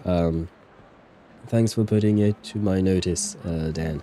Yeah, thank you indeed for telling us, because, like I said, I personally haven't read her kit at all, so I've literally zero clue what she does or how she does it. So this is quite important indeed. And that's also why Vertin and Soneto want to be free... went to the Free Breeze the ferry. They noticed the Manus Vindictae poem lyrics on the pamphlets. That does ring a bell for me. Free Breeze was one of those patches that I didn't exactly like any of the characters. So my mind kind of decided to forget about them. I wasn't a fan of Barcarola, I wasn't a fan of Fat Tutu. Yeah, a patch of all times, for me at least. Popped on YouTube to say that. Ciao. Okay. Very well. I assume maybe we'll welcome you back on Twitch's side. Matilda leans against the guardrail, finding her eyes drifting over and over to the time. Vertin said she and Soneto would be a tad tardy, I know, but where is that assistant she said would be here? Ugh, that same old speech again? I bet that old fogey wrote it before I was even born. She's probably right about that. Matilda! A flash of purple squeezes out from the sea of white uniforms. Meryl, you're the assistant Vertin sent? Shit! What took you so long? I've already been waiting for 34 minutes. Sorry. You wouldn't believe how crowded the student entrance is.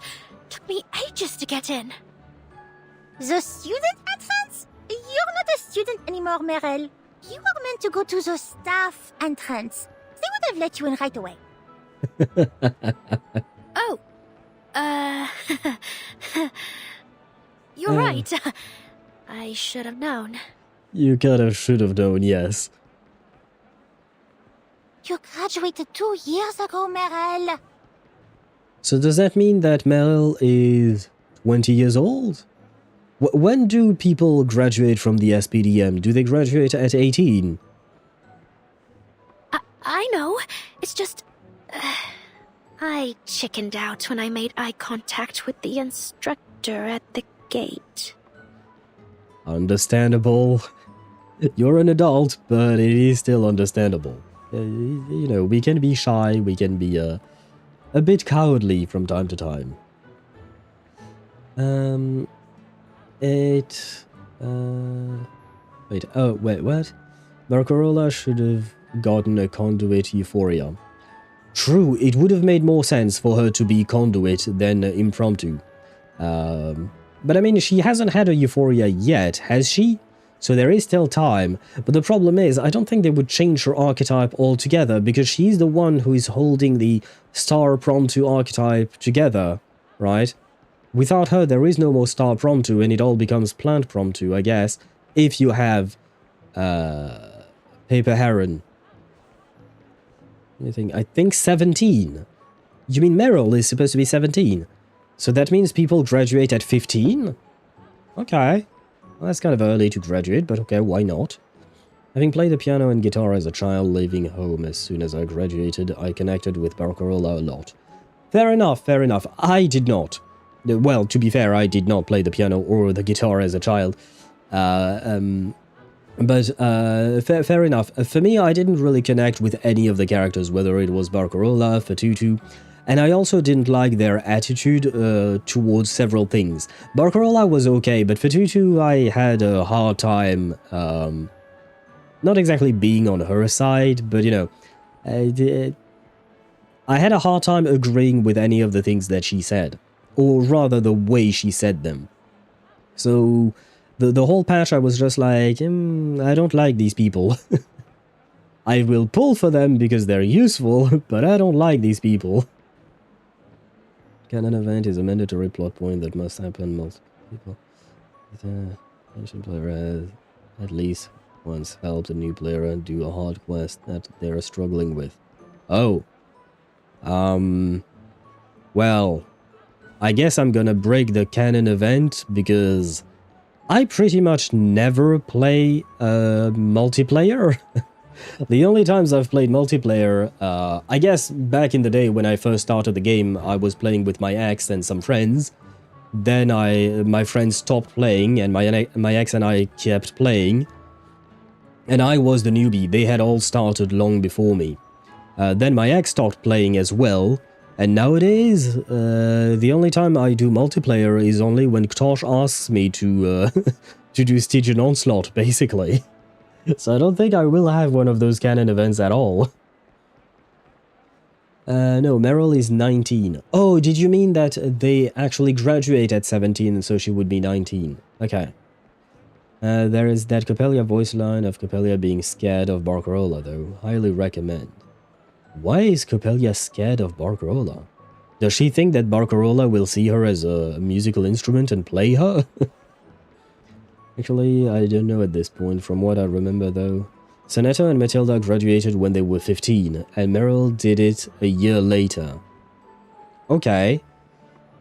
When the game started, I believe that Sonetta was supposed to already be 15, like basically just graduated, maybe? Ah, shit. I know Vertin was supposed to be 15 when the game first released, but since then I think 1 or 2 years have happened. So Vertin should be 16. Going on 17 maybe. I think. The SPDM kind of graduates when they think you're ready. Oh, so it's not like a set age or a set class that you have to go through. Okay. Oh, well, that changes everything then. Chit chat 1, maybe at the end of stream. Sure, why not? Please do remind me though, because I am not entirely sure I'll remember. I got nothing to do, I always play co-op. I go into random people's world and help them with anything they need. Even my signature is open and grab all material you might need. Yeah, I think I remember your signature indeed. I don't do that though. I mean, if you guys ask me to enter my world to grab things, I mean, it happened on stream last week when Sparta wanted some materials. Obviously, if you guys ask me, sure, go ahead, come into my world, and if I'm playing the game, obviously. If I'm not at home, then I can't really help you, though. But if I'm available, sure, go ahead, grab any materials you need. But the way I play Genshin nowadays is basically just the story, and I do some exploration when exploration is needed because there is a new region. But otherwise, I log in, do my dailies, log out. And then I reserve stream for, I reserve story for stream, basically. But I don't spend that much time in Genshin itself, other than to do, like I said, dailies and world quests and stuff like that when there is a new region. Yes, the Genshin mats grind. Yeah, it's not always great, not gonna lie. Flutterpage has a lot of work experience for a minor. They already made her a carrier pigeon in Chapter 11. Was she a carrier pigeon in Chapter 11? Was she the one delivering the letters between Marsha and Sentinel, maybe? But I mean, yeah, girl was already working by the time we met her, you know, back in... well, it wasn't a main chapter, right? It was just an event story with Willow. Never mind. It's not too late to start our mission. Right, about that. What is our mission exactly? To maintain order on the campus and deal with any and all threats during the opening ceremony. Isn't that the guard's job? Well, yes, but... we need some privacy. Follow me. Oh? She gonna share some secrets?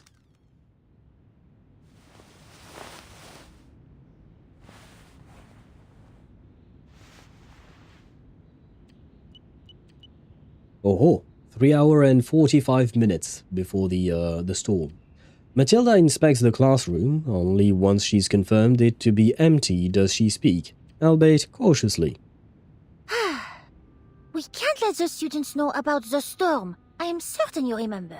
I suppose you know this better than I do, but many children have lost their parents to the war in this era. Therefore, the SPDM has taken in a great deal more arcanist orphans than ever before. The intake this year is so large that the staff can hardly handle it. I see. No wonder everywhere feels so crowded. Alors, you've seen for yourself how order is barely being maintained, even with all the guards on hand. That is why the SPDM has requested some alumni from headquarters to assist. Still, we have a more important mission than just maintaining order.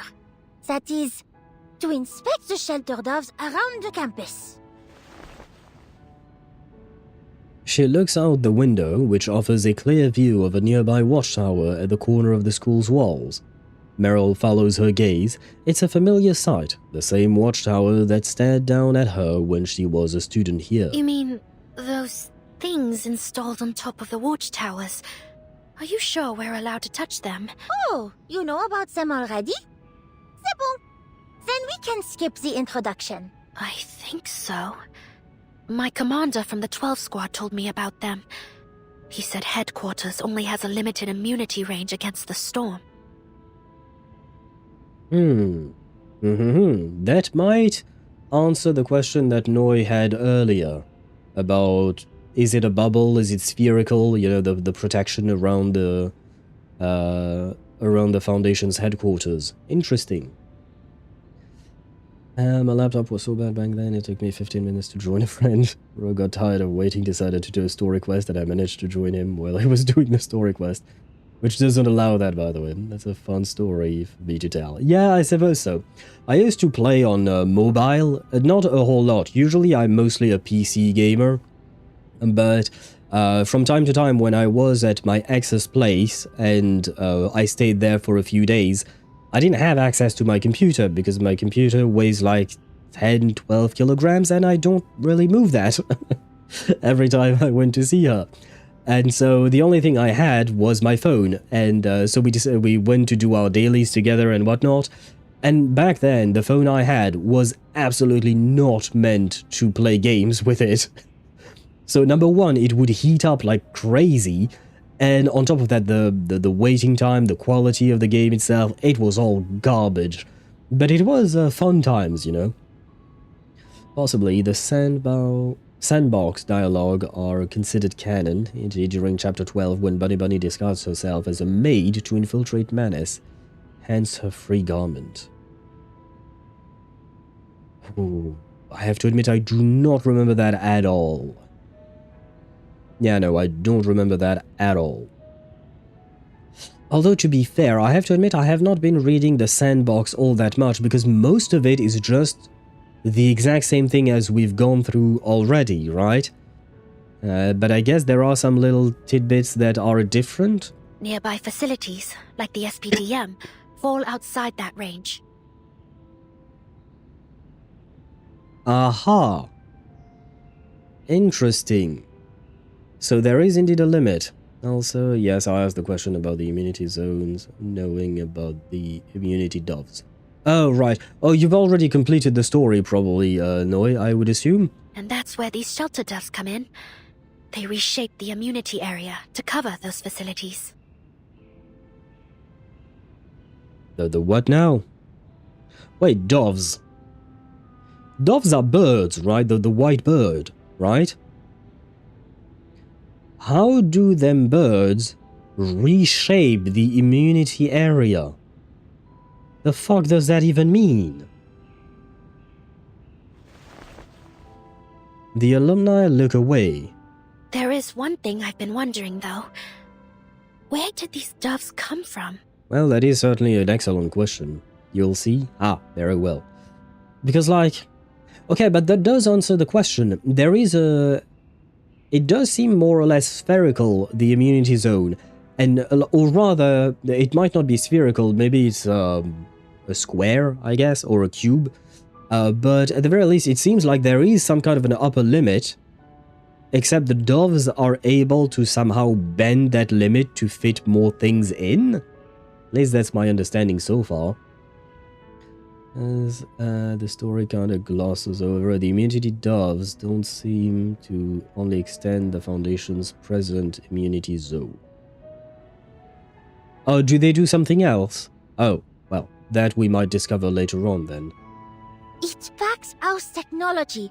Not even the Laplace researchers know how it works. Interesting. Then I wonder how exactly the Pax House acquired that kind of technology. But if we don't know how they work, how are we supposed to inspect them? Ordinarily, the Pax House sends an inspector to check on their status. But this time, they sent over the testing equipment so that we can do the job ourselves. You just need to plug it into the maintenance panel on the pedestal and wait. It will sound a warning if the doves need repair. Matilda glances downward as she pulls a piece of paper from her pocket. She's done her homework, condensing the entire 150-page manual onto a single sheet of crucial information. And, of course, its power doesn't come from nowhere. You can check the battery status on the panel. And if it does sound a warning, I doubt we'd be able to fix it on our own. In that case, replace it with a backup dove and report the malfunction to headquarters. Someone will take care of it. There are backup doves stored in the air raid shelters beneath the watchtowers, except the central one.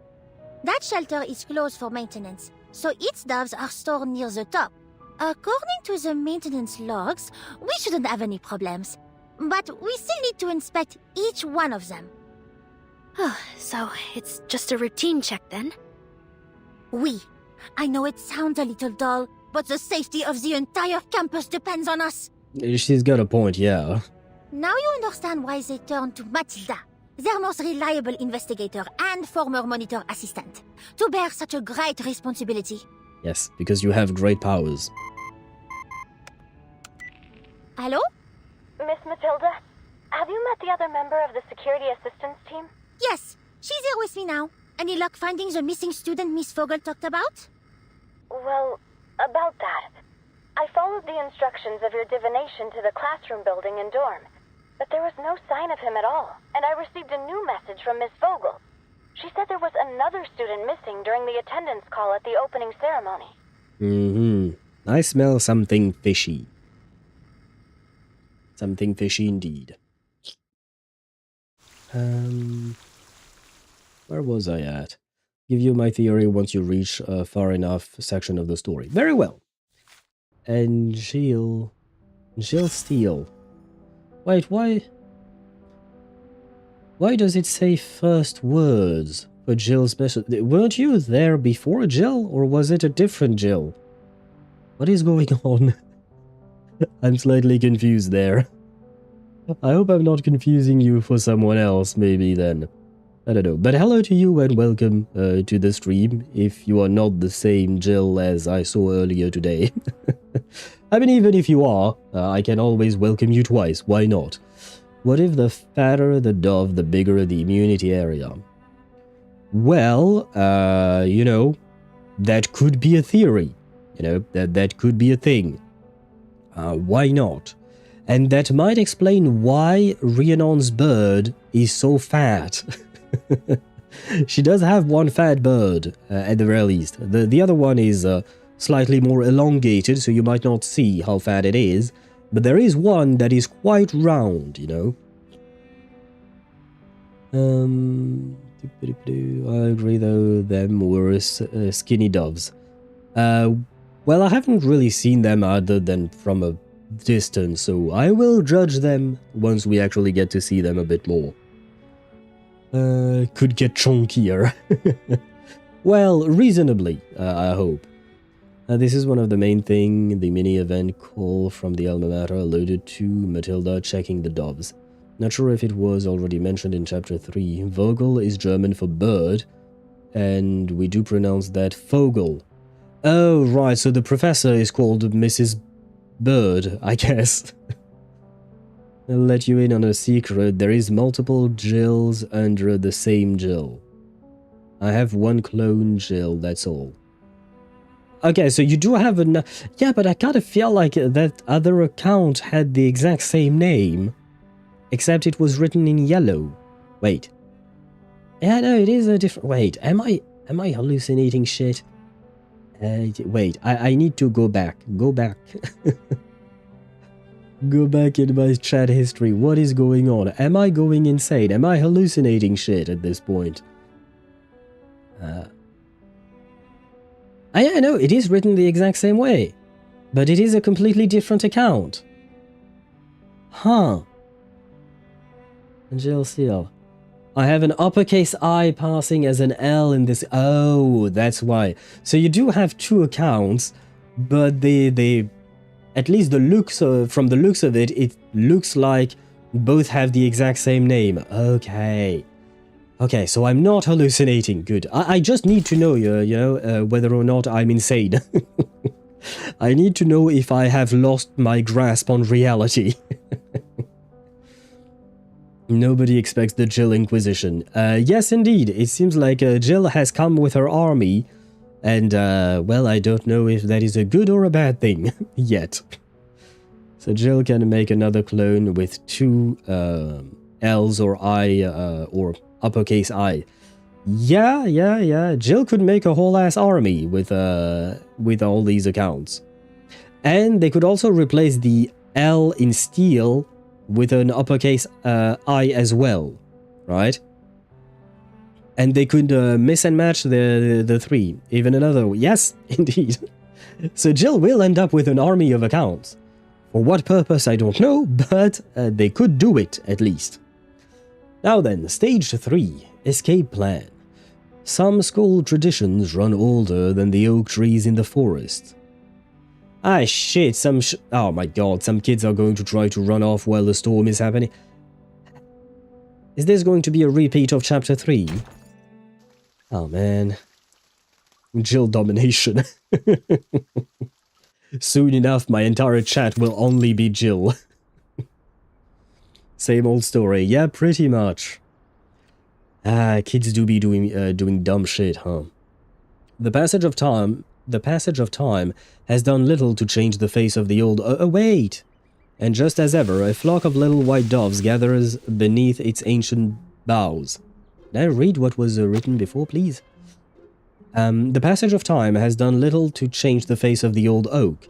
Years pass by as fleeting moments, but it remains as it ever was.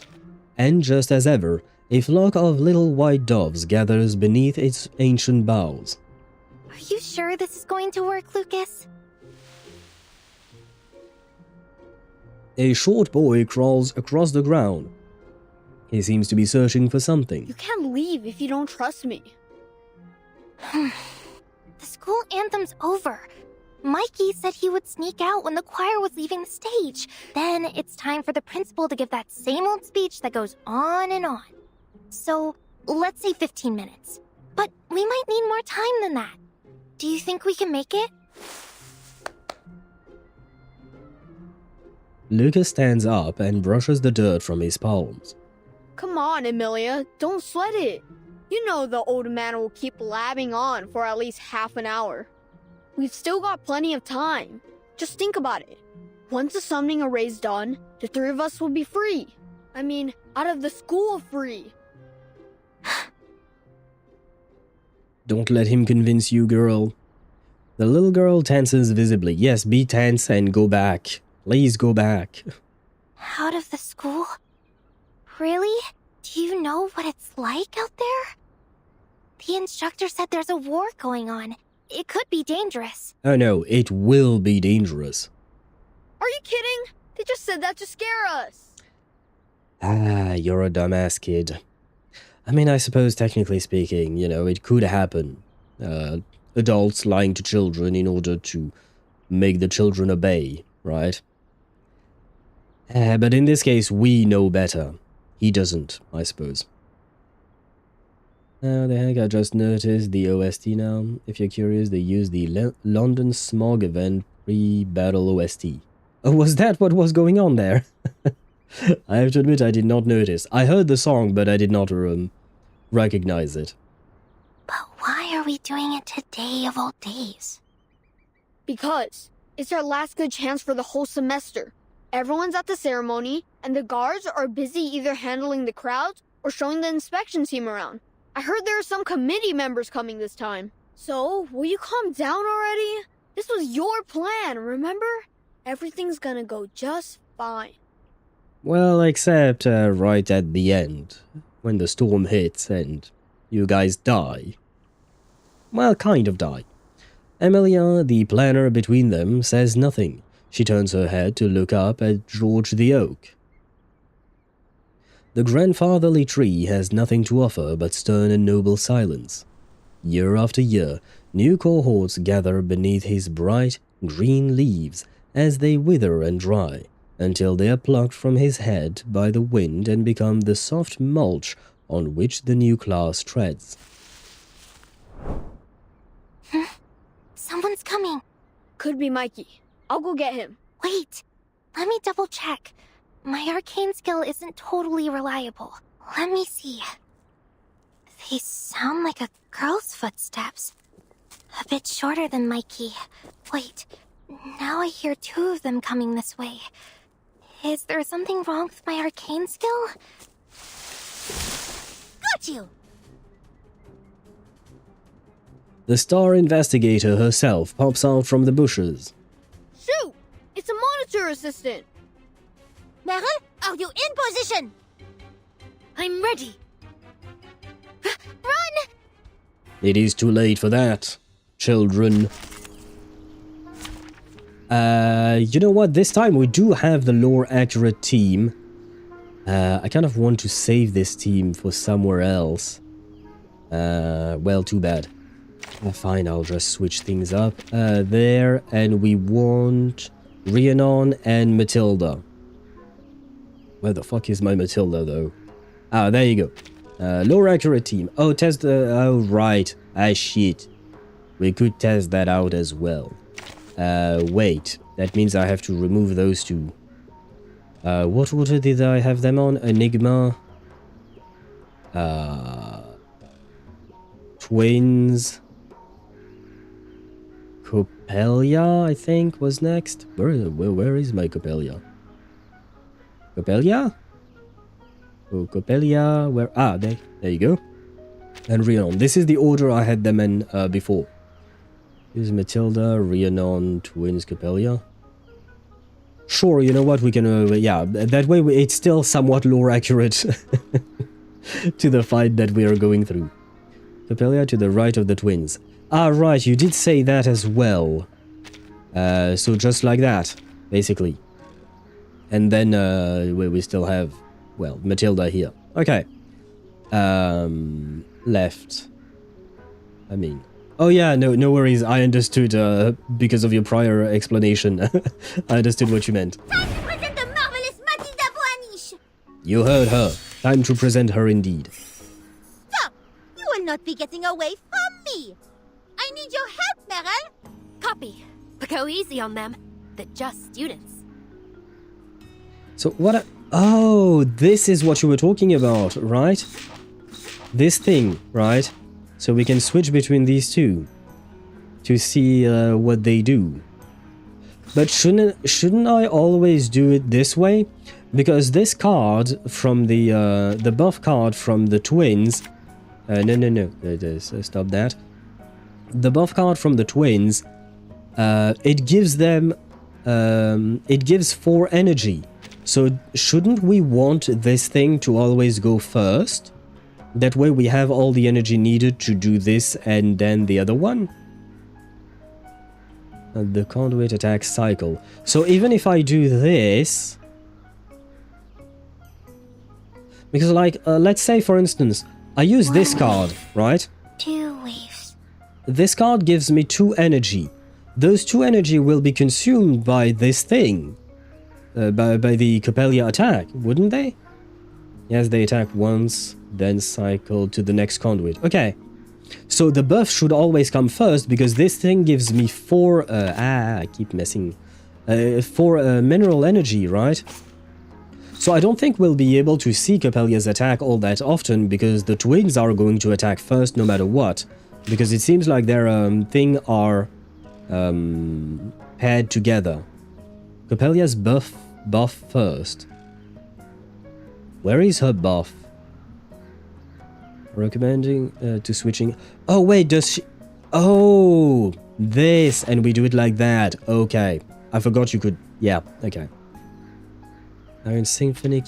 Anya, I just wanted to know what that was. Okay, yeah. Yeah, I forgot that you can switch... I did see it with the twins, but I forgot that Copélia could do it as well for some reason. It's kind of a pain. It is kind of a pain, but once you get used to it, I guess it's okay. And I see, I guess you guys can't see it behind my camera, but I see that Meryl, aka Rhiannon, has a weird purple bar. No, I don't want to launch NTE. No, stop. I misclicked. I was about to launch NTE, man.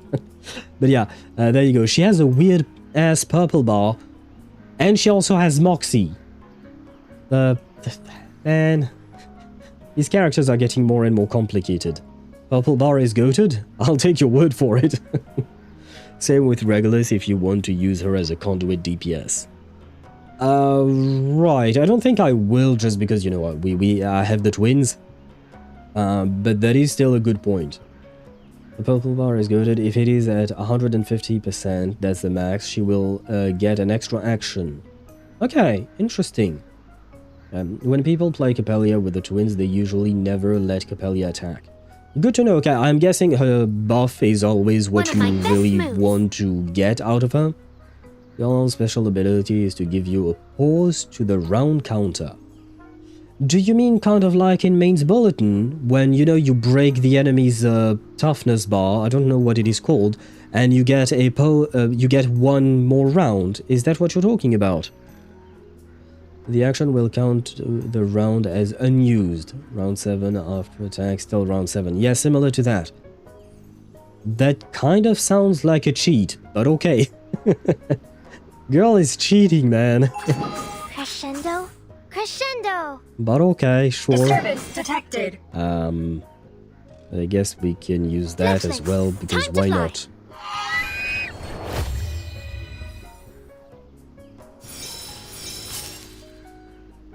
This should do the trick. Aha, we finally saw what Copélia could do. One as pure as pearl. Oh wow, that's 179,000. Vive la France, vive Matilda, indeed. But yeah, that was 175k versus 95k earlier without Copélia's buff on the first fight. And it disables the enemy's movement for that round. Okay, so it is truly like the Main's Bulletin mechanic. She's truly all archetypes. Yeah, I've heard that, yeah, you can also play her in Blood Tithe and Impromptu, if I recall correctly, for Rhiannon. Which is, yeah, girl is broken as fuck. Now I understand why people keep saying that. She's absolutely broken indeed. No match for the alumni. The two young students are soon caught and detained beneath the oak tree. Yes, but we caught the two kids, Emilia and I forgot the dude's name. But there is Mikey. Mikey is supposed to show up at some point, so I hope we somehow manage to catch him as well.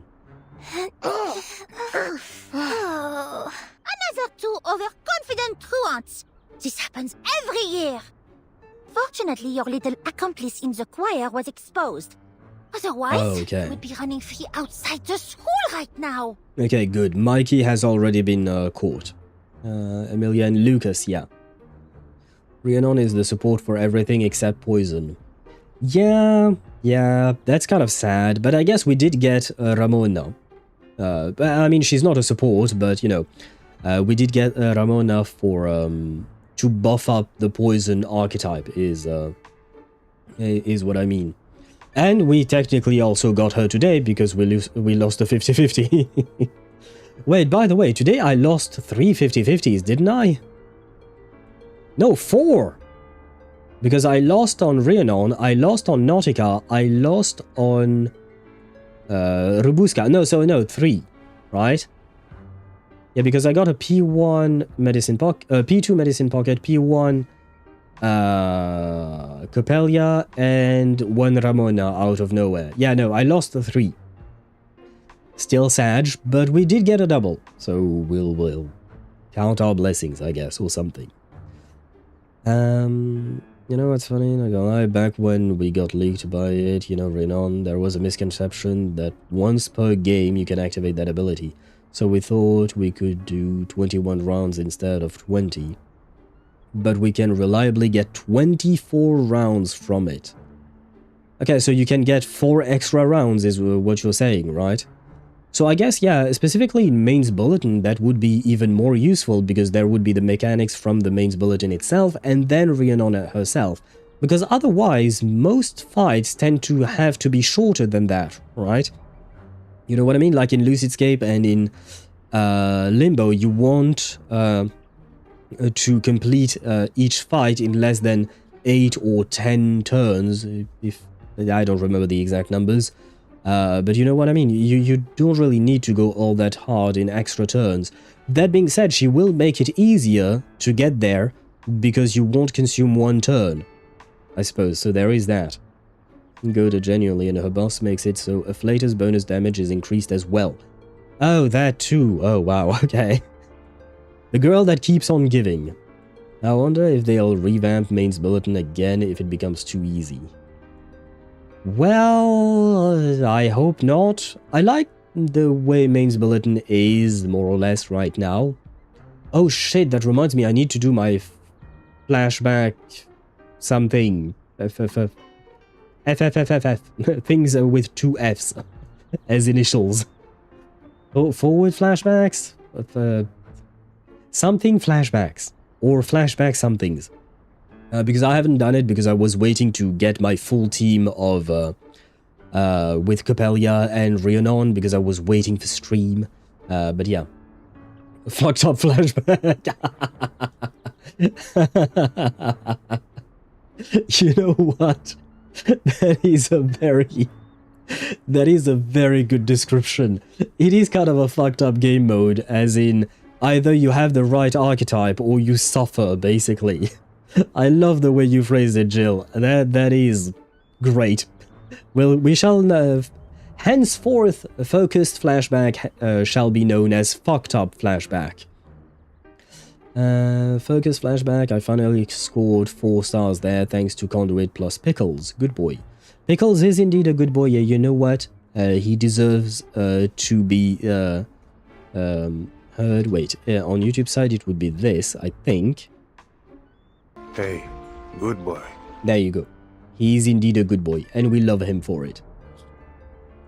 Don't give us another focus flashback, BP. Bluepoch. Yeah, I am not a fan. I mean, I've managed to complete it just because I had the right archetypes and the right teams and whatnot, but I'm really not a fan of the idea of that being a thing. Even if you have the archetype, you sometimes need portraits. That is very true. That is very true. I think when I tried it myself, I had multiple portraits on multiple characters, but I didn't have the right portraits on the right characters. And I struggled still, so yeah. Focus flashback is definitely fucked up flashback. Jill was absolutely right with that one. Ugh, you're a big jerk. She's not that big. She may be a jerk, though. What? Don't you realize you could have wound up in danger if the kind-hearted and brilliant Matilda hadn't stopped you?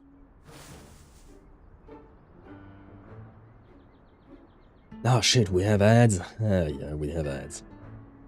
Okay. I mean, we just barely started this thing, I guess. Stage 3. I think I have it in me to do one more stage today. And afterwards I will seek some rest and we'll continue on tomorrow. Like what the heck to get maxed 4 stars on the Conduit. Fucked up flashback. P2 twins is a must. Really? Well, I only have them at P0. Does that count if I have P5 Ezio? I don't think the game cares much about poison at this time. Sadly, unfortunately. But I guess it is what it is, right? Ah, well. And by the way, for speaking of poison, we still don't have a proper poison sustain, do we? Because Sotheby is not enough. Absolutely not. She does sustain a tiny bit, but we don't really have a good sustain for... what would you call that? For poison at all. I mean, Sotheby heals kinda, yeah, but it's not enough. Especially like if you want to play poison in Main's Bulletin, that is absolutely not enough. I mean, some enemies have managed to destroy my P2 Enigma's shield. He had a 32,000 HP shield, and the boss one-shot it. So yeah, nah, Sotheby ain't protecting me from that. A new Sotheby Euphoria in the future? I hope so, Dan, I hope so. Better than most Gen 1 sustains. Yeah. I mean... Oh, if we consider the Euphorias, I think Medicine Pocket is okay-ish. Still not good enough to be used in Main's Bulletin, but still. Villa is one of the exceptions. Villa is actually pretty decent. Pretty good. But eventually, I think the problem with Main's Bulletin is that the enemies hit so hard that sometimes they can hit hard enough to just one-shot a character. And unfortunately, healing is not going to help. You know what I mean? You can't heal a dead person. Whereas shields are much more useful, such as Kiperina, Marsha, or Enigma's Barrier, because they protect you from that damage. And the character is still alive. You know what I mean? Healing-based sustain is hard when the boss deals 130% of your HP per round. Yeah, exactly what I was saying, yeah. Absolutely. If the characters get one shot, there is no chance to heal at all. Okay, let me heal you by lowering your HP. And whoa, 1 round shield. Yeah. The shields don't last all that long, unfortunately. Rubuska has that revive once per fight, but in exchange she doesn't cleanse status. That could be a problem depending on the fight that you have. I'd still put Medicine Pocket over Sotheby just because less AP hungry. Same, I agree, Jill. I agree there. We're in 2026, bro. I don't want to manually cast my sustain. True. Surreal. Yeah, no. I still think, yeah, no. Medicine Pocket I would still put above Sotheby as well, in terms of sustain. In terms of applying poison, Sotheby is great. She does fill that purpose of adding more stacks of poison, which is great, but I don't think that's enough. No, I don't think she brings enough to the table. Ruby... Oh, 3.1 was my first actual sustain. Ruby came in clutch for me. Well, I haven't had the chance to try her out yet, but hopefully she will prove useful indeed. Got 90% crit rate on trigger. Can I leave the mines now? Yes, absolutely. You don't need to get to 100%, but the higher the better, of course. I still fresh from 3.0 entry. Oh wait, Neubrin, did you start Reverse 1999 in 3.0? Medpark had surprising Blood Tithe synergy early on, same as Balloon Party. Yeah, I didn't know about Balloon Party, I have to admit, I didn't think of that, but yes, at first I was playing my Blood Tithe team with Medicine Pocket, and then I learned that Fatutu could be even better, so I started fielding in Fatutu. And now today I just got Rubuska, so I'll try using her next. But yeah, Medicine Pocket was indeed quite useful in the Blood Tithe team. Now then, the ads are over. Meryl rises to her feet to examine their array, and a peculiar expression crosses her face. Hapless, yet knowing, like a chef realizing too late what their recipe needed. You know, this array wouldn't have worked anyway. What? Liar! I found it in a book! It said it could summon a griffin.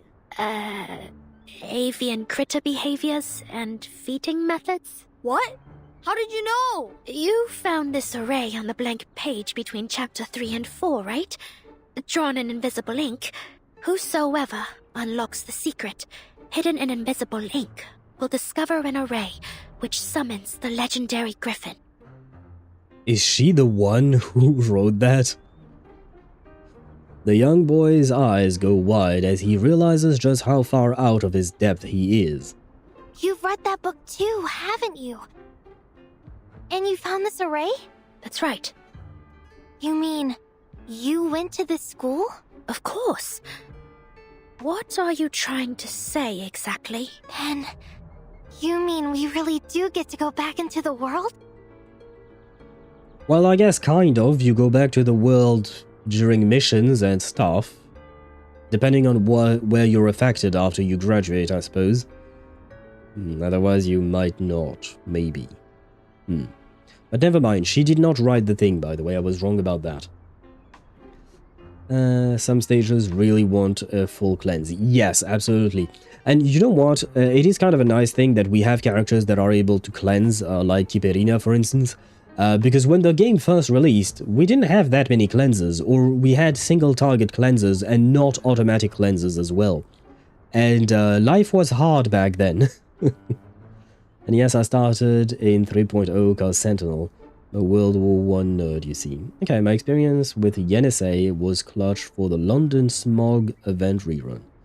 Brother, it did about 20% of my HP per round. Well, you have 5 rounds to complete it, otherwise you die. Yep, 6's buff was huge back then. Absolutely yes, Dan.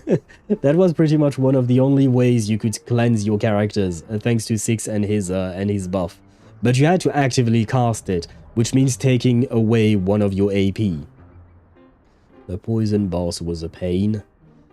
There has been quite a few, so I don't know which one you're referring to exactly. But yeah, we've had a lot of... there has been a lot of improvements over time. Balloon Party's heal has always been based on HP lost instead of attack. So she's arguably the most reliable 5-star healer next to Yenisei. I will take your word for it, because I have to admit I haven't played her in a long time, like I've mentioned before. But back in the day when I used to play her, she was great. She was great. She was one of my first healers. Use Cornbloom for her alt blocking, the poison boss in the London smog event. I don't remember what it looks like, but I know what event you're talking about. And I do remember the story of it, I just don't remember what the boss looks like.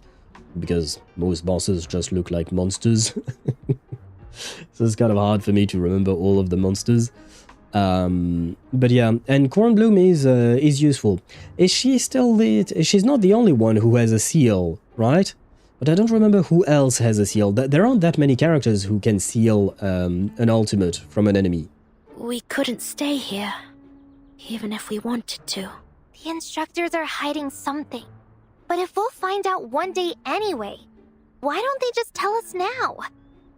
Because you are not ready. Miss, why can't you just tell us what's happening out there? I swear we'll keep our mouths shut. Don't bother, Emilia. They're not gonna tell you anything. I mean, I suppose at the very least we can at least tell them that there is indeed a war going on. And the war is ugly. They know. But even if they used to be students like us, they're just like them now. They'll ignore us just like the instructors do. And so will you in the future, because you will become just like Meryl and Matilda, if you live long enough. Her face flushes, terrible secrets threaten to burst from her lips. War. There's a war raging out there. Honestly, I wish I could stay here at the school where it's safe. And that's not even the worst part. That must be them. This way. Hurry up.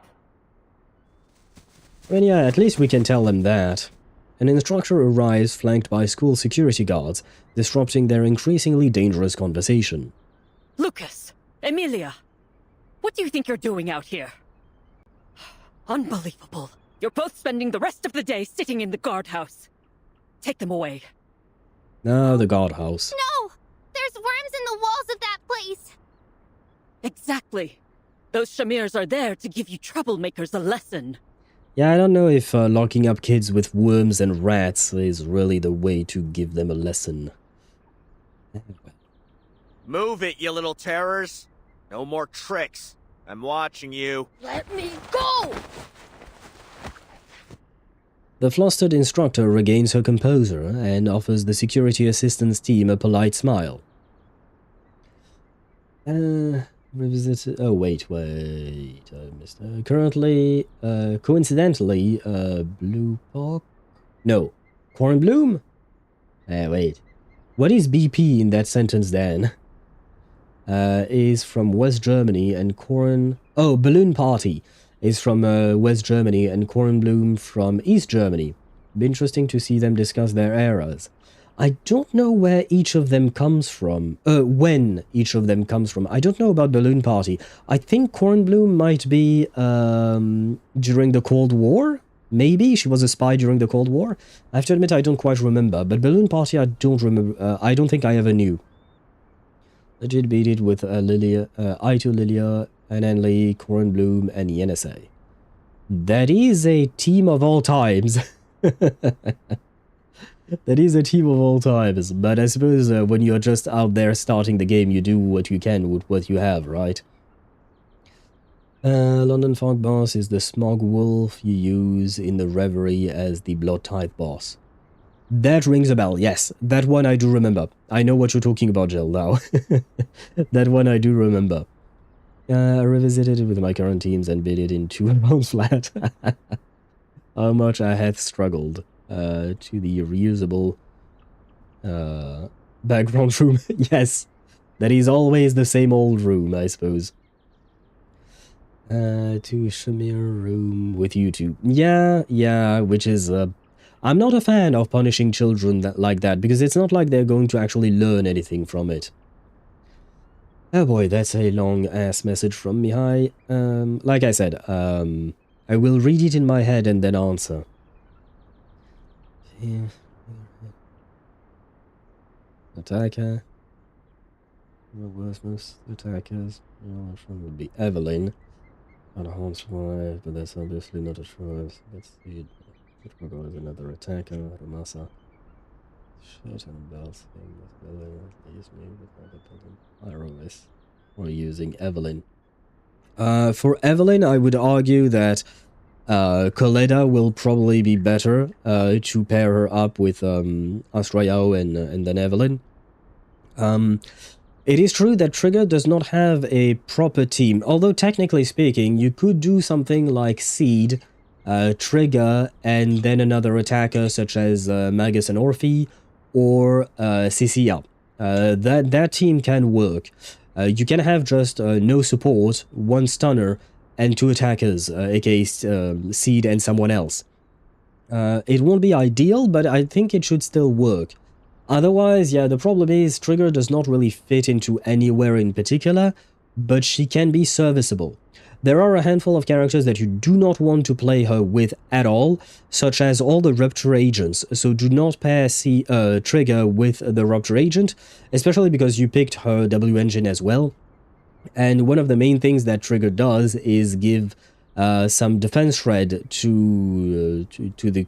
well, it's not... she shreds the defense of the enemies. The problem is, Rupture agents do not take advantage of that at all, because they already shred defense, because that's how Rupture agents work already. I know Coletta is better for Evelyn, just saying that Evelyn might be the only choice. I don't have either Orphe or Cecilia. Yeah, but I'm just giving you the rundown of all of these teams, and if you insist on playing Trigger, then yes, Evelyn would be the only choice, I think, for you, but otherwise you might need to pull for other characters in order to make a proper team. The problem is just that Trigger nowadays is no longer being used all that much. 20% battery already, be right back, I need to know how this thing is charging properly. Good luck to you, Deidre, with your phone, I hope that it works out, and it actually charges. They're actually, they're pretty close actually. Balloon Party is from the 60s and Cornbloom is from the 80s. Okay, yeah, not that far off compared to some other characters. Also, I want to add, I didn't play this game with a guide. I figured things out myself and placed some handicaps for myself as well. It was quite fun and a painful ride. Yeah, no, when you're discovering a game, it's always, there is a learning curve, right? There is a learning curve, but slowly but surely you start figuring things out, then you can get some help from guides and whatnot. I'd have to build Pyrus and run Trigger, Astrayao, and Pyrus. Just finished building Remiel, and now I have to build Pyrus. Well, that is the... well, you just witnessed me today building 4 characters, and I still have a 5th one to build. Last patch, this patch currently in ZZZ, I had to do the same. I had to build Remiel, Jane Doe, Vivian, and now Sigrid all at once, while all unplanned, and it takes a lot. It takes a lot, but eventually you'll get there. And honestly, building Power Race is not a bad idea, because Power Race is already quite strong as it is, but he will only get stronger as we get more mindscapes and more refinements on his weapon. And there might be even more coming out for him in the future, depending on how the story goes. So in my opinion, building Power Race is really not a loss. Still don't touch guides. The power of reading is crazy.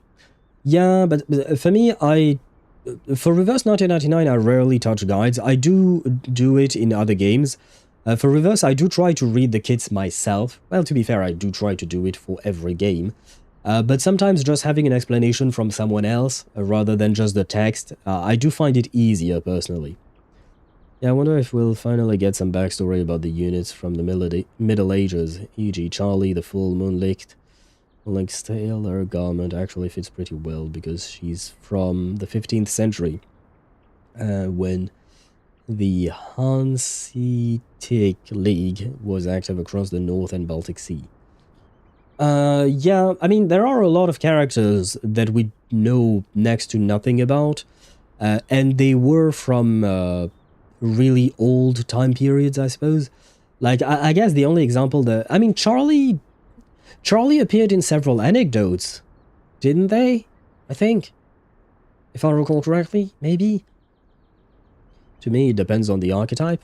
Jill, I'm assuming you mean about reading the kits and stuff like that. Yeah, some archetypes are definitely more complicated than others. Like Impromptu, for instance, is just play cards with blue numbers increase equals more damage. We happy, basically, right? So that one is relatively easy.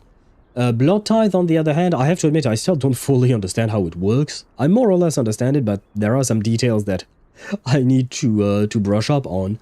And Conduit, I think I got the gist of it, but I feel like I might be missing some details. I ain't reading what Lingering Glow does, even if they pay me. For me, Lingering Glow is just play the character's cards, watch the number on the crystal increase, profit, and be happy. Blood Tithe in a nutshell, hurt yourself to get stronger. Yeah, that part I understood. Lose HP, do more damage. But it's the detail of how and when to use, you know, because you increase the number that is on the little thingy on the right side of the screen, you know, as when you lose HP, you increase that number, but then that number goes down, and I'm assuming it is being used by the character's incantation to deal more damage, but I don't know I don't know the details of exactly how this works, basically. Did I read this? Yes, I did. Thank you for your assistance, investigators. Rest assured, I'll be giving these two a much overdue lesson on following rules and procedures. You are most welcome, Instructor. Of course, we could escort them to the guardhouse if you'd like. No need for that. I'm aware you have more important tasks to do, while the skies are clear. She seizes the little doves by their wings and escorts them back to the safety of their cage. Matilda and Meryl stay in place, exchanging a look of resigned acceptance, powerless to change things as they are now. These students are too young to handle the truth.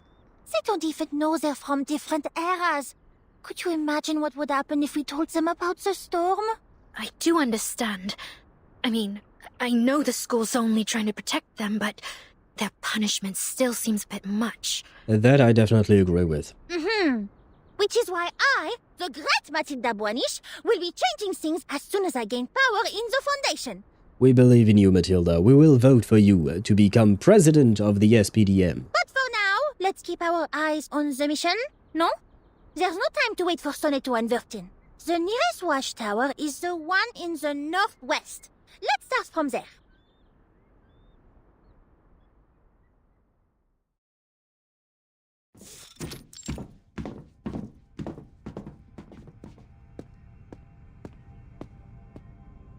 So, this is the shelter dove. Meryl stands beside the blast door, looking frozen stiff from head to toe. What are you doing standing back there? Come on, I'll show you how to use the tester. Does she not like the bird? What? I thought you said you never used it before. Perhaps not, but you underestimate Matilda la Magnifique. I already figured out how to use it well in advance. Well, I mean, you read the manual instructions, so that helps. A lingering glow is just when you do burn/hello on the enemy, you get lingering glow points. Lingering glow is passively used per round to add buffs to your characters. That is more or less how I understood it as well, yeah. First rule, only use Nautica's Blood Tithe at 60 plus Blood Chalice. Okay, good to know. Because that, I have to admit, I did not know, for instance. I don't remember the buffs, though. Dynamo was a fun read. Dynamo is also quite complex, not gonna lie. But, I mean, at the end of the day, you can get used to and understand everything. It just takes a bit of effort, in my opinion, to go through everything, read everything, and properly understand how everything works. Oh, okay. But generally speaking, regardless of the archetype, if the number goes up, it's good, and you will deal more damage. Basically, the gist of it is, whether it is for impromptu, lingering glow, blood tithe, whatever you want, or even poison, the more poison stacks you have, the more damage you deal, right? So overall, as long as the number goes up, you should be fine.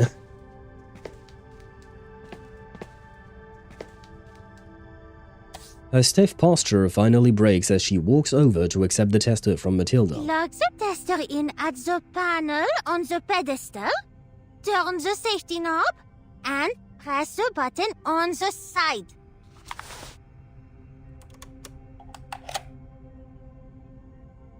The safety knob. Am I turning it the right way? A slight buzz emerges from the device. D'accord. Now the lights on the panel will tell us whether the dove is working. Verifying ID. Green. Power status. Green. Immunity area. Also green. Good. Stellar. Superb. She withdraws the tester with satisfaction. That's all there is to it. Now we head to the next watchtower. By the way, I'm quite curious. How did you know the Griffin array wouldn't work? Oh, because she tried it. I I know! was the one who drew it. Back in 8th grade. So I was wrong about being wrong. So I was right. She was the one who drew it. Oh. What? But that's vandalism! Of course, that's what she would think. Well, yeah, not every student is a proper student like you, Matilda.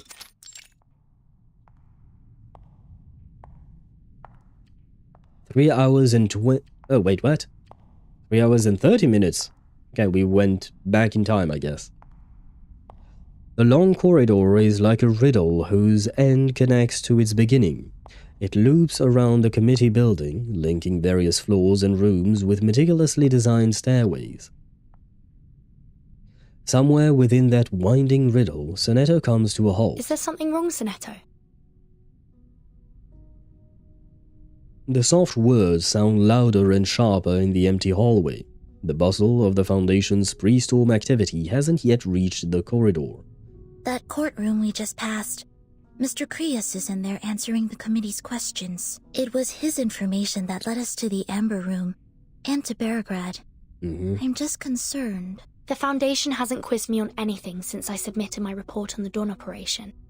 I would be in there right next to Krios if they wanted to investigate us as well. I see.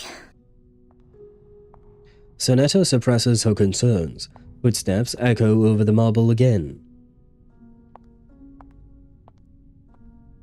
Here it is. Let's go.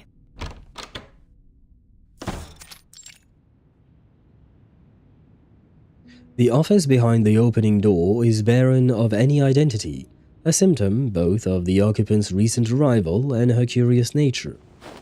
The woman in question lifts her head from the neat stacks of files on her desk. Long time no see. Timekeeper? Sonetto? Well, hello you. You have changed your design, or rather your dress. I mean, I guess that's what it means to become playable. Oh, to be continued? I would assume? Yes, okay. I'm going to take a short break just because I need to go to the restroom, and I think we'll be able to do 1 or 2 more stages at most. Yeah, we'll do 1 or 2 more stages. Like I said, these things I will try to read them tomorrow. But I think I drank like 2 liters already. So I do need to evacuate a bit. Yeah, I think we can do at least 4. We'll see about 5. We'll see how I feel about doing 5 afterwards. I see that you guys had sent messages. I will read them once I get back, but for now I really need to go to the restroom. You know what, during the break I will play some ads, even though it's way too early, but that way we have an hour of no ads, I guess, which means that I don't have to yap for 3 minutes straight to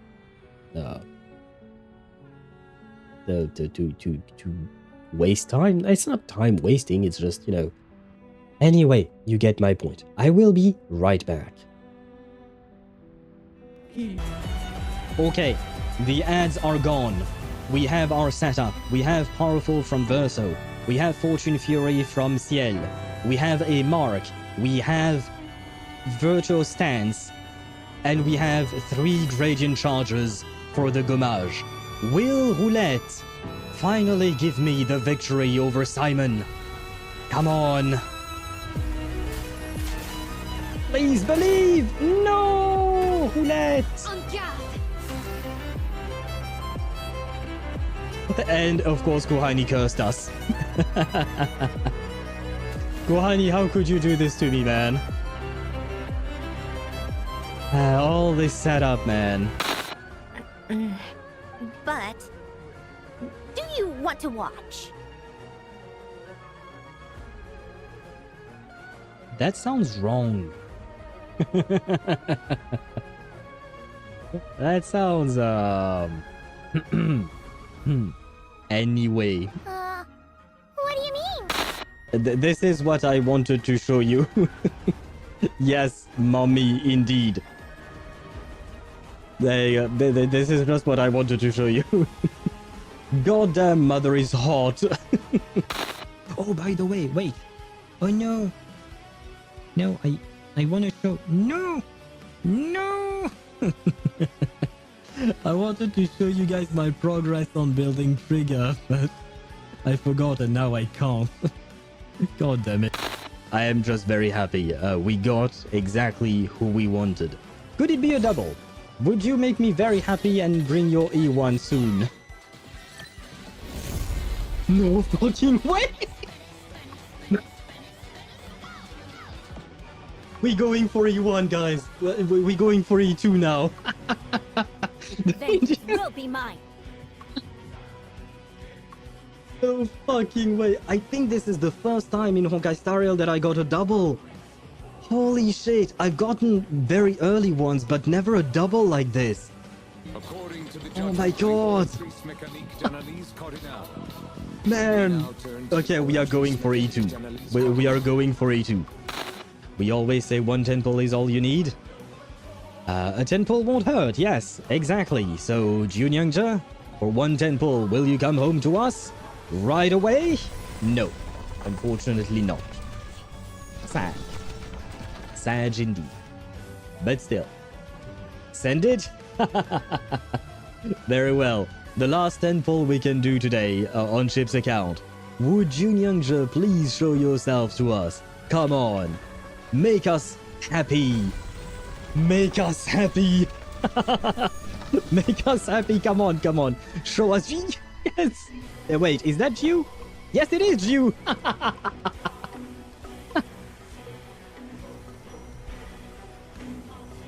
Ah, brother.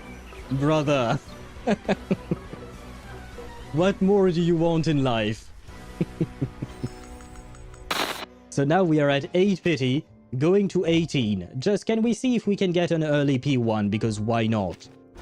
Why not? 110 pull is all you need. 110 pull is indeed all you need. Can we win this again? Can we win this again? Come on. Intellect? No need for further introductions, Timekeeper. Now that I'm here, our cooperation is 200% confirmed. 200% confirmed, he says it, man. I'd like to hear your plans so the LSCC can prepare their next steps. Oh, brother. Thank you very much, Enigma, for showing up once more. On 110 pull. 110 pull is all you need. It is what they say, right? Well, it is what I say. Please only 10. Yes. Please only 110 pull, Liangwei. This has been the catchphrase on And I am back with a jump scare. Kind of. Transition back. There you go. There, and my chat. I wanted to say something, but I forgot. Oh yeah, I think that after some careful consideration, because, you know, when you're sitting down on that porcelain throne, that is when you do the best thinking. I think we'll only do one more stage, because the more I push myself, the longer my recovery time will be. And that is not great. That is not a good idea. So we'll just do the cube researches, whatever the fuck that is. Cube researches? Yeah, I don't know what that means. And then we will probably end stream on that note. But we still have more to read. Blood Tithe is kind of odd, though. Why 3k total HP loss equals 1 point, but if you take damage, it's on a efficiency rate of 30%, so it genuinely just wants you to hurt yourself more. Dynamo is fun, it's like a race to get to level 3 of the array, right? And a lot of early teams boil down to different flavors of extra action or follow-up action, which is why Flutter Page is overworked to this day, unless Conduit fully eclipses everything else. Yeah, no, that is true. A lot of the previous teams were basically just extra actions, follow-up attacks, etc. And that does explain why Flutter Page was so useful, because of the buffs she provides and the follow-up attacks that she provides as well. Yeah, where is the owl taking a break? Because I'm allowed to take breaks, Tosh? Dad joke. I remember when I was a kid, I opened my fridge and noticed one of my vegetables was crying. I guess I have some emotional cabbage. Oh, instead of emotional baggage. I'll give it a 5 out of 10, I guess. Stage 4. The Cube Researchers. Only by opening it can we know what's inside. But should we really? I don't know about that. Should we, though? Should we? Countdown to the storm, 3 hours and 30 minutes.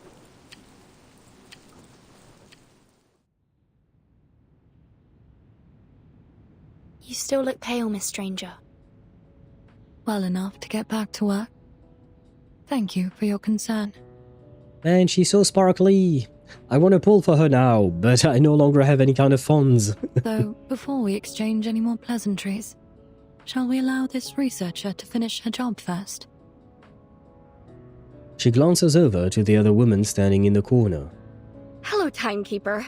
You're as punctual as ever, right down to the tick. In fact, you're early, miss. But I must confess, I was never all that timely before becoming the timekeeper. Wow, and a sense of humor, too. You've really got it all, Miss Vertin. I'll be the one conducting research into your suitcase's technology this time. Well, it's not just me, of course. It'll go to the team. One researcher alone couldn't possibly understand a device of the suitcase's magnitude, could they? So, has everyone moved out already? Yes. They're all in the Foundation's guest rooms.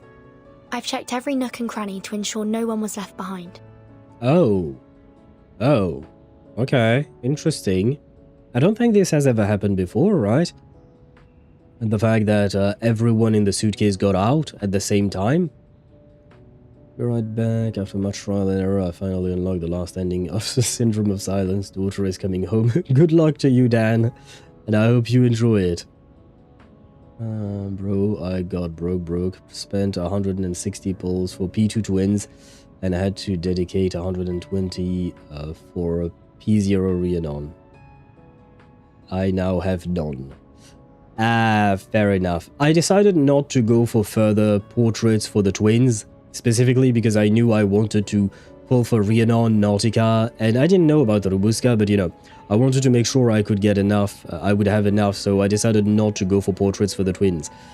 That's the problem, right? We have to make choices, and for instance, today I made the choice of going for P1 for Rubuska. I could have saved those for those pulls for Miss Stranger, for instance, but I decided against it because, well, number one, for Stranger it would have been, you know, a 50-50, whereas here I had a guaranteed. But unfortunately, we need to make decisions, right? We have to decide. We have to choose which characters to pull or not. Rhiannon was an unlucky venture. Yeah, I agree with you there. I definitely agree with you there. Although, wait, no, for me, no, never mind. It only cost me 80 pulls for Rhiannon. It was Nautika who cost me 110. Yeah, well, it's still. P1 Rhiannon? For me, no, just P0. P0 at 80 pulls. We lost at 70, but the next 10 pull we managed to get her. So that at least is nice. But then I also lost the 50-50 on Nautika's banner, and took me another at Hard Pity, and it took me another 40 pulls to get her. Would you get P1? When I lost on Rhiannon, I got my P2 on Medicine Pocket. When I lost on Nautika, I got my P1 Copélia. And when I lost on Rubuska, I got my very first Ramona. But I lost every 50-50 there was to lose. This year's suitcase inspection just so happens to fall during the storm. Perhaps Team Timekeeper will be able to take a vacation. My math did not math. I should have statistically gotten Rhiannon at 100 pulls. Good. Well... maybe on average, but... otherwise, it has happened to me before where I lost the 50-50 at 70 pity and I got my guaranteed at 70 pity as well. So 140 pulls for a single copy of the character I wanted. If you want, you can go back and find my VOD on YouTube side when I pulled for Cassandra, P5 Cassandra, one of my worst pulling sessions in my entire time playing Reverse 1999. That one was painful. Ezio was not that great either. I lost every single 50-50 on both of these characters except the first one. I got a first copy of Ezio, I got a first copy of Cassandra, and then I lost everything most of the time at Hard Pity. Yay. Love the 50-50 system. 1.5% done 100 times is 1.5 Rhiannons. Yeah, but that's not how math. That's not how the statistics work. Technically, I know what you mean, but it's a bit more complicated than that. Now I'm not sure if I should pull for the limited reruns banner or if I should say I should pull for Miss Stranger. Gamba don't work like that. Nope, it doesn't. Well, it depends. I mean, there is always two sides to a new character's release. Do you like the character? And are they useful for your account? You know what I mean? I try to mix and match both. Try to pull for characters that I like and are useful for my account. Sometimes I will just go for a character that is useful, etc. But for Miss Stranger, I don't know, because it seems like she's just some kind of generalist DPS. And because of the fact that she doesn't fit into any teams, I'm not really sure what to do with her. You know what I mean? I don't know what you meant by FW, Miss Stranger. I don't see a use for the limited reruns, but we should get about 20 pulls for that. I mean, I do see a use for limited reruns, just like I did with Nautica. I just pulled for her because I missed her on her first banner. So it is quite useful. Now, obviously, Nautica is no longer the premium DPS, the best of the best and whatnot. And there you go. You guys both got auto-moderated. But yeah, I know she's no longer one of the top DPSs in the game, as she once was when she first released, but I still wanted her. Fuck FW is fuck with, vibe with them. Fuck with, yeah. Eventually I got to there. Yeah, I just don't... It's a weird way of phrasing. I've seen it being phrased, not the initials of it, FW, but I have seen people use the words to fuck with because they like something, and that's a weird way to put it, I would say. But I understand it is how youngsters speak nowadays, and I guess I'm just too old for that. Oh my god, I must tell you about SOS ending once you have completed the main story. Sure. That's gonna take us a while, but sure. Andro is not bad, but I already have a lot of beasts. Basically have all but 2 at this point. Yeah, no, Andro Nala is not bad either. I would say she has gotten power crept as well, just like a lot of characters. But again, that's where you have to strike the balance between do you like the character or is the character useful? Is it both? Is it neither? and then you try to decide whether or not it's worth pulling for you. Following protocol, the technician takes the emptied suitcase. Oh, and I'm in the wrong window, I guess. My bad. Thank you for your cooperation. I'm sure this will help us learn more about that mysterious spinning wheel. Yeah, and if you learn any secrets about the spinning wheel, and maybe, you know, like a secret to avoid losing 3 50-50s in a row, could you keep me... could you tell me about that, please? She holds the suitcase delicately, almost reverently. She stares down at it and then glances up again, as if weighing unspoken words on her tongue. Oh, I had a thought. What if it is as I said?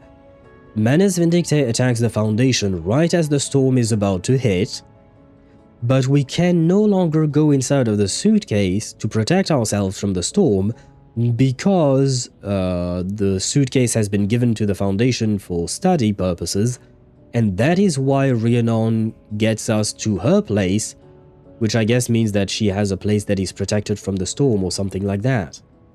Anything else I can help you with? Timekeeper. There's something I'd like to ask you about. Kind of a private matter. You want to ask us on a date, maybe? Lucy's okay. I do have Karen and Broom. Technically speaking, if you have Broom, you don't really need Lucy, to be honest. I love Lucy, but Broom is enough. Broom deals more than enough damage by herself. It's been ages since I used Andronala, but I heard that her Euphoria helps her support Dynamo. Really? I didn't know that. Can just use a placeholder sustain. The drunk lady, I guess she's something. The drunk lady? Don't know who you mean. Broom, the sub DPS, does more than Lucy. Yes. I think Broom was a bit of an accident. She was not meant to supplant other DPS characters, but she does. She does. About the Amber Room. I heard you went through some kind of time distortion in there. Is that true? Yep. Yes. It was exactly as I wrote in my report. Time distortion.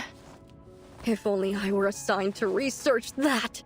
What could be more fun than studying time itself? Her visible excitement is contained, if just barely, by concern for the marvelous device she is holding. Not to knock working on the suitcase, I suppose involves the study of space. Space or time. I wonder which is deeper. I mean, technically speaking, they are kind of one and the same. They are linked. We perceive them as different because of our human limitations. But they both have the same depth, I guess, if you just...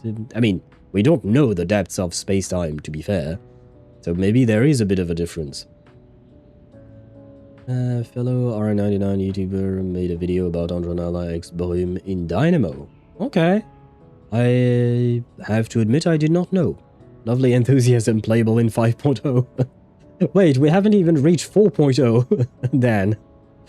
I mean, I guess maybe we'll have to wait for another year. For some reason, her design, I mean, the little bit that we see, she kind of reminds me of the Penguin. Who's the Penguin?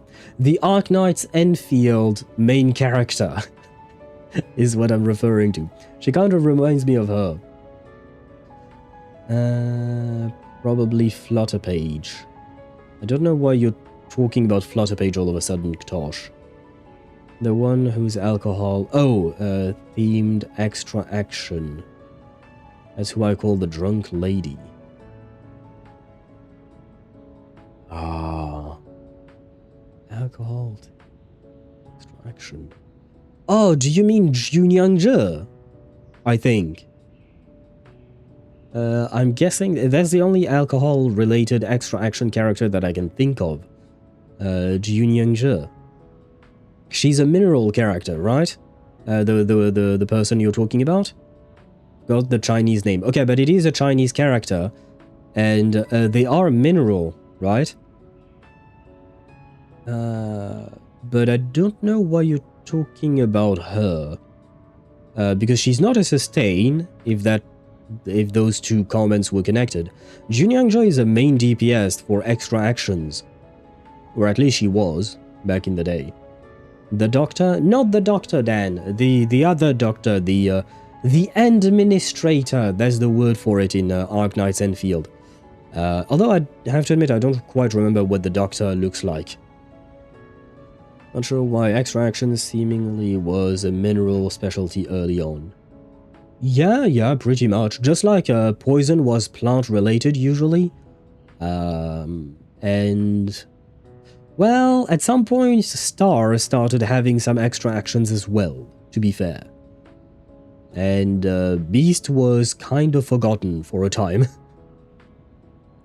The drunk lady, Lucy, and Andro? Oh, all three of them will appear in the group limited rerun banner. Oh, that's what you meant. Okay, yeah. I would not recommend pulling for Junyangjo. She's too old at this point. I think she can still clear some endgame content, but there are definitely better characters to pull for at this point. Well, to start off, Nautika, for instance. Nautika is a better mineral affiliate. Well, no, wait, no, Nautika is not mineral. But technically speaking, she's part of a mineral team with the Blood Tithe team. So you could still use her in that kind of a context. So yeah, I wouldn't particularly recommend her. She's not a loss per se. Like, none of the characters in Reverse 1999 are a complete loss, I would say. All of them have something to bring to the table. It's just that others can be better. You can't pick? Oh. If that's the case, then I would argue do not pull for on that banner. If you cannot select which character of that banner you want to get, do not pull on that banner. Wasn't Biz designed around offense? Would make sense. The spirit DPS of a mineral team, yes. Yeah, she's a bit weird, Nautica, but it still works somehow. And Biz designed around offense? Who did we have early on in Beast? The only person I can think of is Medicine Pocket, but they're a sustain. Who else did we have when the game started, I mean? Andro would be the only one I could find good enough. Andro, sure. Lucy is still okay. She still works fine, but since you have Bloom, you don't really need her. So 2 out of the 3 characters are not great, which means that, in my opinion, it's not worth pulling on that banner. Well, at least not great for your specific case. Centurion. Oh, you're right, yeah, Centurion. And I guess she was playing around with Moxie, right? She was the only character back then that was playing around with Moxie the way she did. Nowadays, we have more characters that do different things with Moxie, but still, we have more characters that play around with Moxie, but back then, she was the only one. And Shemaine? Shemaine is just a debuffer, isn't she? Well, I guess his Euphoria might have changed him a bit, I don't remember. But when he first released, he was just a debuffer, if I recall correctly. You know, you're a real gatherer of mysteries, Timekeeper. Actually, you're kind of a mystery yourself. I don't know what I'm saying. It's okay, I understand. Sorry for the blabbering. I should really go. Well, I'll get the suitcase back to you in a few days. A week at most. Please plan your schedule accordingly. Goodbye, Timekeeper. She nods, causing the light to reflect off her sleek mask. Then she makes her exit. Which reminds me, I do wish to point out the fact that she was wearing a black mask, whereas typically, the members of the Foundation wear white masks. The only people we know of that wear black masks are Manus Vindictae. So, she seemed nice enough. But I have questions. And hello, Yappers Peppers, welcome to the stream. I hope you're doing well. Welcome in, welcome in. Melania was an early Beast Unit 2 and she's still tied to Moxie and Ultimates. Now that you mention, Shemaine is the ultimate spammer for Recoleta. Refine that playstyle. But that came about for Shemaine. That came about thanks to his Euphoria, right? When he originally released, he was not specifically tied to Ultimate, if I recall correctly. Because back then, I don't believe we had an Ultimate archetype yet. He gets Moxie immediately after he ults up to 5, so insta-ult next turn. Most beasts are ritual/ult based. Nowadays, yes, but back then, was it already the case?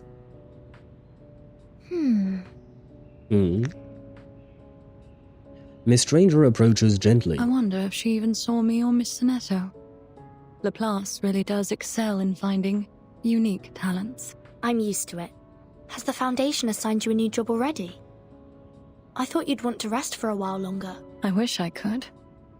But it's not my decision to make. The Foundation received your report on the Dawn operation while I was still stuck in bed. It mentioned that Igor gave you a boon. Part of my work involves studying the Manus's arcane skills, so I was sent to Laplace to help. Right, that is the cube that is mentioned in the name of this stage, is the boon from Igor. It looked like a cube, if I recall correctly, which actually reacted to Vertin's touch, if I'm not mistaken, towards the end of chapter 12. The project leader said they've made some progress already, but they'll need your help to continue, which is why I invited you here. Is the research team here at the Foundation? Yes. The project leader and her assistant were notified in advance and brought their equipment here. Follow me. They asked for an open space, so we agreed to meet in the garden.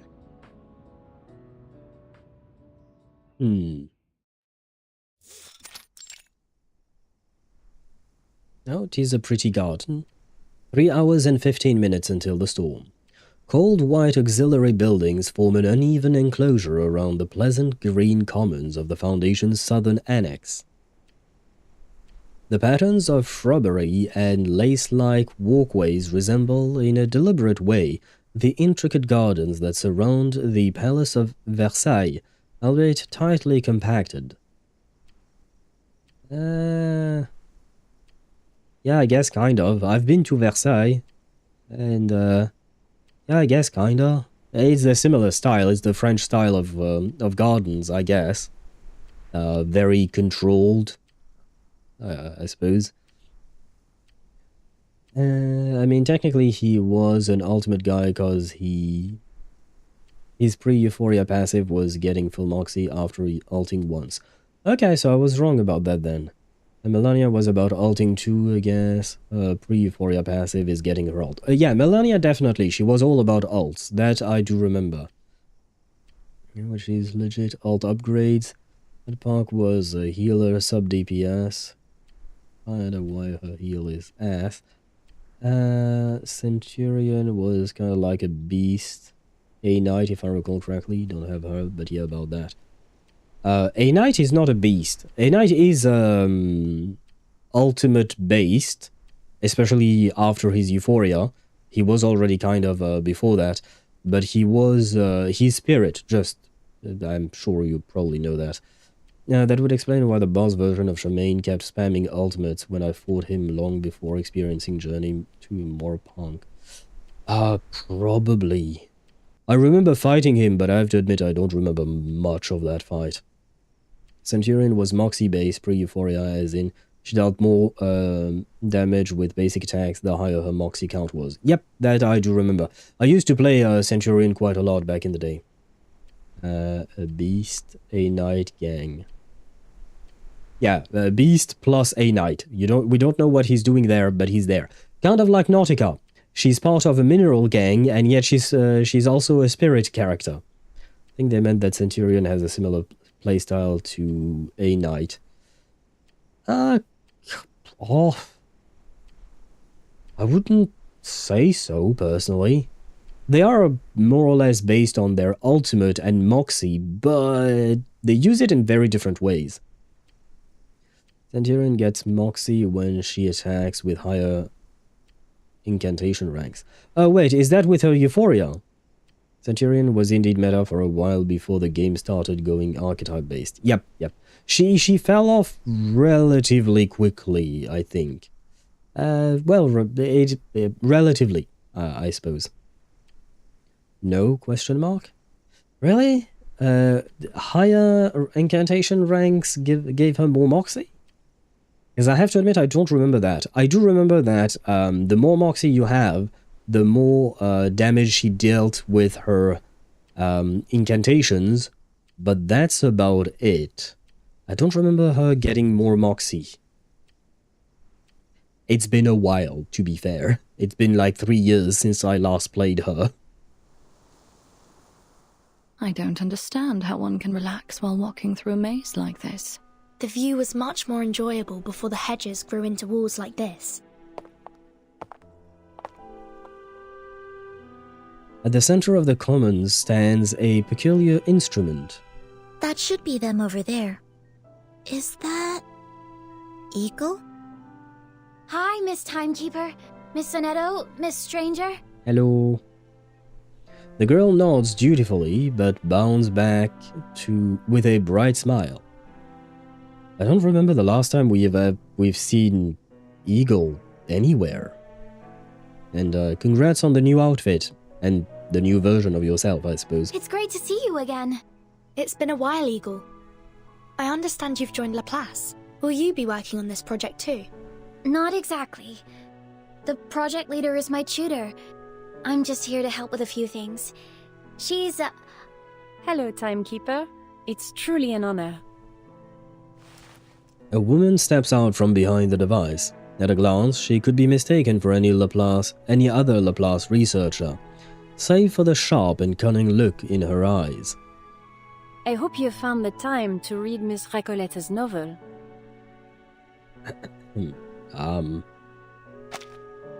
Eagle? That lady is your tutor? Eagle? Friendly advice here. Run. Run for your life. As much as we love Marguerite, this woman has issues. She has one incantation that does more damage based off Moxie, the other grants Moxie after rank 2. After rank 1. Oh, okay, so the, okay, I see. The AoE incantation would be the one that gives more Moxie then. Because I do remember the single target Moxie where she just kicks the enemy. That is the one that deals more damage the more Moxie you have. Yep, Eagle has a new mom. I don't know if that's the best of mothers. Marsha as a mother? Sure, why not? Marguerite? Lawrence is your tutor. Makes sense why Eagle has a gun now. I suppose so, yes. And it kind of looks like the gun that, looks, or rather, it looks inspired from the gun that Marguerite uses. Oh, you can call me Marguerite. It's a pleasure, Marguerite. Your timing's perfect. Eagle and I have just finished setting up the Omni-Vector virtual monitoring device. We're ready to start the experiment at any time. She presents the device to them with a look that reveals both anticipation and calculation, in a single, dangerous smile. See, even in the subtitles say, dangerous! She's danger! Please, take a seat, Timekeeper. You're about to experience quite the adventure. If it came out of anybody else's mouth, I would be happy. But now I'm just concerned. Wait, Miss Marguerite. Would you mind explaining what this Omni-Vector virtual monitoring device is before you start? It's a Chaos System Omni-Vector quantitative analysis and spatiometric virtual sensory monitoring device, to be precise. Yes, that did not help whatsoever. Based on what we know about this cube, it'll go through unpredictable changes in the near future. So, to keep it under control, we must...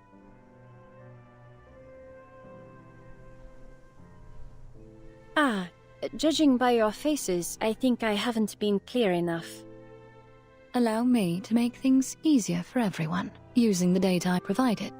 The research team has decoded the arcane skill Manus Vindictae used to stabilize the shell of the boon, allowing us to access what was held inside. Okay. It was trivial, really.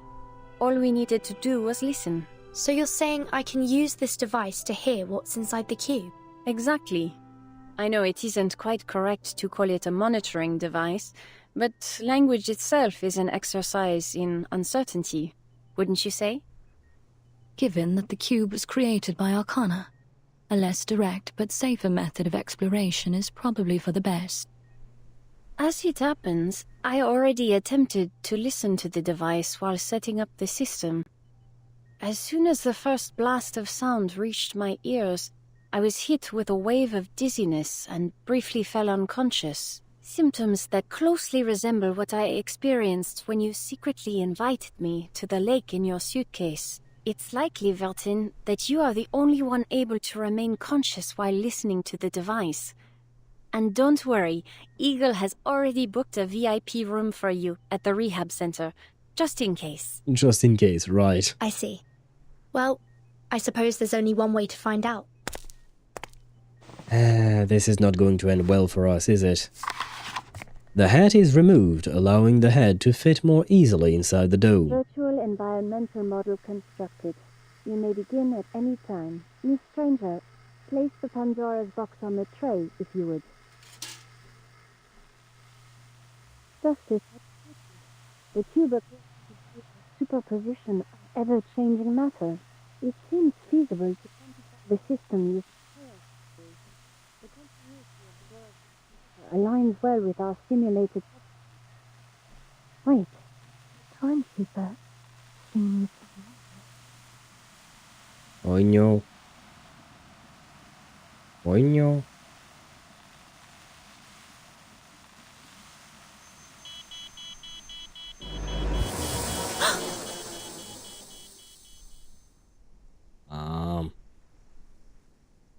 The ringing in the ears fades, only to be replaced by the wailing of the device's alarm. The machine is smoking. Did something go wrong? Timekeeper, are you alright? I'm fine. My ears are ringing, but that's all. I saw some golden thingies floating around in the air. The hat is put back on, concealing still spinning eyes beneath its brim. So you were able to withstand whatever's inside the cube as expected, but it looks like our monitoring device wasn't. The overload of chaos data caused it to break down, though it should have been fine under the protection of the Apeiron scroll. Eagle diligently jots down notes as she provides a full assessment of the damage. Did you hear anything during the experiment? I did. But I don't quite know how to describe it. It was almost like the sound of sinking quicksand. I think I've made contact with similar powers before. I'm not sure what it is, but I know it could be very dangerous. Well, as with anything that has been created by Arcana, I think at this point we can safely say that. So I love that she gets an extra introduction here for those who haven't played Turquoise Serpent Club yet. Do you mean for Marguerite? Yeah, that is indeed quite nice. But I would say people are missing out on learning more about her through that specific event. Also, this was another confirmation that our polls are canon. What Lauren said about Vertin inviting her to the Suitcase Lake. Yeah. Indeed. I mean, we already know, right? I believe we already had confirmation about that, if I recall correctly. Talking about how the beasts were all alt-oriented made me think if Reverse has a pattern for their afflatus. Kinda, yeah, they kinda do. Phew, we're free from no-hat Vertin. Why, do you not like no-hat Vertin, Jill? Poor Vertin, she's allowed to free her head, I guess, from the weight of her head from time to time. Then Miss Stranger was right. It could be risky to break the shell before we find out what's inside. Well, yeah, absolutely. It's still an option worth considering, since we've gotten nothing from the monitoring device. She lets the undertone of excitement bleed into her voice intentionally as she focuses her attention on the artifact. Well, Timekeeper, shall we open it? No. No. The risk is too high. Thank fucking God Vertin has a brain between those two ears. Shame. Anyway, if you change your mind... This woman should not be trusted. She produces a capsule-shaped item. Use this. Our virtual neighbor came up with this capsule while we were working on the monitoring device. It activates with a simple incantation. It will take about 7 seconds to dissolve the shell. After that, who knows what might happen. Yeah, and that is exactly the problem. I'll teach you the incantation later. It's easy, as long as you pass the SPDM's 9th grade arcane skills class. As it happens, I wasn't in class for most of 9th grade. Really? Either way, I'm sure being the timekeeper has given you more than enough experience to handle it. She just won't let it go away, huh? So she really wants us to have this incantation. Her power is too strong without the hat. Ah, you think the hat is limiting? Well, I mean, maybe one day when we have to fight Arcana, a one-on-one, maybe then Vertin will have to actually remove the hat to unleash her full potential. God, it's mommy. Lawrence is literally the hottest. Tooth Fairy. Tooth Fairy is the prettiest and Lilia is the coolest. They're all pretty in their own way for sure. I wouldn't use the same qualifiers as you, personally. For me, Marguerite might be one of the more insane ones. But I suppose if you're just talking about looks, I wouldn't say she's hot, I would say she's very pretty. Very beautiful.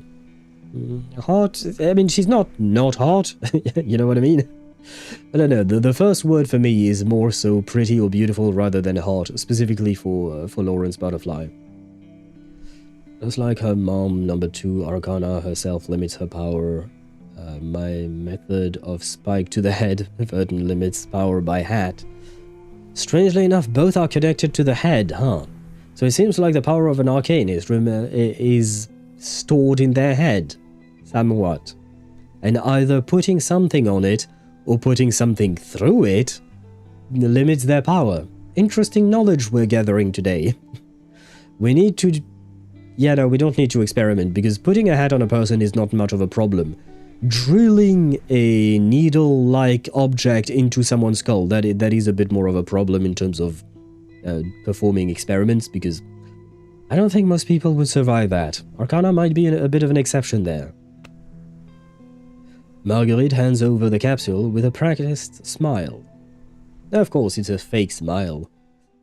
And to be continued. You can see the appeal. Marcus is still best daughter. I wonder if Copélia can keep up in 4.0 though. Do you mean in terms of best daughter, Dan, or in terms of just gameplay? Yeah, now, I am going to leave things off for today. Because I can feel that I have already pushed past my limit for a bit. There were 2 things we wanted to do. One was verify the garment thingy, if it is somewhere in there. And 2 was the voice line from Copélia. But I don't know where the garment thing is supposed to be. You know, the garment, the selector thingy that you guys mentioned before?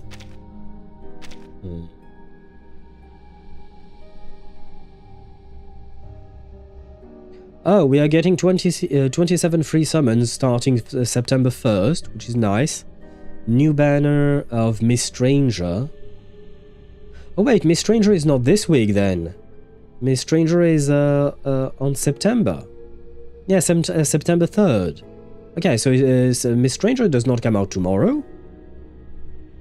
From Lex, no. No. The annual report. I do not see the thingy that you guys mentioned, I have to admit. And comes September 1st or October 1st. Yeah, that's what we were trying to verify. But I can't find it anywhere.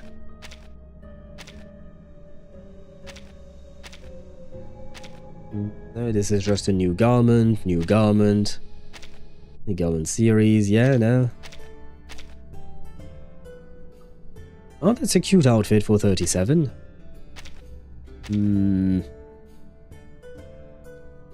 Yeah, nah. Unfortunately, I don't see it. I doubt it would be in here.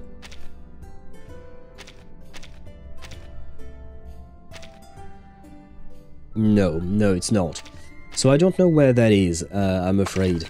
We'll have to look it up online. I'll try to find the answer. And then you said this. Nope, wrong button. You, yes, voice. And I believe, Dan, you said chit-chat 1, right? I kept reading October 1st on the subreddit. Okay, so Dan would confirm more or less that it would be October 1st. Someone's gonna have to watch the live stream again. Oh, I never watched it in the first place.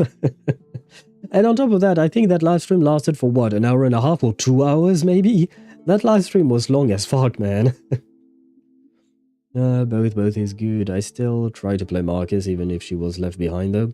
I still play Marcus myself, to this day. I don't remember exactly when, but recently, like last week or the week before, I don't exactly remember. I was playing Marcus still. She's kind of like my reliable plant DPS, which is not poison related, I suppose.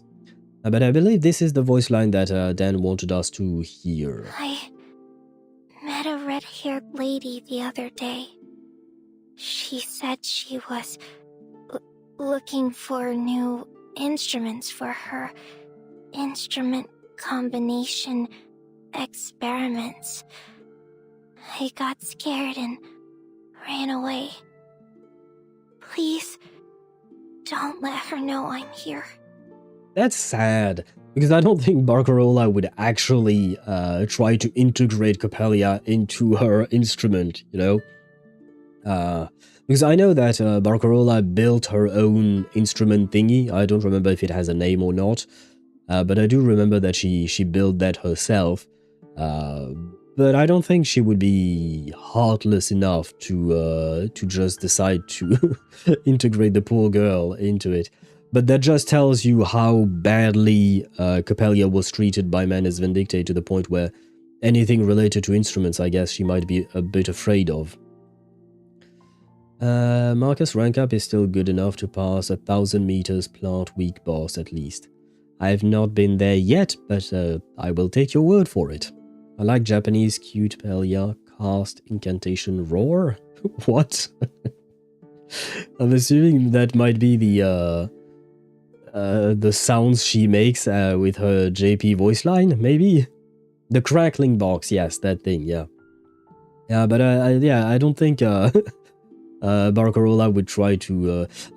even though I'm not really a fan of Barcarola, I think she's nice enough as a person, and I don't think she would mean any harm to Copélia. I guess maybe she would be a bit fascinated by her, and maybe that could overwhelm Copélia, but I don't think it would go any further than that. If you think about it, Beast is all based, Plants is buff and debuff, Star is kind of built based on... It's kind of build-up based. You can see Mineral is based off, honestly I don't know how to explain. Intelligence, Star plus Mineral. I'll explain... because you know no info on Mineral. See? Huh? Spirit plus Beast. Alt based. And debuff based. You kind of lost me somewhere in the middle. Copélia has roaring as a part of her in-battle voice lines. Oh really? Can we hear those?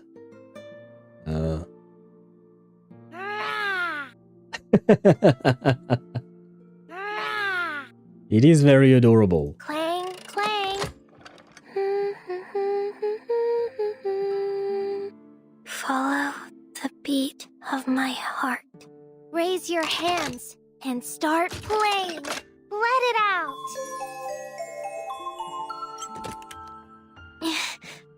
I'm sorry. The invisible strings are gone. Suggesting that she was a puppet, I suppose? Thank goodness you are such a good conductor. Sad indeed for her. Where was it again?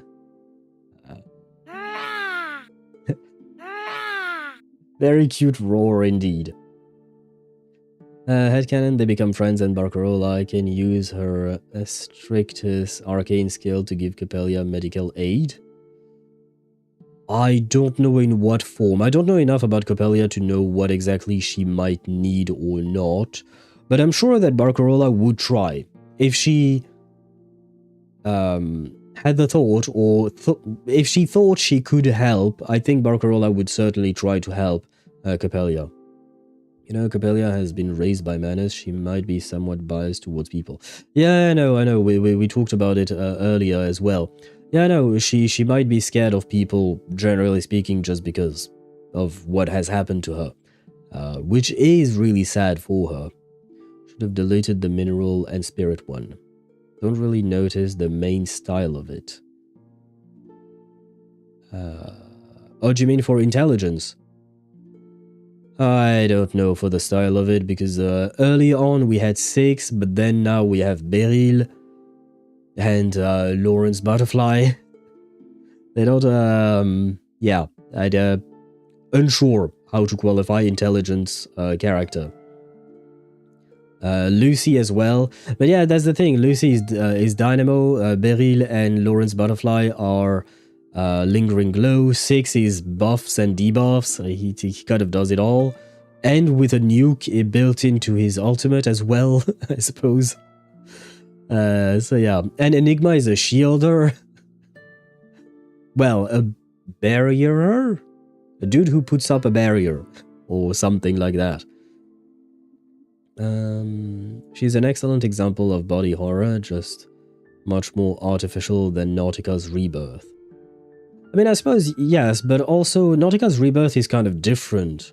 It wasn't like she wasn't exactly like tortured, because I'm assuming Manus Vindictae did not exactly do these experiments kindly. You know what I mean? So it is kind of different, but I do see what you mean. Intelligence and Spirit uses 2 afflatus scrolls, so we can infer that those 2 afflatuses are the result of a character having an afflatus, which is how they think, that is in between. So Spirit is definitely a mix of beast and plant. Yeah, no, for sure. I do know what you're talking about, Neubrin, but it's just that I can't decipher exactly, like, I can't speak of a specific gameplay style for intelligent characters and spirit characters. I find it kind of hard to properly define it. Nautika's rebirth is body horror, but she's into it. Kinda. Kinda. Not exactly, but kinda. Maybe the twins throw a wrench in that with their unique dual afflatus. That is true. That is true. The twins are very weird, and I wonder if we'll get more characters like that, being dual afflatus. Although, to be fair, technically speaking, the twins are 2 characters. They are 1 characters when you play them, but they are in fact 2 people, robot persons. You know what I mean? Like, even though they have a dual afflatus when we play them, technically speaking, each twin has their own afflatus, right? One is mineral, the other one is star, and I have to admit, I did not pay attention, but I would assume that when you're using the mineral twin, well, when you're using mineral incantations, one twin is attacking, whereas if you're using the star incantations, the other twin might be attacking. The mineral one is based on being a passive DPS. I mean, they have relatively similar playstyles, in my opinion. Not sure what you meant by that. Barcarola Euphoria 2, where she becomes a conduit sustain, but she can only heal Copélia. I think that might be a tad bit too restrictive, so I kind of doubt it would happen, but why not? I wouldn't be against it. But if that's the case, then I want a story, a proper story, where the 2 of them meet and they become friends. So what, more twins or different varieties? I don't know. I don't know exactly how we would have that because it's, yeah, like I was saying, the twins are technically speaking two individuals that we play as one character.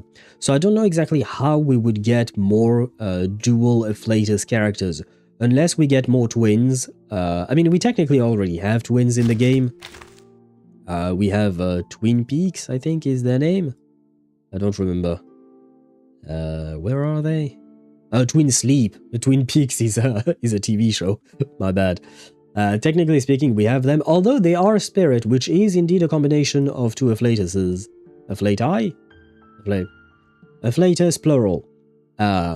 So I don't know if it still works, but yeah. Yeah, but the Twin Sleeps, only one is real. Oh, is that the case? I don't know, I know the reference, but I don't know enough of the reference. And I can't think of the name of the movie. I know the movie. I see the scene when the two kids are in the corridor, all scary like. But yeah, I don't know that one of them isn't real or not. But it would make sense then why they would only have one afflatus. Also, it would make sense just because the game was not ready to to have multiple what do you call that? Multiple afflatuses. It's not the reference, it's the characters from Reverse 1999. Yeah, but the characters from Reverse are a reference to those other characters from the movie, right? Or are you telling me that it's just that the characters from Reverse, one of them is real, the other is not, whereas in the movie, both of them are real, I guess, or something like that? The SAR one is built up based more on crit rate and repeated cheaper attacks to get more chances. Yeah, twin sleeps are complicated. One twin is the arcane construct of the other because she was often neglected while her parents were arguing.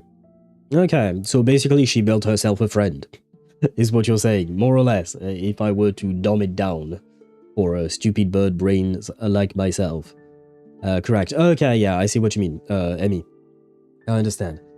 Okay, well, why not? Well, I still don't know about the other twins, to be fair. But... yeah. Oh my god, yeah, no. We can talk about all of that tomorrow, if you don't mind. I am getting very, very tired. Even though I feel like I slept for hours and hours over the last few days. Well, it wasn't good hours, to be fair. It wasn't really good hours. But it is what it is. But yes, good night to you as well, Ktosh. And I will try not to be a night owl and actually sleep. That would be nice. Because I do definitely need the rest. Didn't you get the free twin sleep garment during chapter 11? I probably did. I just never bothered to equip it, maybe? I don't know. Are you here for Louisa or Louisa? I guess not. What event was that from? I don't remember. I guess maybe not. It might depend on what gameplay mode we got that thing from, because I played through all of the main storyline events and stuff like that, but there are some gameplay modes that I found utterly uninteresting, and usually I tend to skip them unless there is something that I want. Okay, if it was from Critter Clash, then yeah, I did not get it. I tried Critter Clash a tiny bit, but it just bores me to death, I'm not gonna lie. So I just don't play it at all. That would explain why I didn't get it then. Oh, and hello Tosmo, welcome to the stream, although we are about to end stream very soon. It looks a lot like you, and then several stars. Emotional damage! I am somewhat lost. Those both gives us ceremony. Yes, Tuesday is poison. Alt. I guess so, yeah. There's alt based as well. Charon benefits greatly from his alt, cleaning the board. It's a main point of interest too. I think that's all the current spirits. Probably. Like I said, we can talk all about it tomorrow. Right now, I need to let my throat rest because it is hurting, and that's not good. So for the next 19 hours, I will try avoid speaking until the tomorrow stream. And tomorrow we'll continue the story back at stage 5. I think we'll. I don't think we. Oh man. We'll try to do as many stages as we can. I will probably try to leave the just yapping session quite short so that we can do more story stuff. Because ideally speaking, I would love to be able to finish Reverse 1999 by Friday or on Friday stream. That would be the most ideal scenario just because of how late we are with all of the other stories that we want to do. As always, I won't rush things. I will do things. We will take our time. But ideally, well, I would love to be able to finish this on next Friday. Because on Saturday we have NTE, on Sunday we have Cyberpunk, and next week I would love to be able to start Wuthering Waves as well. Or the 3.7 patch, I think we are... or 3.6. No, with 3.7 in Wuthering Waves, I think. Anyway, we have a lot on our schedule at the moment.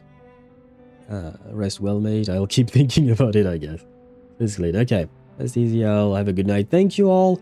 I wish you all a great rest of your day. I hope you had fun today. I thank you all for watching. As always, I really appreciate your company. And I shall see you back tomorrow at 6 PM Central European Summertime. Bye-bye, everyone.